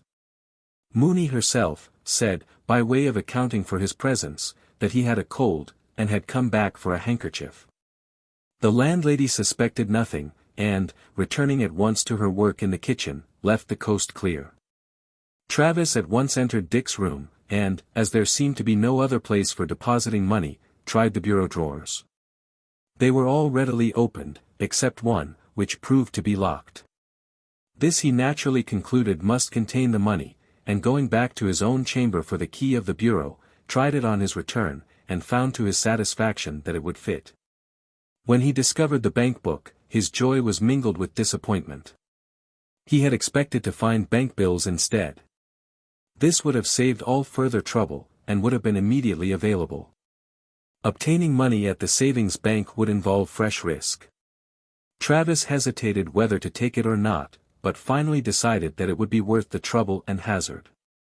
He accordingly slipped the book into his pocket, locked the drawer again, and, forgetting all about the handkerchief for which he had come home, went downstairs, and into the street. There would have been time to go to the savings bank that day, but Travis had already been absent from his place of business some time, and did not venture to take the additional time required.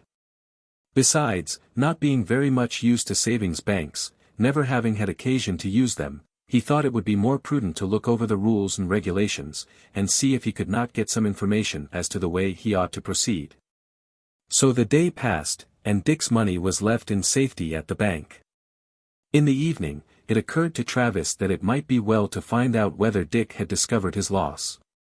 This reflection it was that induced the visit which is recorded at the close of the last chapter. The result was that he was misled by the boy's silence on the subject, and concluded that nothing had yet been discovered. Good, thought Travis, with satisfaction. If they don't find out for 24 hours, it'll be too late, then, and I shall be all right. There being a possibility of the loss being discovered before the boys went out in the morning, Travis determined to see them at that time, and judge whether such was the case. He waited, therefore, until he heard the boys come out, and then opened his own door. "Morning, gents," said he, sociably. "Going to business?" "Yes," said Dick. "I'm afraid my clerks'll be lazy if I ain't on hand." "Good joke," said Travis. "If you pay good wages, I'd like to speak for a place." "I pay all I get myself," said Dick. "How's business with you?" "So. Why don't you call round, sometime?" "All my evenings is devoted to literature and science," said Dick. "Thank you all the same." "Where do you hang out?" inquired Travis, in choice language, addressing Fosdick. "At Henderson's hat and cap store, on Broadway." "I'll look in upon you some time when I want a tile," said Travis. "I suppose you sell cheaper to your friends." "I'll be as reasonable as I can," said Fosdick, not very cordially, for he did not much fancy having it supposed by his employer that such a disreputable-looking person as Travis was a friend of his. However, Travis had no idea of showing himself at the Broadway store, and only said this by way of making conversation, and encouraging the boys to be social. "You haven't any of you gents seen a pearl-handled knife, have you?" he asked. "No," said Fosdick. "Have you lost one?" "Yes," said Travis, with unblushing falsehood. "I left it on my bureau a day or two since. I've missed one or two other little matters. Bridget don't look to me any too honest. Likely she's got M. "What are you goin' to do about it?" said Dick. "I'll keep mum unless I lose something more, and then I'll kick up a row, and haul her over the coals." "Have you missed anything?" "No," said Fosdick, answering for himself, as he could do without violating the truth. There was a gleam of satisfaction in the eyes of Travis, as he heard this. "They haven't found it out yet," he thought. "I'll bag the money today, and then they may whistle for it." Having no further object to serve in accompanying the boys, he bade them good morning, and turned down another street. "He's mighty friendly all of a sudden," said Dick. "Yes," said Fosdick, "it's very evident what it all means. He wants to find out whether you have discovered your loss or not. But he didn't find out. No, we've put him on the wrong track. He means to get his money today, no doubt." "My money," suggested Dick. "I accept the correction," said Fosdick. "Of course, Dick, you'll be on hand as soon as the bank opens." "In course I shall. Jim Travis'll find he's walked into the wrong shop. The bank opens at 10 o'clock, you know. I'll be there on time." The two boys separated. "Good luck, Dick," said Fosdick, as he parted from him. "It'll all come out right, I think." "I hope 'twill," said Dick. He had recovered from his temporary depression, and made up his mind that the money would be recovered. He had no idea of allowing himself to be outwitted by Jim Travis, and enjoyed already, in anticipation, the pleasure of defeating his rascality. It wanted 2 hours and a half yet to 10 o'clock, and this time to Dick was too precious to be wasted. It was the time of his greatest harvest. He accordingly repaired to his usual place of business, succeeded in obtaining 6 customers, which yielded him 60 cents. He then went to a restaurant, and got some breakfast. It was now 9:30, and Dick, feeling that it wouldn't do to be late, left his box in charge of Johnny Nolan, and made his way to the bank. The officers had not yet arrived, and Dick lingered on the outside, waiting till they should come. He was not without a little uneasiness, fearing that Travis might be as prompt as himself, and finding him there, might suspect something, and so escape the snare. But, though looking cautiously up and down the street, he could discover no traces of the supposed thief. In due time 10 o'clock struck, and immediately afterwards the doors of the bank were thrown open, and our hero entered. As Dick had been in the habit of making a weekly visit for the last 9 months, the cashier had come to know him by sight. "You're early, this morning, my lad," he said, pleasantly. "Have you got some more money to deposit? You'll be getting rich, soon." "I don't know about that," said Dick. "My bank book's been stole." "Stolen," echoed the cashier. "That's unfortunate. Not so bad as it might be, though. The thief can't collect the money." "That's what I came to see about," said Dick. "I was afraid he might have got it already. He hasn't been here yet. Even if he had, I remember you, and should have detected him." "When was it taken?" "Yesterday," said Dick. "I missed it in the evening when I got home." "Have you any suspicion as to the person who took it?" asked the cashier. Dick thereupon told all he knew as to the general character and suspicious conduct of Jim Travis, and the cashier agreed with him that he was probably the thief. Dick also gave his reason for thinking that he would visit the bank that morning, to withdraw the funds. "Very good," said the cashier. "We'll be ready for him. What is the number of your book?" "Number 5678, said Dick. "Now give me a little description of this Travis whom you suspect." Dick accordingly furnished a brief outline sketch of Travis, not particularly complimentary to the latter. "That will answer. I think I shall know him," said the cashier. "You may depend upon it that he shall receive no money on your account." "Thank you," said Dick. Considerably relieved in mind, our hero turned towards the door, thinking that there would be nothing gained by his remaining longer, while he would of course lose time. He had just reached the doors, which were of glass, when through them he perceived James Travis himself just crossing the street, and apparently coming towards the bank. It would not do, of course, for him to be seen. "Here he is," he exclaimed, hurrying back. "Can't you hide me somewhere? I don't want to be seen." The cashier understood at once how the land lay. He quickly opened a little door, and admitted Dick behind the counter. "Stoop down," he said, "so as not to be seen." Dick had hardly done so when Jim Travis opened the outer door, and, looking about him in a little uncertainty, walked up to the cashier's desk. Chapter 23. Travis is arrested. Jim Travis advanced into the bank with a doubtful step, knowing well that he was on a dishonest errand, and heartily wishing that he were well out of it. After a little hesitation, he approached the paying teller, and, exhibiting the bank book, said, "I want to get my money out." The bank officer took the book, and, after looking at it a moment, said, "How much do you want?" "The whole of it," said Travis. "You can draw out any part of it, but to draw out the whole requires a week's notice." "Then I'll take $100. Are you the person to whom the book belongs?" "Yes, sir," said Travis, without hesitation. "Your name is?" "Hunter." The bank clerk went to a large folio volume, containing the names of depositors, and began to turn over the leaves. While he was doing this, he managed to send out a young man connected with the bank for a policeman. Travis did not perceive this, or did not suspect that it had anything to do with himself. Not being used to savings banks, he supposed the delay only what was usual. After a search, which was only intended to gain time that a policeman might be summoned, the cashier came back, and, sliding out a piece of paper to Travis, said, "It will be necessary for you to write an order for the money."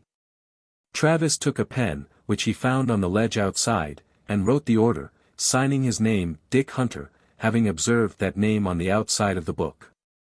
"Your name is Dick Hunter, then?" said the cashier, taking the paper, and looking at the thief over his spectacles. "Yes," said Travis, promptly. "But," continued the cashier, "I find Hunter's age is put down on the bank book as 14. Surely you must be more than that." Travis would gladly have declared that he was only 14, but, being in reality 23, and possessing a luxuriant pair of whiskers, this was not to be thought of. He began to feel uneasy. "Dick Hunter's my younger brother," he said. "I'm getting out the money for him." "I thought you said your own name was Dick Hunter," said the cashier. "I said my name was Hunter," said Travis, ingeniously. "I didn't understand you." "But you've signed the name of Dick Hunter to this order." "How is that?" questioned the troublesome cashier. Travis saw that he was getting himself into a tight place, but his self-possession did not desert him. "I thought I must give my brother's name," he answered. "What is your own name?" "Henry Hunter." "Can you bring anyone to testify that the statement you are making is correct?" "Yes, a dozen if you like," said Travis, boldly. "Give me the book, and I'll come back this afternoon. I didn't think there'd be such a fuss about getting out a little money." "Wait a moment. Why don't your brother come himself?" "Because he's sick. He's down with the measles," said Travis. Here the cashier signed to Dick to rise and show himself. Our hero accordingly did so. "You will be glad to find that he has recovered," said the cashier, pointing to Dick. With an exclamation of anger and dismay, Travis, who saw the game was up, started for the door, feeling that safety made such a course prudent. But he was too late. He found himself confronted by a burly policeman, who seized him by the arm, saying, "Not so fast, my man. I want you." "Let me go," exclaimed Travis, struggling to free himself. "I'm sorry I can't oblige you," said the officer. "You'd better not make a fuss, or I may have to hurt you a little." Travis sullenly resigned himself to his fate, darting a look of rage at Dick, whom he considered the author of his present misfortune. "This is your book," said the cashier, handing back his rightful property to our hero. "Do you wish to draw out any money?" $2, said Dick. "Very well. Write an order for the amount." Before doing so, Dick, who now that he saw Travis in the power of the law began to pity him, went up to the officer, and said, "Won't you let him go? I've got my bank book back, and I don't want anything done to him." "Sorry I can't oblige you," said the officer, "but I'm not allowed to do it. He'll have to stand his trial." "I'm sorry for you, Travis," said Dick. "I didn't want you arrested. I only wanted my bank book back." "Curse you," said Travis, scowling vindictively. "Wait till I get free. See if I don't fix you." "You needn't pity him too much," said the officer. "I know him now. He's been to the island before." "It's a lie," said Travis, violently. "Don't be too noisy, my friend," said the officer. "If you've got no more business here, we'll be going." He withdrew with the prisoner in charge, and Dick, having drawn his $2, left the bank. Notwithstanding the violent words the prisoner had used towards himself, and his attempted robbery, he could not help feeling sorry that he had been instrumental in causing his arrest. "I'll keep my book a little safer hereafter," thought Dick. "Now I must go and see Tom Wilkins." Before dismissing the subject of Travis and his theft, it may be remarked that he was duly tried, and, his guilt being clear, was sent to Blackwell's Island for 9 months. At the end of that time, on his release, he got a chance to work his passage on a ship to San Francisco, where he probably arrived in due time. At any rate, nothing more has been heard of him, and probably his threat of vengeance against Dick will never be carried into effect. Returning to the City Hall Park, Dick soon fell in with Tom Wilkins. "How are you, Tom?" he said. "How's your mother?" "She's better, Dick, thank you. She felt worried about being turned out into the street, but I gave her that money from you, and now she feels a good deal easier." "I've got some more for you, Tom," said Dick, producing a $2 bill from his pocket. "I ought not to take it from you, Dick." "Oh, it's all right, Tom. Don't be afraid. But you may need it yourself. There's plenty more where that came from. Anyway, $1 will be enough. With that we can pay the rent. You'll want the other to buy something to eat." "You're very kind, Dick." "I'd ought to be. I've only got myself to take care of." "Well, I'll take it for my mother's sake. When you want anything done just call on Tom Wilkins." "All right. Next week, if your mother doesn't get better, I'll give you some more." Tom thanked our hero very gratefully, and Dick walked away, feeling the self-approval which always accompanies a generous and disinterested action. He was generous by nature, and, before the period at which he is introduced to the reader's notice, he frequently treated his friends to cigars and oyster stews. Sometimes he invited them to accompany him to the theater at his expense. But he never derived from these acts of liberality the same degree of satisfaction as from this timely gift to Tom Wilkins. He felt that his money was well bestowed, and would save an entire family from privation and discomfort. $5 would, to be sure, make something of a difference in the amount of his savings. It was more than he was able to save up in a week. But Dick felt fully repaid for what he had done, and he felt prepared to give as much more, if Tom's mother should continue to be sick, and should appear to him to need it. Besides all this, Dick felt a justifiable pride in his financial ability to afford so handsome a gift. A year before, however much he might have desired to give, it would have been quite out of his power to give $5. His cash balance never reached that amount. It was seldom, indeed, that it equaled $1. In more ways than one Dick was beginning to reap the advantage of his self-denial and judicious economy. It will be remembered that when Mr. Whitney at parting with Dick presented him with $5, he told him that he might repay it to some other boy who was struggling upward. Dick thought of this, and it occurred to him that after all he was only paying up an old debt. When Fosdick came home in the evening, Dick announced his success in recovering his lost money, and described the manner it had been brought about. "You're in luck," said Fosdick. "I guess we'd better not trust the bureau drawer again." "I mean to carry my book round with me," said Dick. "So shall I, as long as we stay at Mrs. Mooney's. I wish we were in a better place. I must go down and tell her she needn't expect Travis back. Poor chap, I pity him." Travis was never more seen in Mrs. Mooney's establishment. He was owing that lady for a fortnight's rent of his room, which prevented her feeling much compassion for him. The room was soon after let to a more creditable tenant who proved a less troublesome neighbor than his predecessor. Chapter 24. Dick receives a letter. It was about a week after Dick's recovery of his bank book, that Fosdick brought home with him in the evening a copy of the Daily Sunday. "Would you like to see your name in print, Dick?" he asked. "Yes," said Dick, who was busy at the wash-stand, endeavoring to efface the marks which his day's work had left upon his hands. "They haven't put me up for mayor, have they? 'Cause if they have, I shan't accept. It would interfere too much with my private business." "No," said Fosdick, "they haven't put you up for office yet, though that may happen sometime. But if you want to see your name in print, here it is." Dick was rather incredulous, but, having dried his hands on the towel, took the paper, and following the directions of Fosdick's finger, observed in the list of advertised letters the name of Ragged Dick. "By gracious, so it is," said he. "Do you suppose it means me? I don't know of any other Ragged Dick, do you?" "No," said Dick, reflectively, "it must be me. But I don't know of anybody that would be likely to write to me.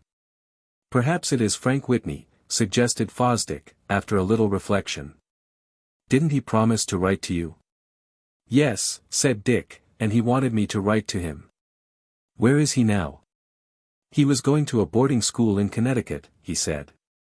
The name of the town was Barnton. Very likely the letter is from him. I hope it is.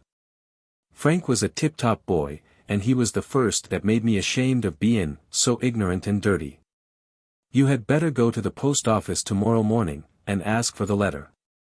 P.R.A.P.S. they won't give it to me. Suppose you wear the old clothes you used to a year ago, when Frank first saw you. They won't have any doubt of your being Ragged Dick then. I guess I will. I'll be sort of ashamed to be seen in them though, said Dick, who had considerable more pride in a neat personal appearance than when we were first introduced to him. It will be only for one day, or one morning, said Fosdick. I'd do more'n that for the sake of gettin' a letter from Frank. I'd like to see him. The next morning, in accordance with the suggestion of Fosdick, Dick arrayed himself in the long disused Washington coat and Napoleon pants, which he had carefully preserved, for what reason he could hardly explain. When fairly equipped, Dick surveyed himself in the mirror, if the little 7x9-inch looking-glass, with which the room was furnished, deserved the name. The result of the survey was not on the whole a pleasing one.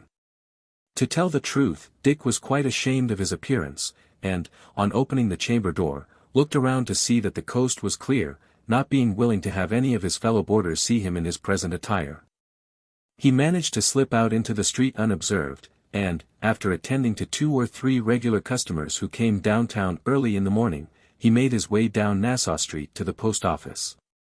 He passed along until he came to a compartment on which he read advertised letters, and, stepping up to the little window, said, "There's a letter for me.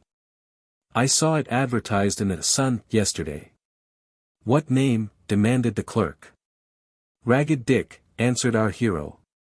"That's a queer name," said the clerk, surveying him a little curiously.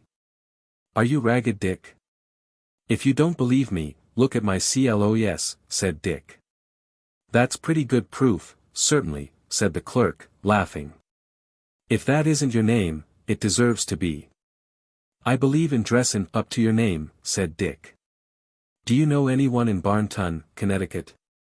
asked the clerk, who had by this time found the letter. "Yes," said Dick. "I know a chap that's at boardin' school there.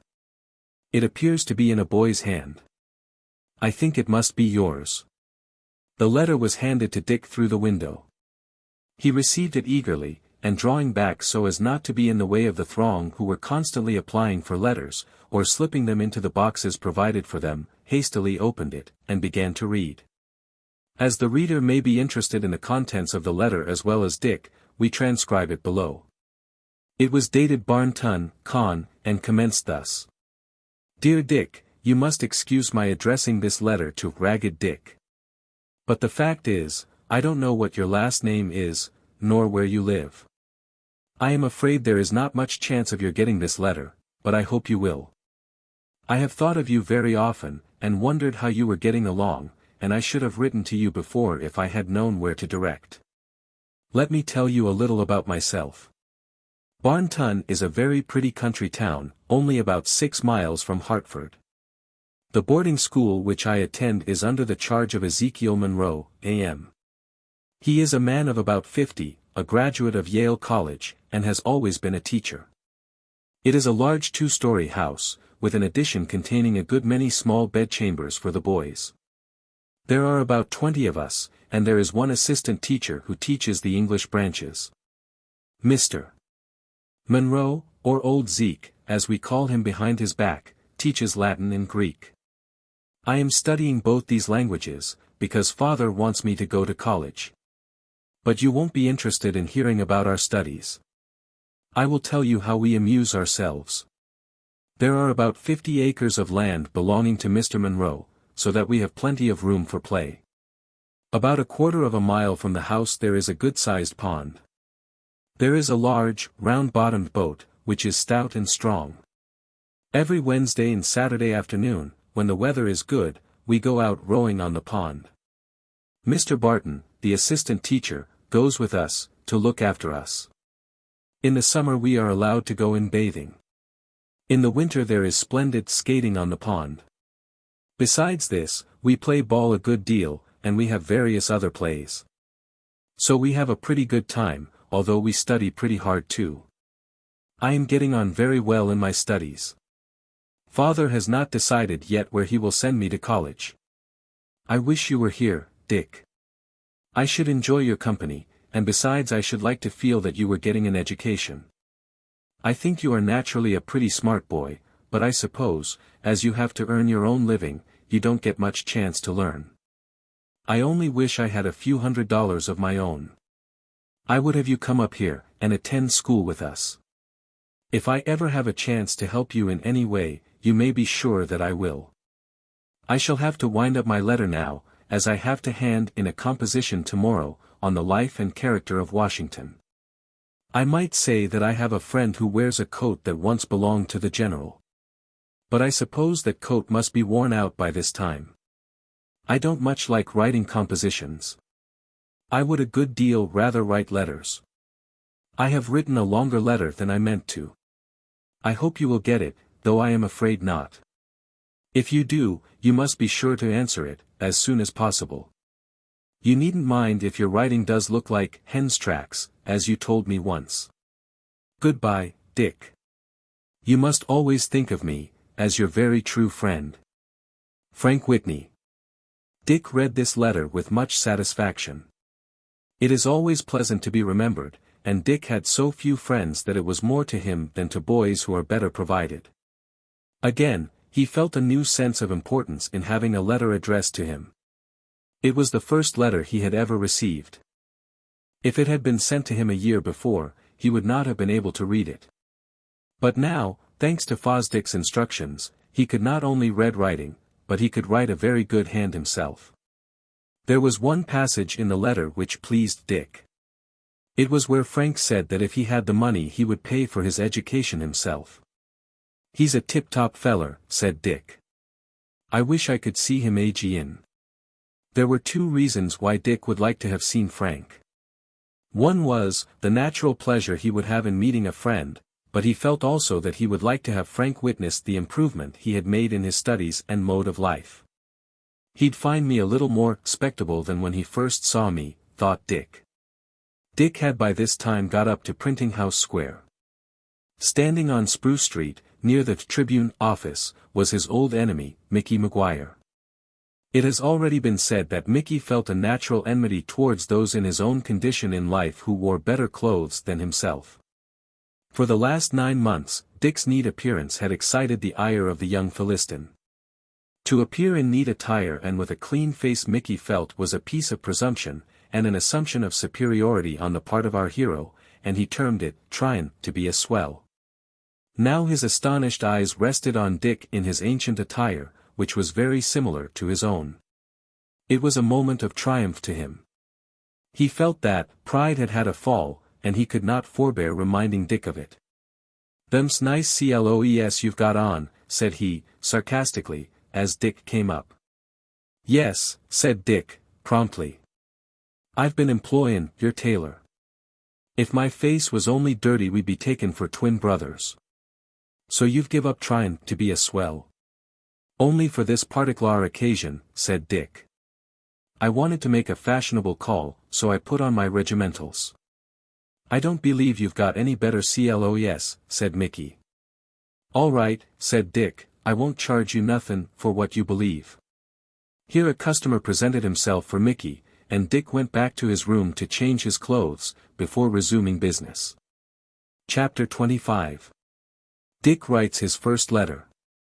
When Fosdick reached home in the evening, Dick displayed his letter with some pride. "It's a nice letter," said Fosdick, after reading it. "I should like to know Frank." "I'll bet you would," said Dick. "He's a trump. When are you going to answer it?"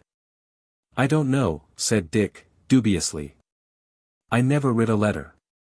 "That's no reason why you shouldn't. There's always a first time, you know." "I don't know what to say," said Dick. "Get some paper and sit down to it, and you'll find enough to say." You can do that this evening instead of studying. If you'll look it over afterwards, and shine it up a little. Yes, if it needs it. But I rather think Frank would like it best just as you wrote it.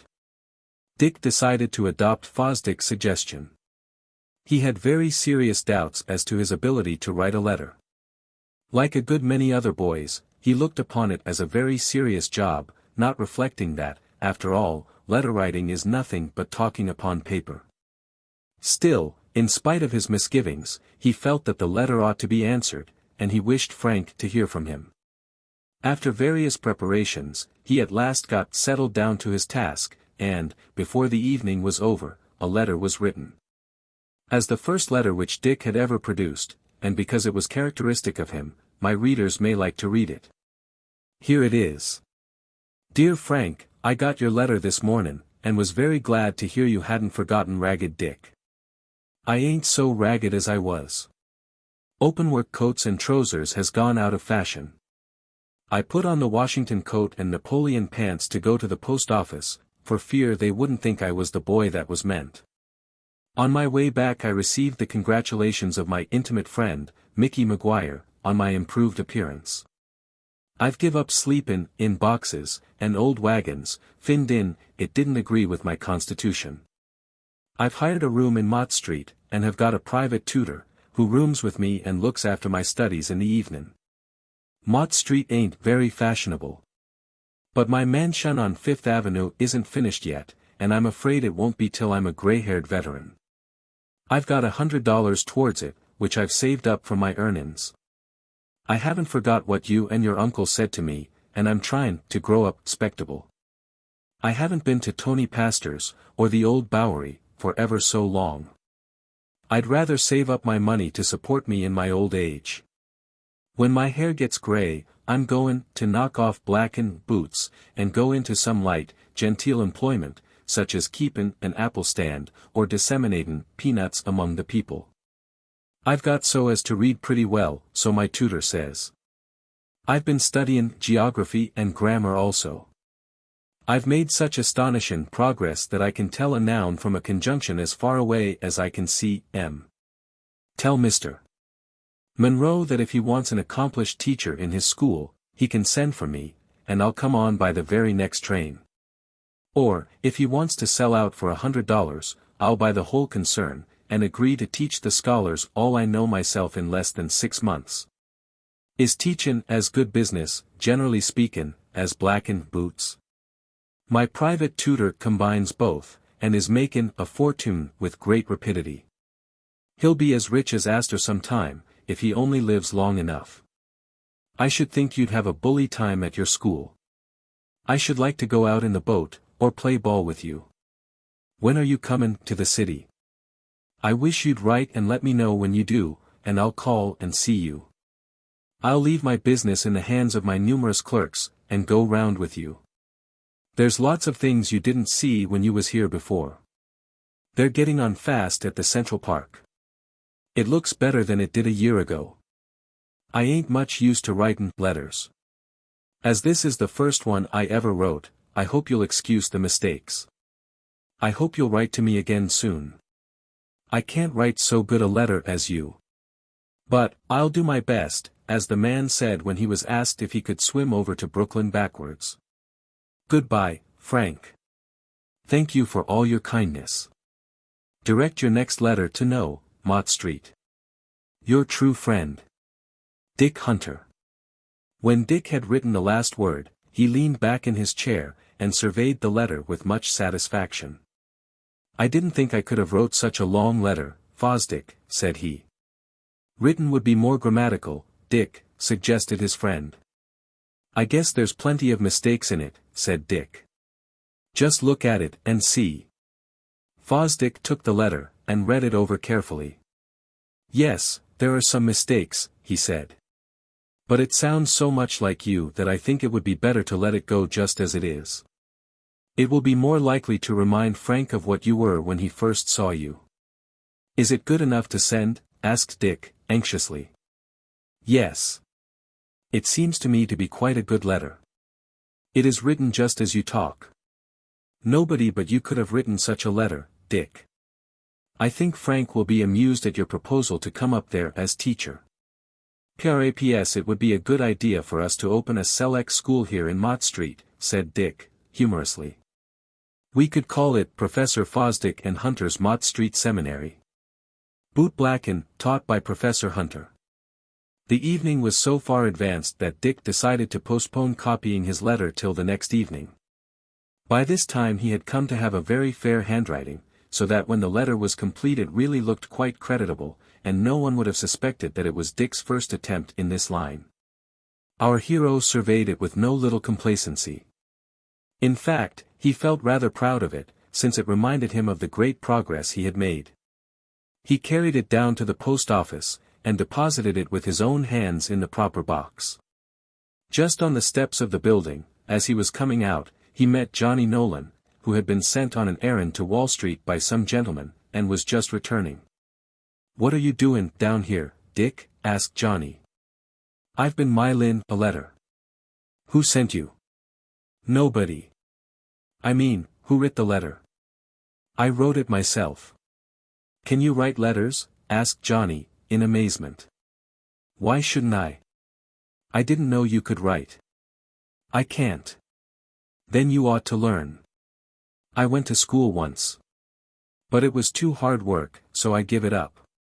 "You're lazy, Johnny, that's what's the matter. How'd you ever expect to know anything, if you don't try?" "I can't learn." "You can, if you want to." Johnny Nolan was evidently of a different opinion. He was a good-natured boy, large of his age, with nothing particularly bad about him, but utterly lacking in that energy, ambition, and natural sharpness, for which Dick was distinguished. He was not adapted to succeed in the life which circumstances had forced upon him. For in the street life of the metropolis a boy needs to be on the alert, and have all his wits about him, or he will find himself wholly distanced by his more enterprising competitors for popular favor.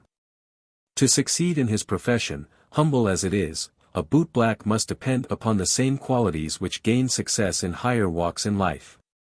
It was easy to see that Johnny, unless very much favored by circumstances, would never rise much above his present level. For Dick, we cannot help hoping much better things. Chapter 26. An exciting adventure. Dick now began to look about for a position in a store or counting room. Until he should obtain one he determined to devote half the day to blacking boots, not being willing to break in upon his small capital. He found that he could earn enough in half a day to pay all his necessary expenses, including the entire rent of the room. Fosdick desired to pay his half. But Dick steadily refused, insisting upon paying so much as compensation for his friend's services as instructor. It should be added that Dick's peculiar way of speaking and use of slang terms had been somewhat modified by his education and his intimacy with Henry Fosdick. Still he continued to indulge in them to some extent, especially when he felt like joking, and it was natural to Dick to joke, as my readers have probably found out by this time. Still his manners were considerably improved, so that he was more likely to obtain a situation than when first introduced to our notice. Just now, however, business was very dull, and merchants, instead of hiring new assistants, were disposed to part with those already in their employ. After making several ineffectual applications, Dick began to think he should be obliged to stick to his profession until the next season. But about this time something occurred which considerably improved his chances of preferment. This is the way it happened. As Dick, with a balance of more than $100 in the savings bank, might fairly consider himself a young man of property, he thought himself justified in occasionally taking a half-holiday from business, and going on an excursion. On Wednesday afternoon Henry Fosdick was sent by his employer on an errand to that part of Brooklyn near Greenwood Cemetery. Dick hastily dressed himself in his best, and determined to accompany him. The two boys walked down to the South Ferry, and, paying their 2 cents each, entered the ferry boat. They remained at the stern, and stood by the railing, watching the great city, with its crowded wharves, receding from view. Beside them was a gentleman with 2 children, a girl of 8 and a little boy of 6. The children were talking gaily to their father.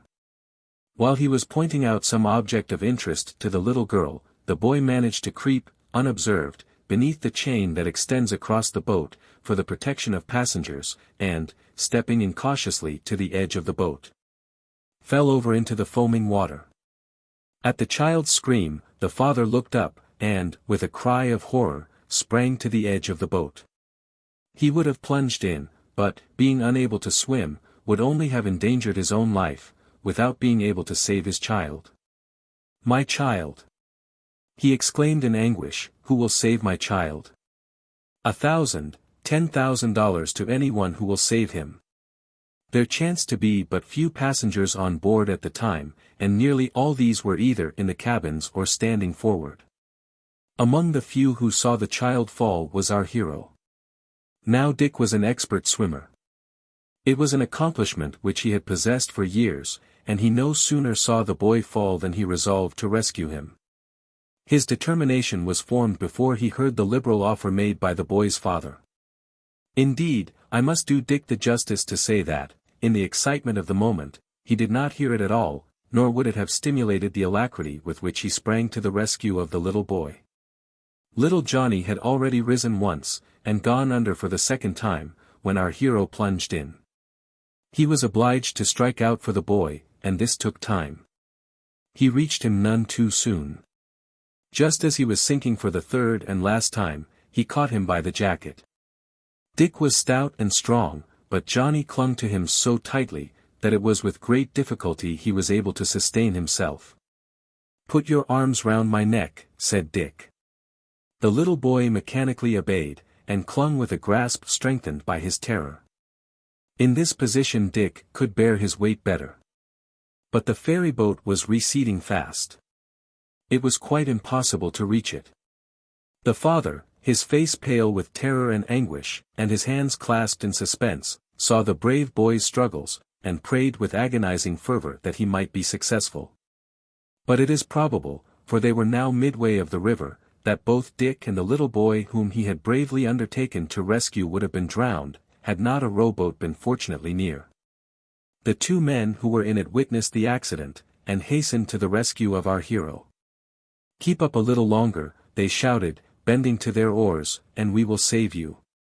Dick heard the shout, and it put fresh strength into him. He battled manfully with the treacherous sea, his eyes fixed longingly upon the approaching boat. "Hold on tight, little boy," he said. "There's a boat coming." The little boy did not see the boat. His eyes were closed to shut out the fearful water, but he clung the closer to his young preserver. 6 long, steady strokes, and the boat dashed alongside. Strong hands seized Dick and his youthful burden, and drew them into the boat, both dripping with water. "God be thanked," exclaimed the father, as from the steamer he saw the child's rescue. "That brave boy shall be rewarded, if I sacrifice my whole fortune to compass it." "You've had a pretty narrow escape, young chap," said one of the boatmen to Dick. "It was a pretty tough job you undertook." "Yes," said Dick. "That's what I thought when I was in the water. If it hadn't been for you, I don't know what would have come of us. Anyhow, you're a plucky boy, or you wouldn't have dared to jump into the water after this little chap. It was a risky thing to do." "I'm used to the water," said Dick, modestly. "I didn't stop to think of the danger, but I wasn't going to see that little fellow drown without trying to save him." The boat at once headed for the ferry wharf on the Brooklyn side. The captain of the ferry boat, seeing the rescue, did not think it necessary to stop his boat, but kept on his way. The whole occurrence took place in less time than I have occupied in telling it. The father was waiting on the wharf to receive his little boy, with what feelings of gratitude and joy can be easily understood. With a burst of happy tears he clasped him to his arms.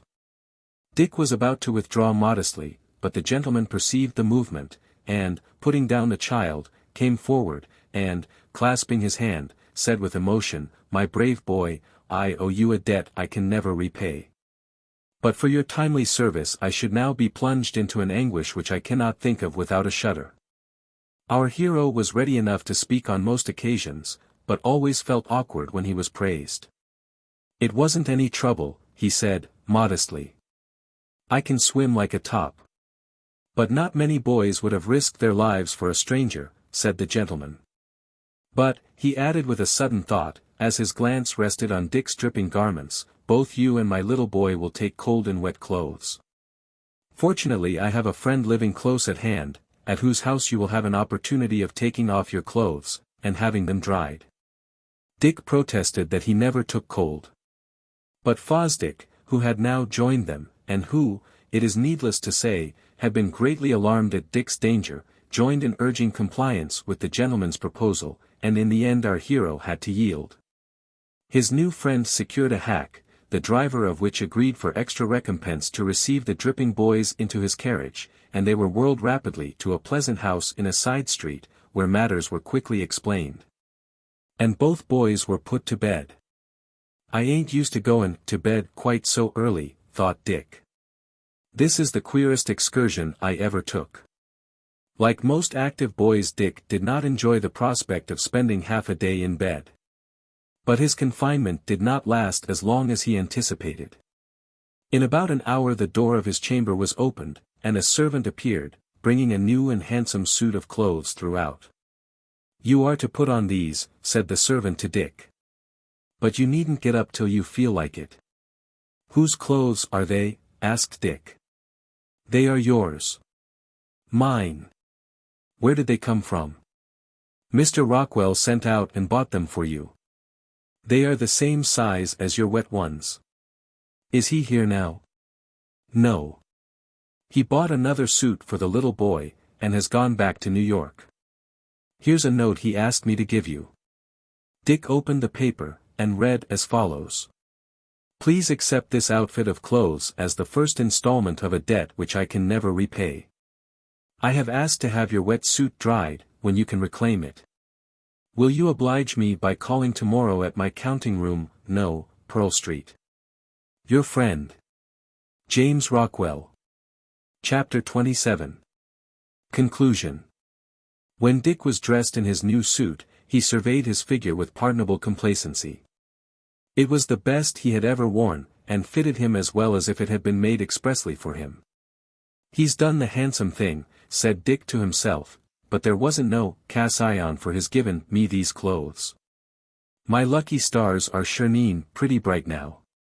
Jumpin' into the water pays better than shirneen boots, but I don't think I'd like to try it more'n once a week. About 11 o'clock the next morning Dick repaired to Mr. Rockwell's counting room on Pearl Street. He found himself in front of a large and handsome warehouse. The counting room was on the lower floor. Our hero entered, and found Mr. Rockwell sitting at a desk. No sooner did that gentleman see him than he arose, and, advancing, shook Dick by the hand in the most friendly manner. My young friend, he said, you have done me so great service that I wish to be of some service to you in return. Tell me about yourself, and what plans or wishes you have formed for the future. Dick frankly related his past history, and told Mr. Rockwell of his desire to get into a store or counting room, and of the failure of all his applications thus far.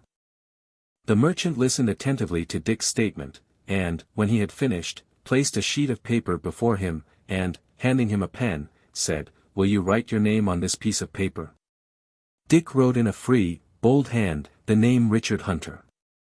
He had very much improved in his penmanship, as has already been mentioned, and now had no cause to be ashamed of it.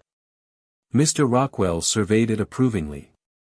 How would you like to enter my counting room as clerk, Richard? He asked. Dick was about to say, bully, when he recollected himself, and answered, very much. I suppose you know something of arithmetic, do you not? Yes, sir. Then you may consider yourself engaged at a salary of $10 a week. You may come next Monday morning. $10, repeated Dick, thinking he must have misunderstood. Yes, will that be sufficient? It's more than I can earn, said Dick, honestly. Perhaps it is at first, said Mr. Rockwell, smiling, but I am willing to pay you that. I will besides advance you as fast as your progress will justify it. Dick was so elated that he hardly restrained himself from some demonstration which would have astonished the merchant. But he exercised self-control, and only said, I'll try to serve you so faithfully, sir, that you won't repent having taken me into your service. And I think you will succeed, said Mr. Rockwell, encouragingly. I will not detain you any longer, for I have some important business to attend to. I shall expect to see you on Monday morning.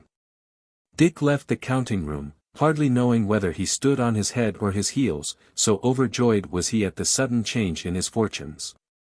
$10 a week was to him a fortune, and 3 times as much as he had expected to obtain at first. Indeed, he would have been glad, only the day before, to get a place at $3 a week. He reflected that with the stock of clothes which he had now on hand, he could save up at least half of it, and even then live better than he had been accustomed to do. So that his little fund in the savings bank, instead of being diminished, would be steadily increasing. Then he was to be advanced if he deserved it. It was indeed a bright prospect for a boy who, only a year before, could neither read nor write, and depended for a night's lodging upon the chance hospitality of an alleyway or old wagon. Dick's great ambition to grow up respectable seemed likely to be accomplished after all. I wish Fosdick was as well off as I am, he thought generously. But he determined to help his less fortunate friend, and assist him up the ladder as he advanced himself. When Dick entered his room on Mott Street, he discovered that someone else had been there before him, and 2 articles of wearing apparel had disappeared. By gracious, he exclaimed, somebody stole my Washington coat and Napoleon pants. Maybe it's an agent of Barnum's, who expects to make a fortune by exhibiting the valuable wardrobe of a gentleman of fashion. Dick did not shed many tears over his loss, as, in his present circumstances, he never expected to have any further use for the well-worn garments. It may be stated that he afterwards saw them adorning the figure of Mickey Maguire. But whether that estimable young man stole them himself, he never ascertained. As to the loss, Dick was rather pleased that it had occurred. It seemed to cut him off from the old vagabond life which he hoped never to resume. Henceforward he meant to press onward, and rise as high as possible. Although it was yet only noon, Dick did not go out again with his brush. He felt that it was time to retire from business. He would leave his share of the public patronage to other boys less fortunate than himself. That evening Dick and Fosdick had a long conversation. Fosdick rejoiced heartily in his friend's success, and on his side had the pleasant news to communicate that his pay had been advanced to $6 a week. I think we can afford to leave Mott Street now, he continued. This house isn't as neat as it might be, and I shall like to live in a nicer quarter of the city. All right, said Dick. We'll hunt up a new room tomorrow. I shall have plenty of time, having retired from business. I'll try to get my regular customers to take Johnny Nolan in my place. That boy hasn't any enterprise. He needs somebody to look out for him. You might give him your box and brush, too, Dick. No, said Dick. I'll give him some new ones, but mine I want to keep, to remind me of the hard times I've had, when I was an ignorant bootblack, and never expected to be anything better. When, in short, you were Ragged Dick. You must drop that name, and think of yourself now as Richard Hunter, Esq., said our hero, smiling. A young gentleman on the way to fame and fortune, added Fosdick. Here ends the story of Ragged Dick. As Fosdick said, he is Ragged Dick no longer. He has taken a step upward, and is determined to mount still higher. There are fresh adventures in store for him, and for others who have been introduced in these pages. Those who have felt interested in his early life will find his history continued in a new volume, forming the second of the series, to be called Fame and Fortune, or The Progress of Richard Hunter.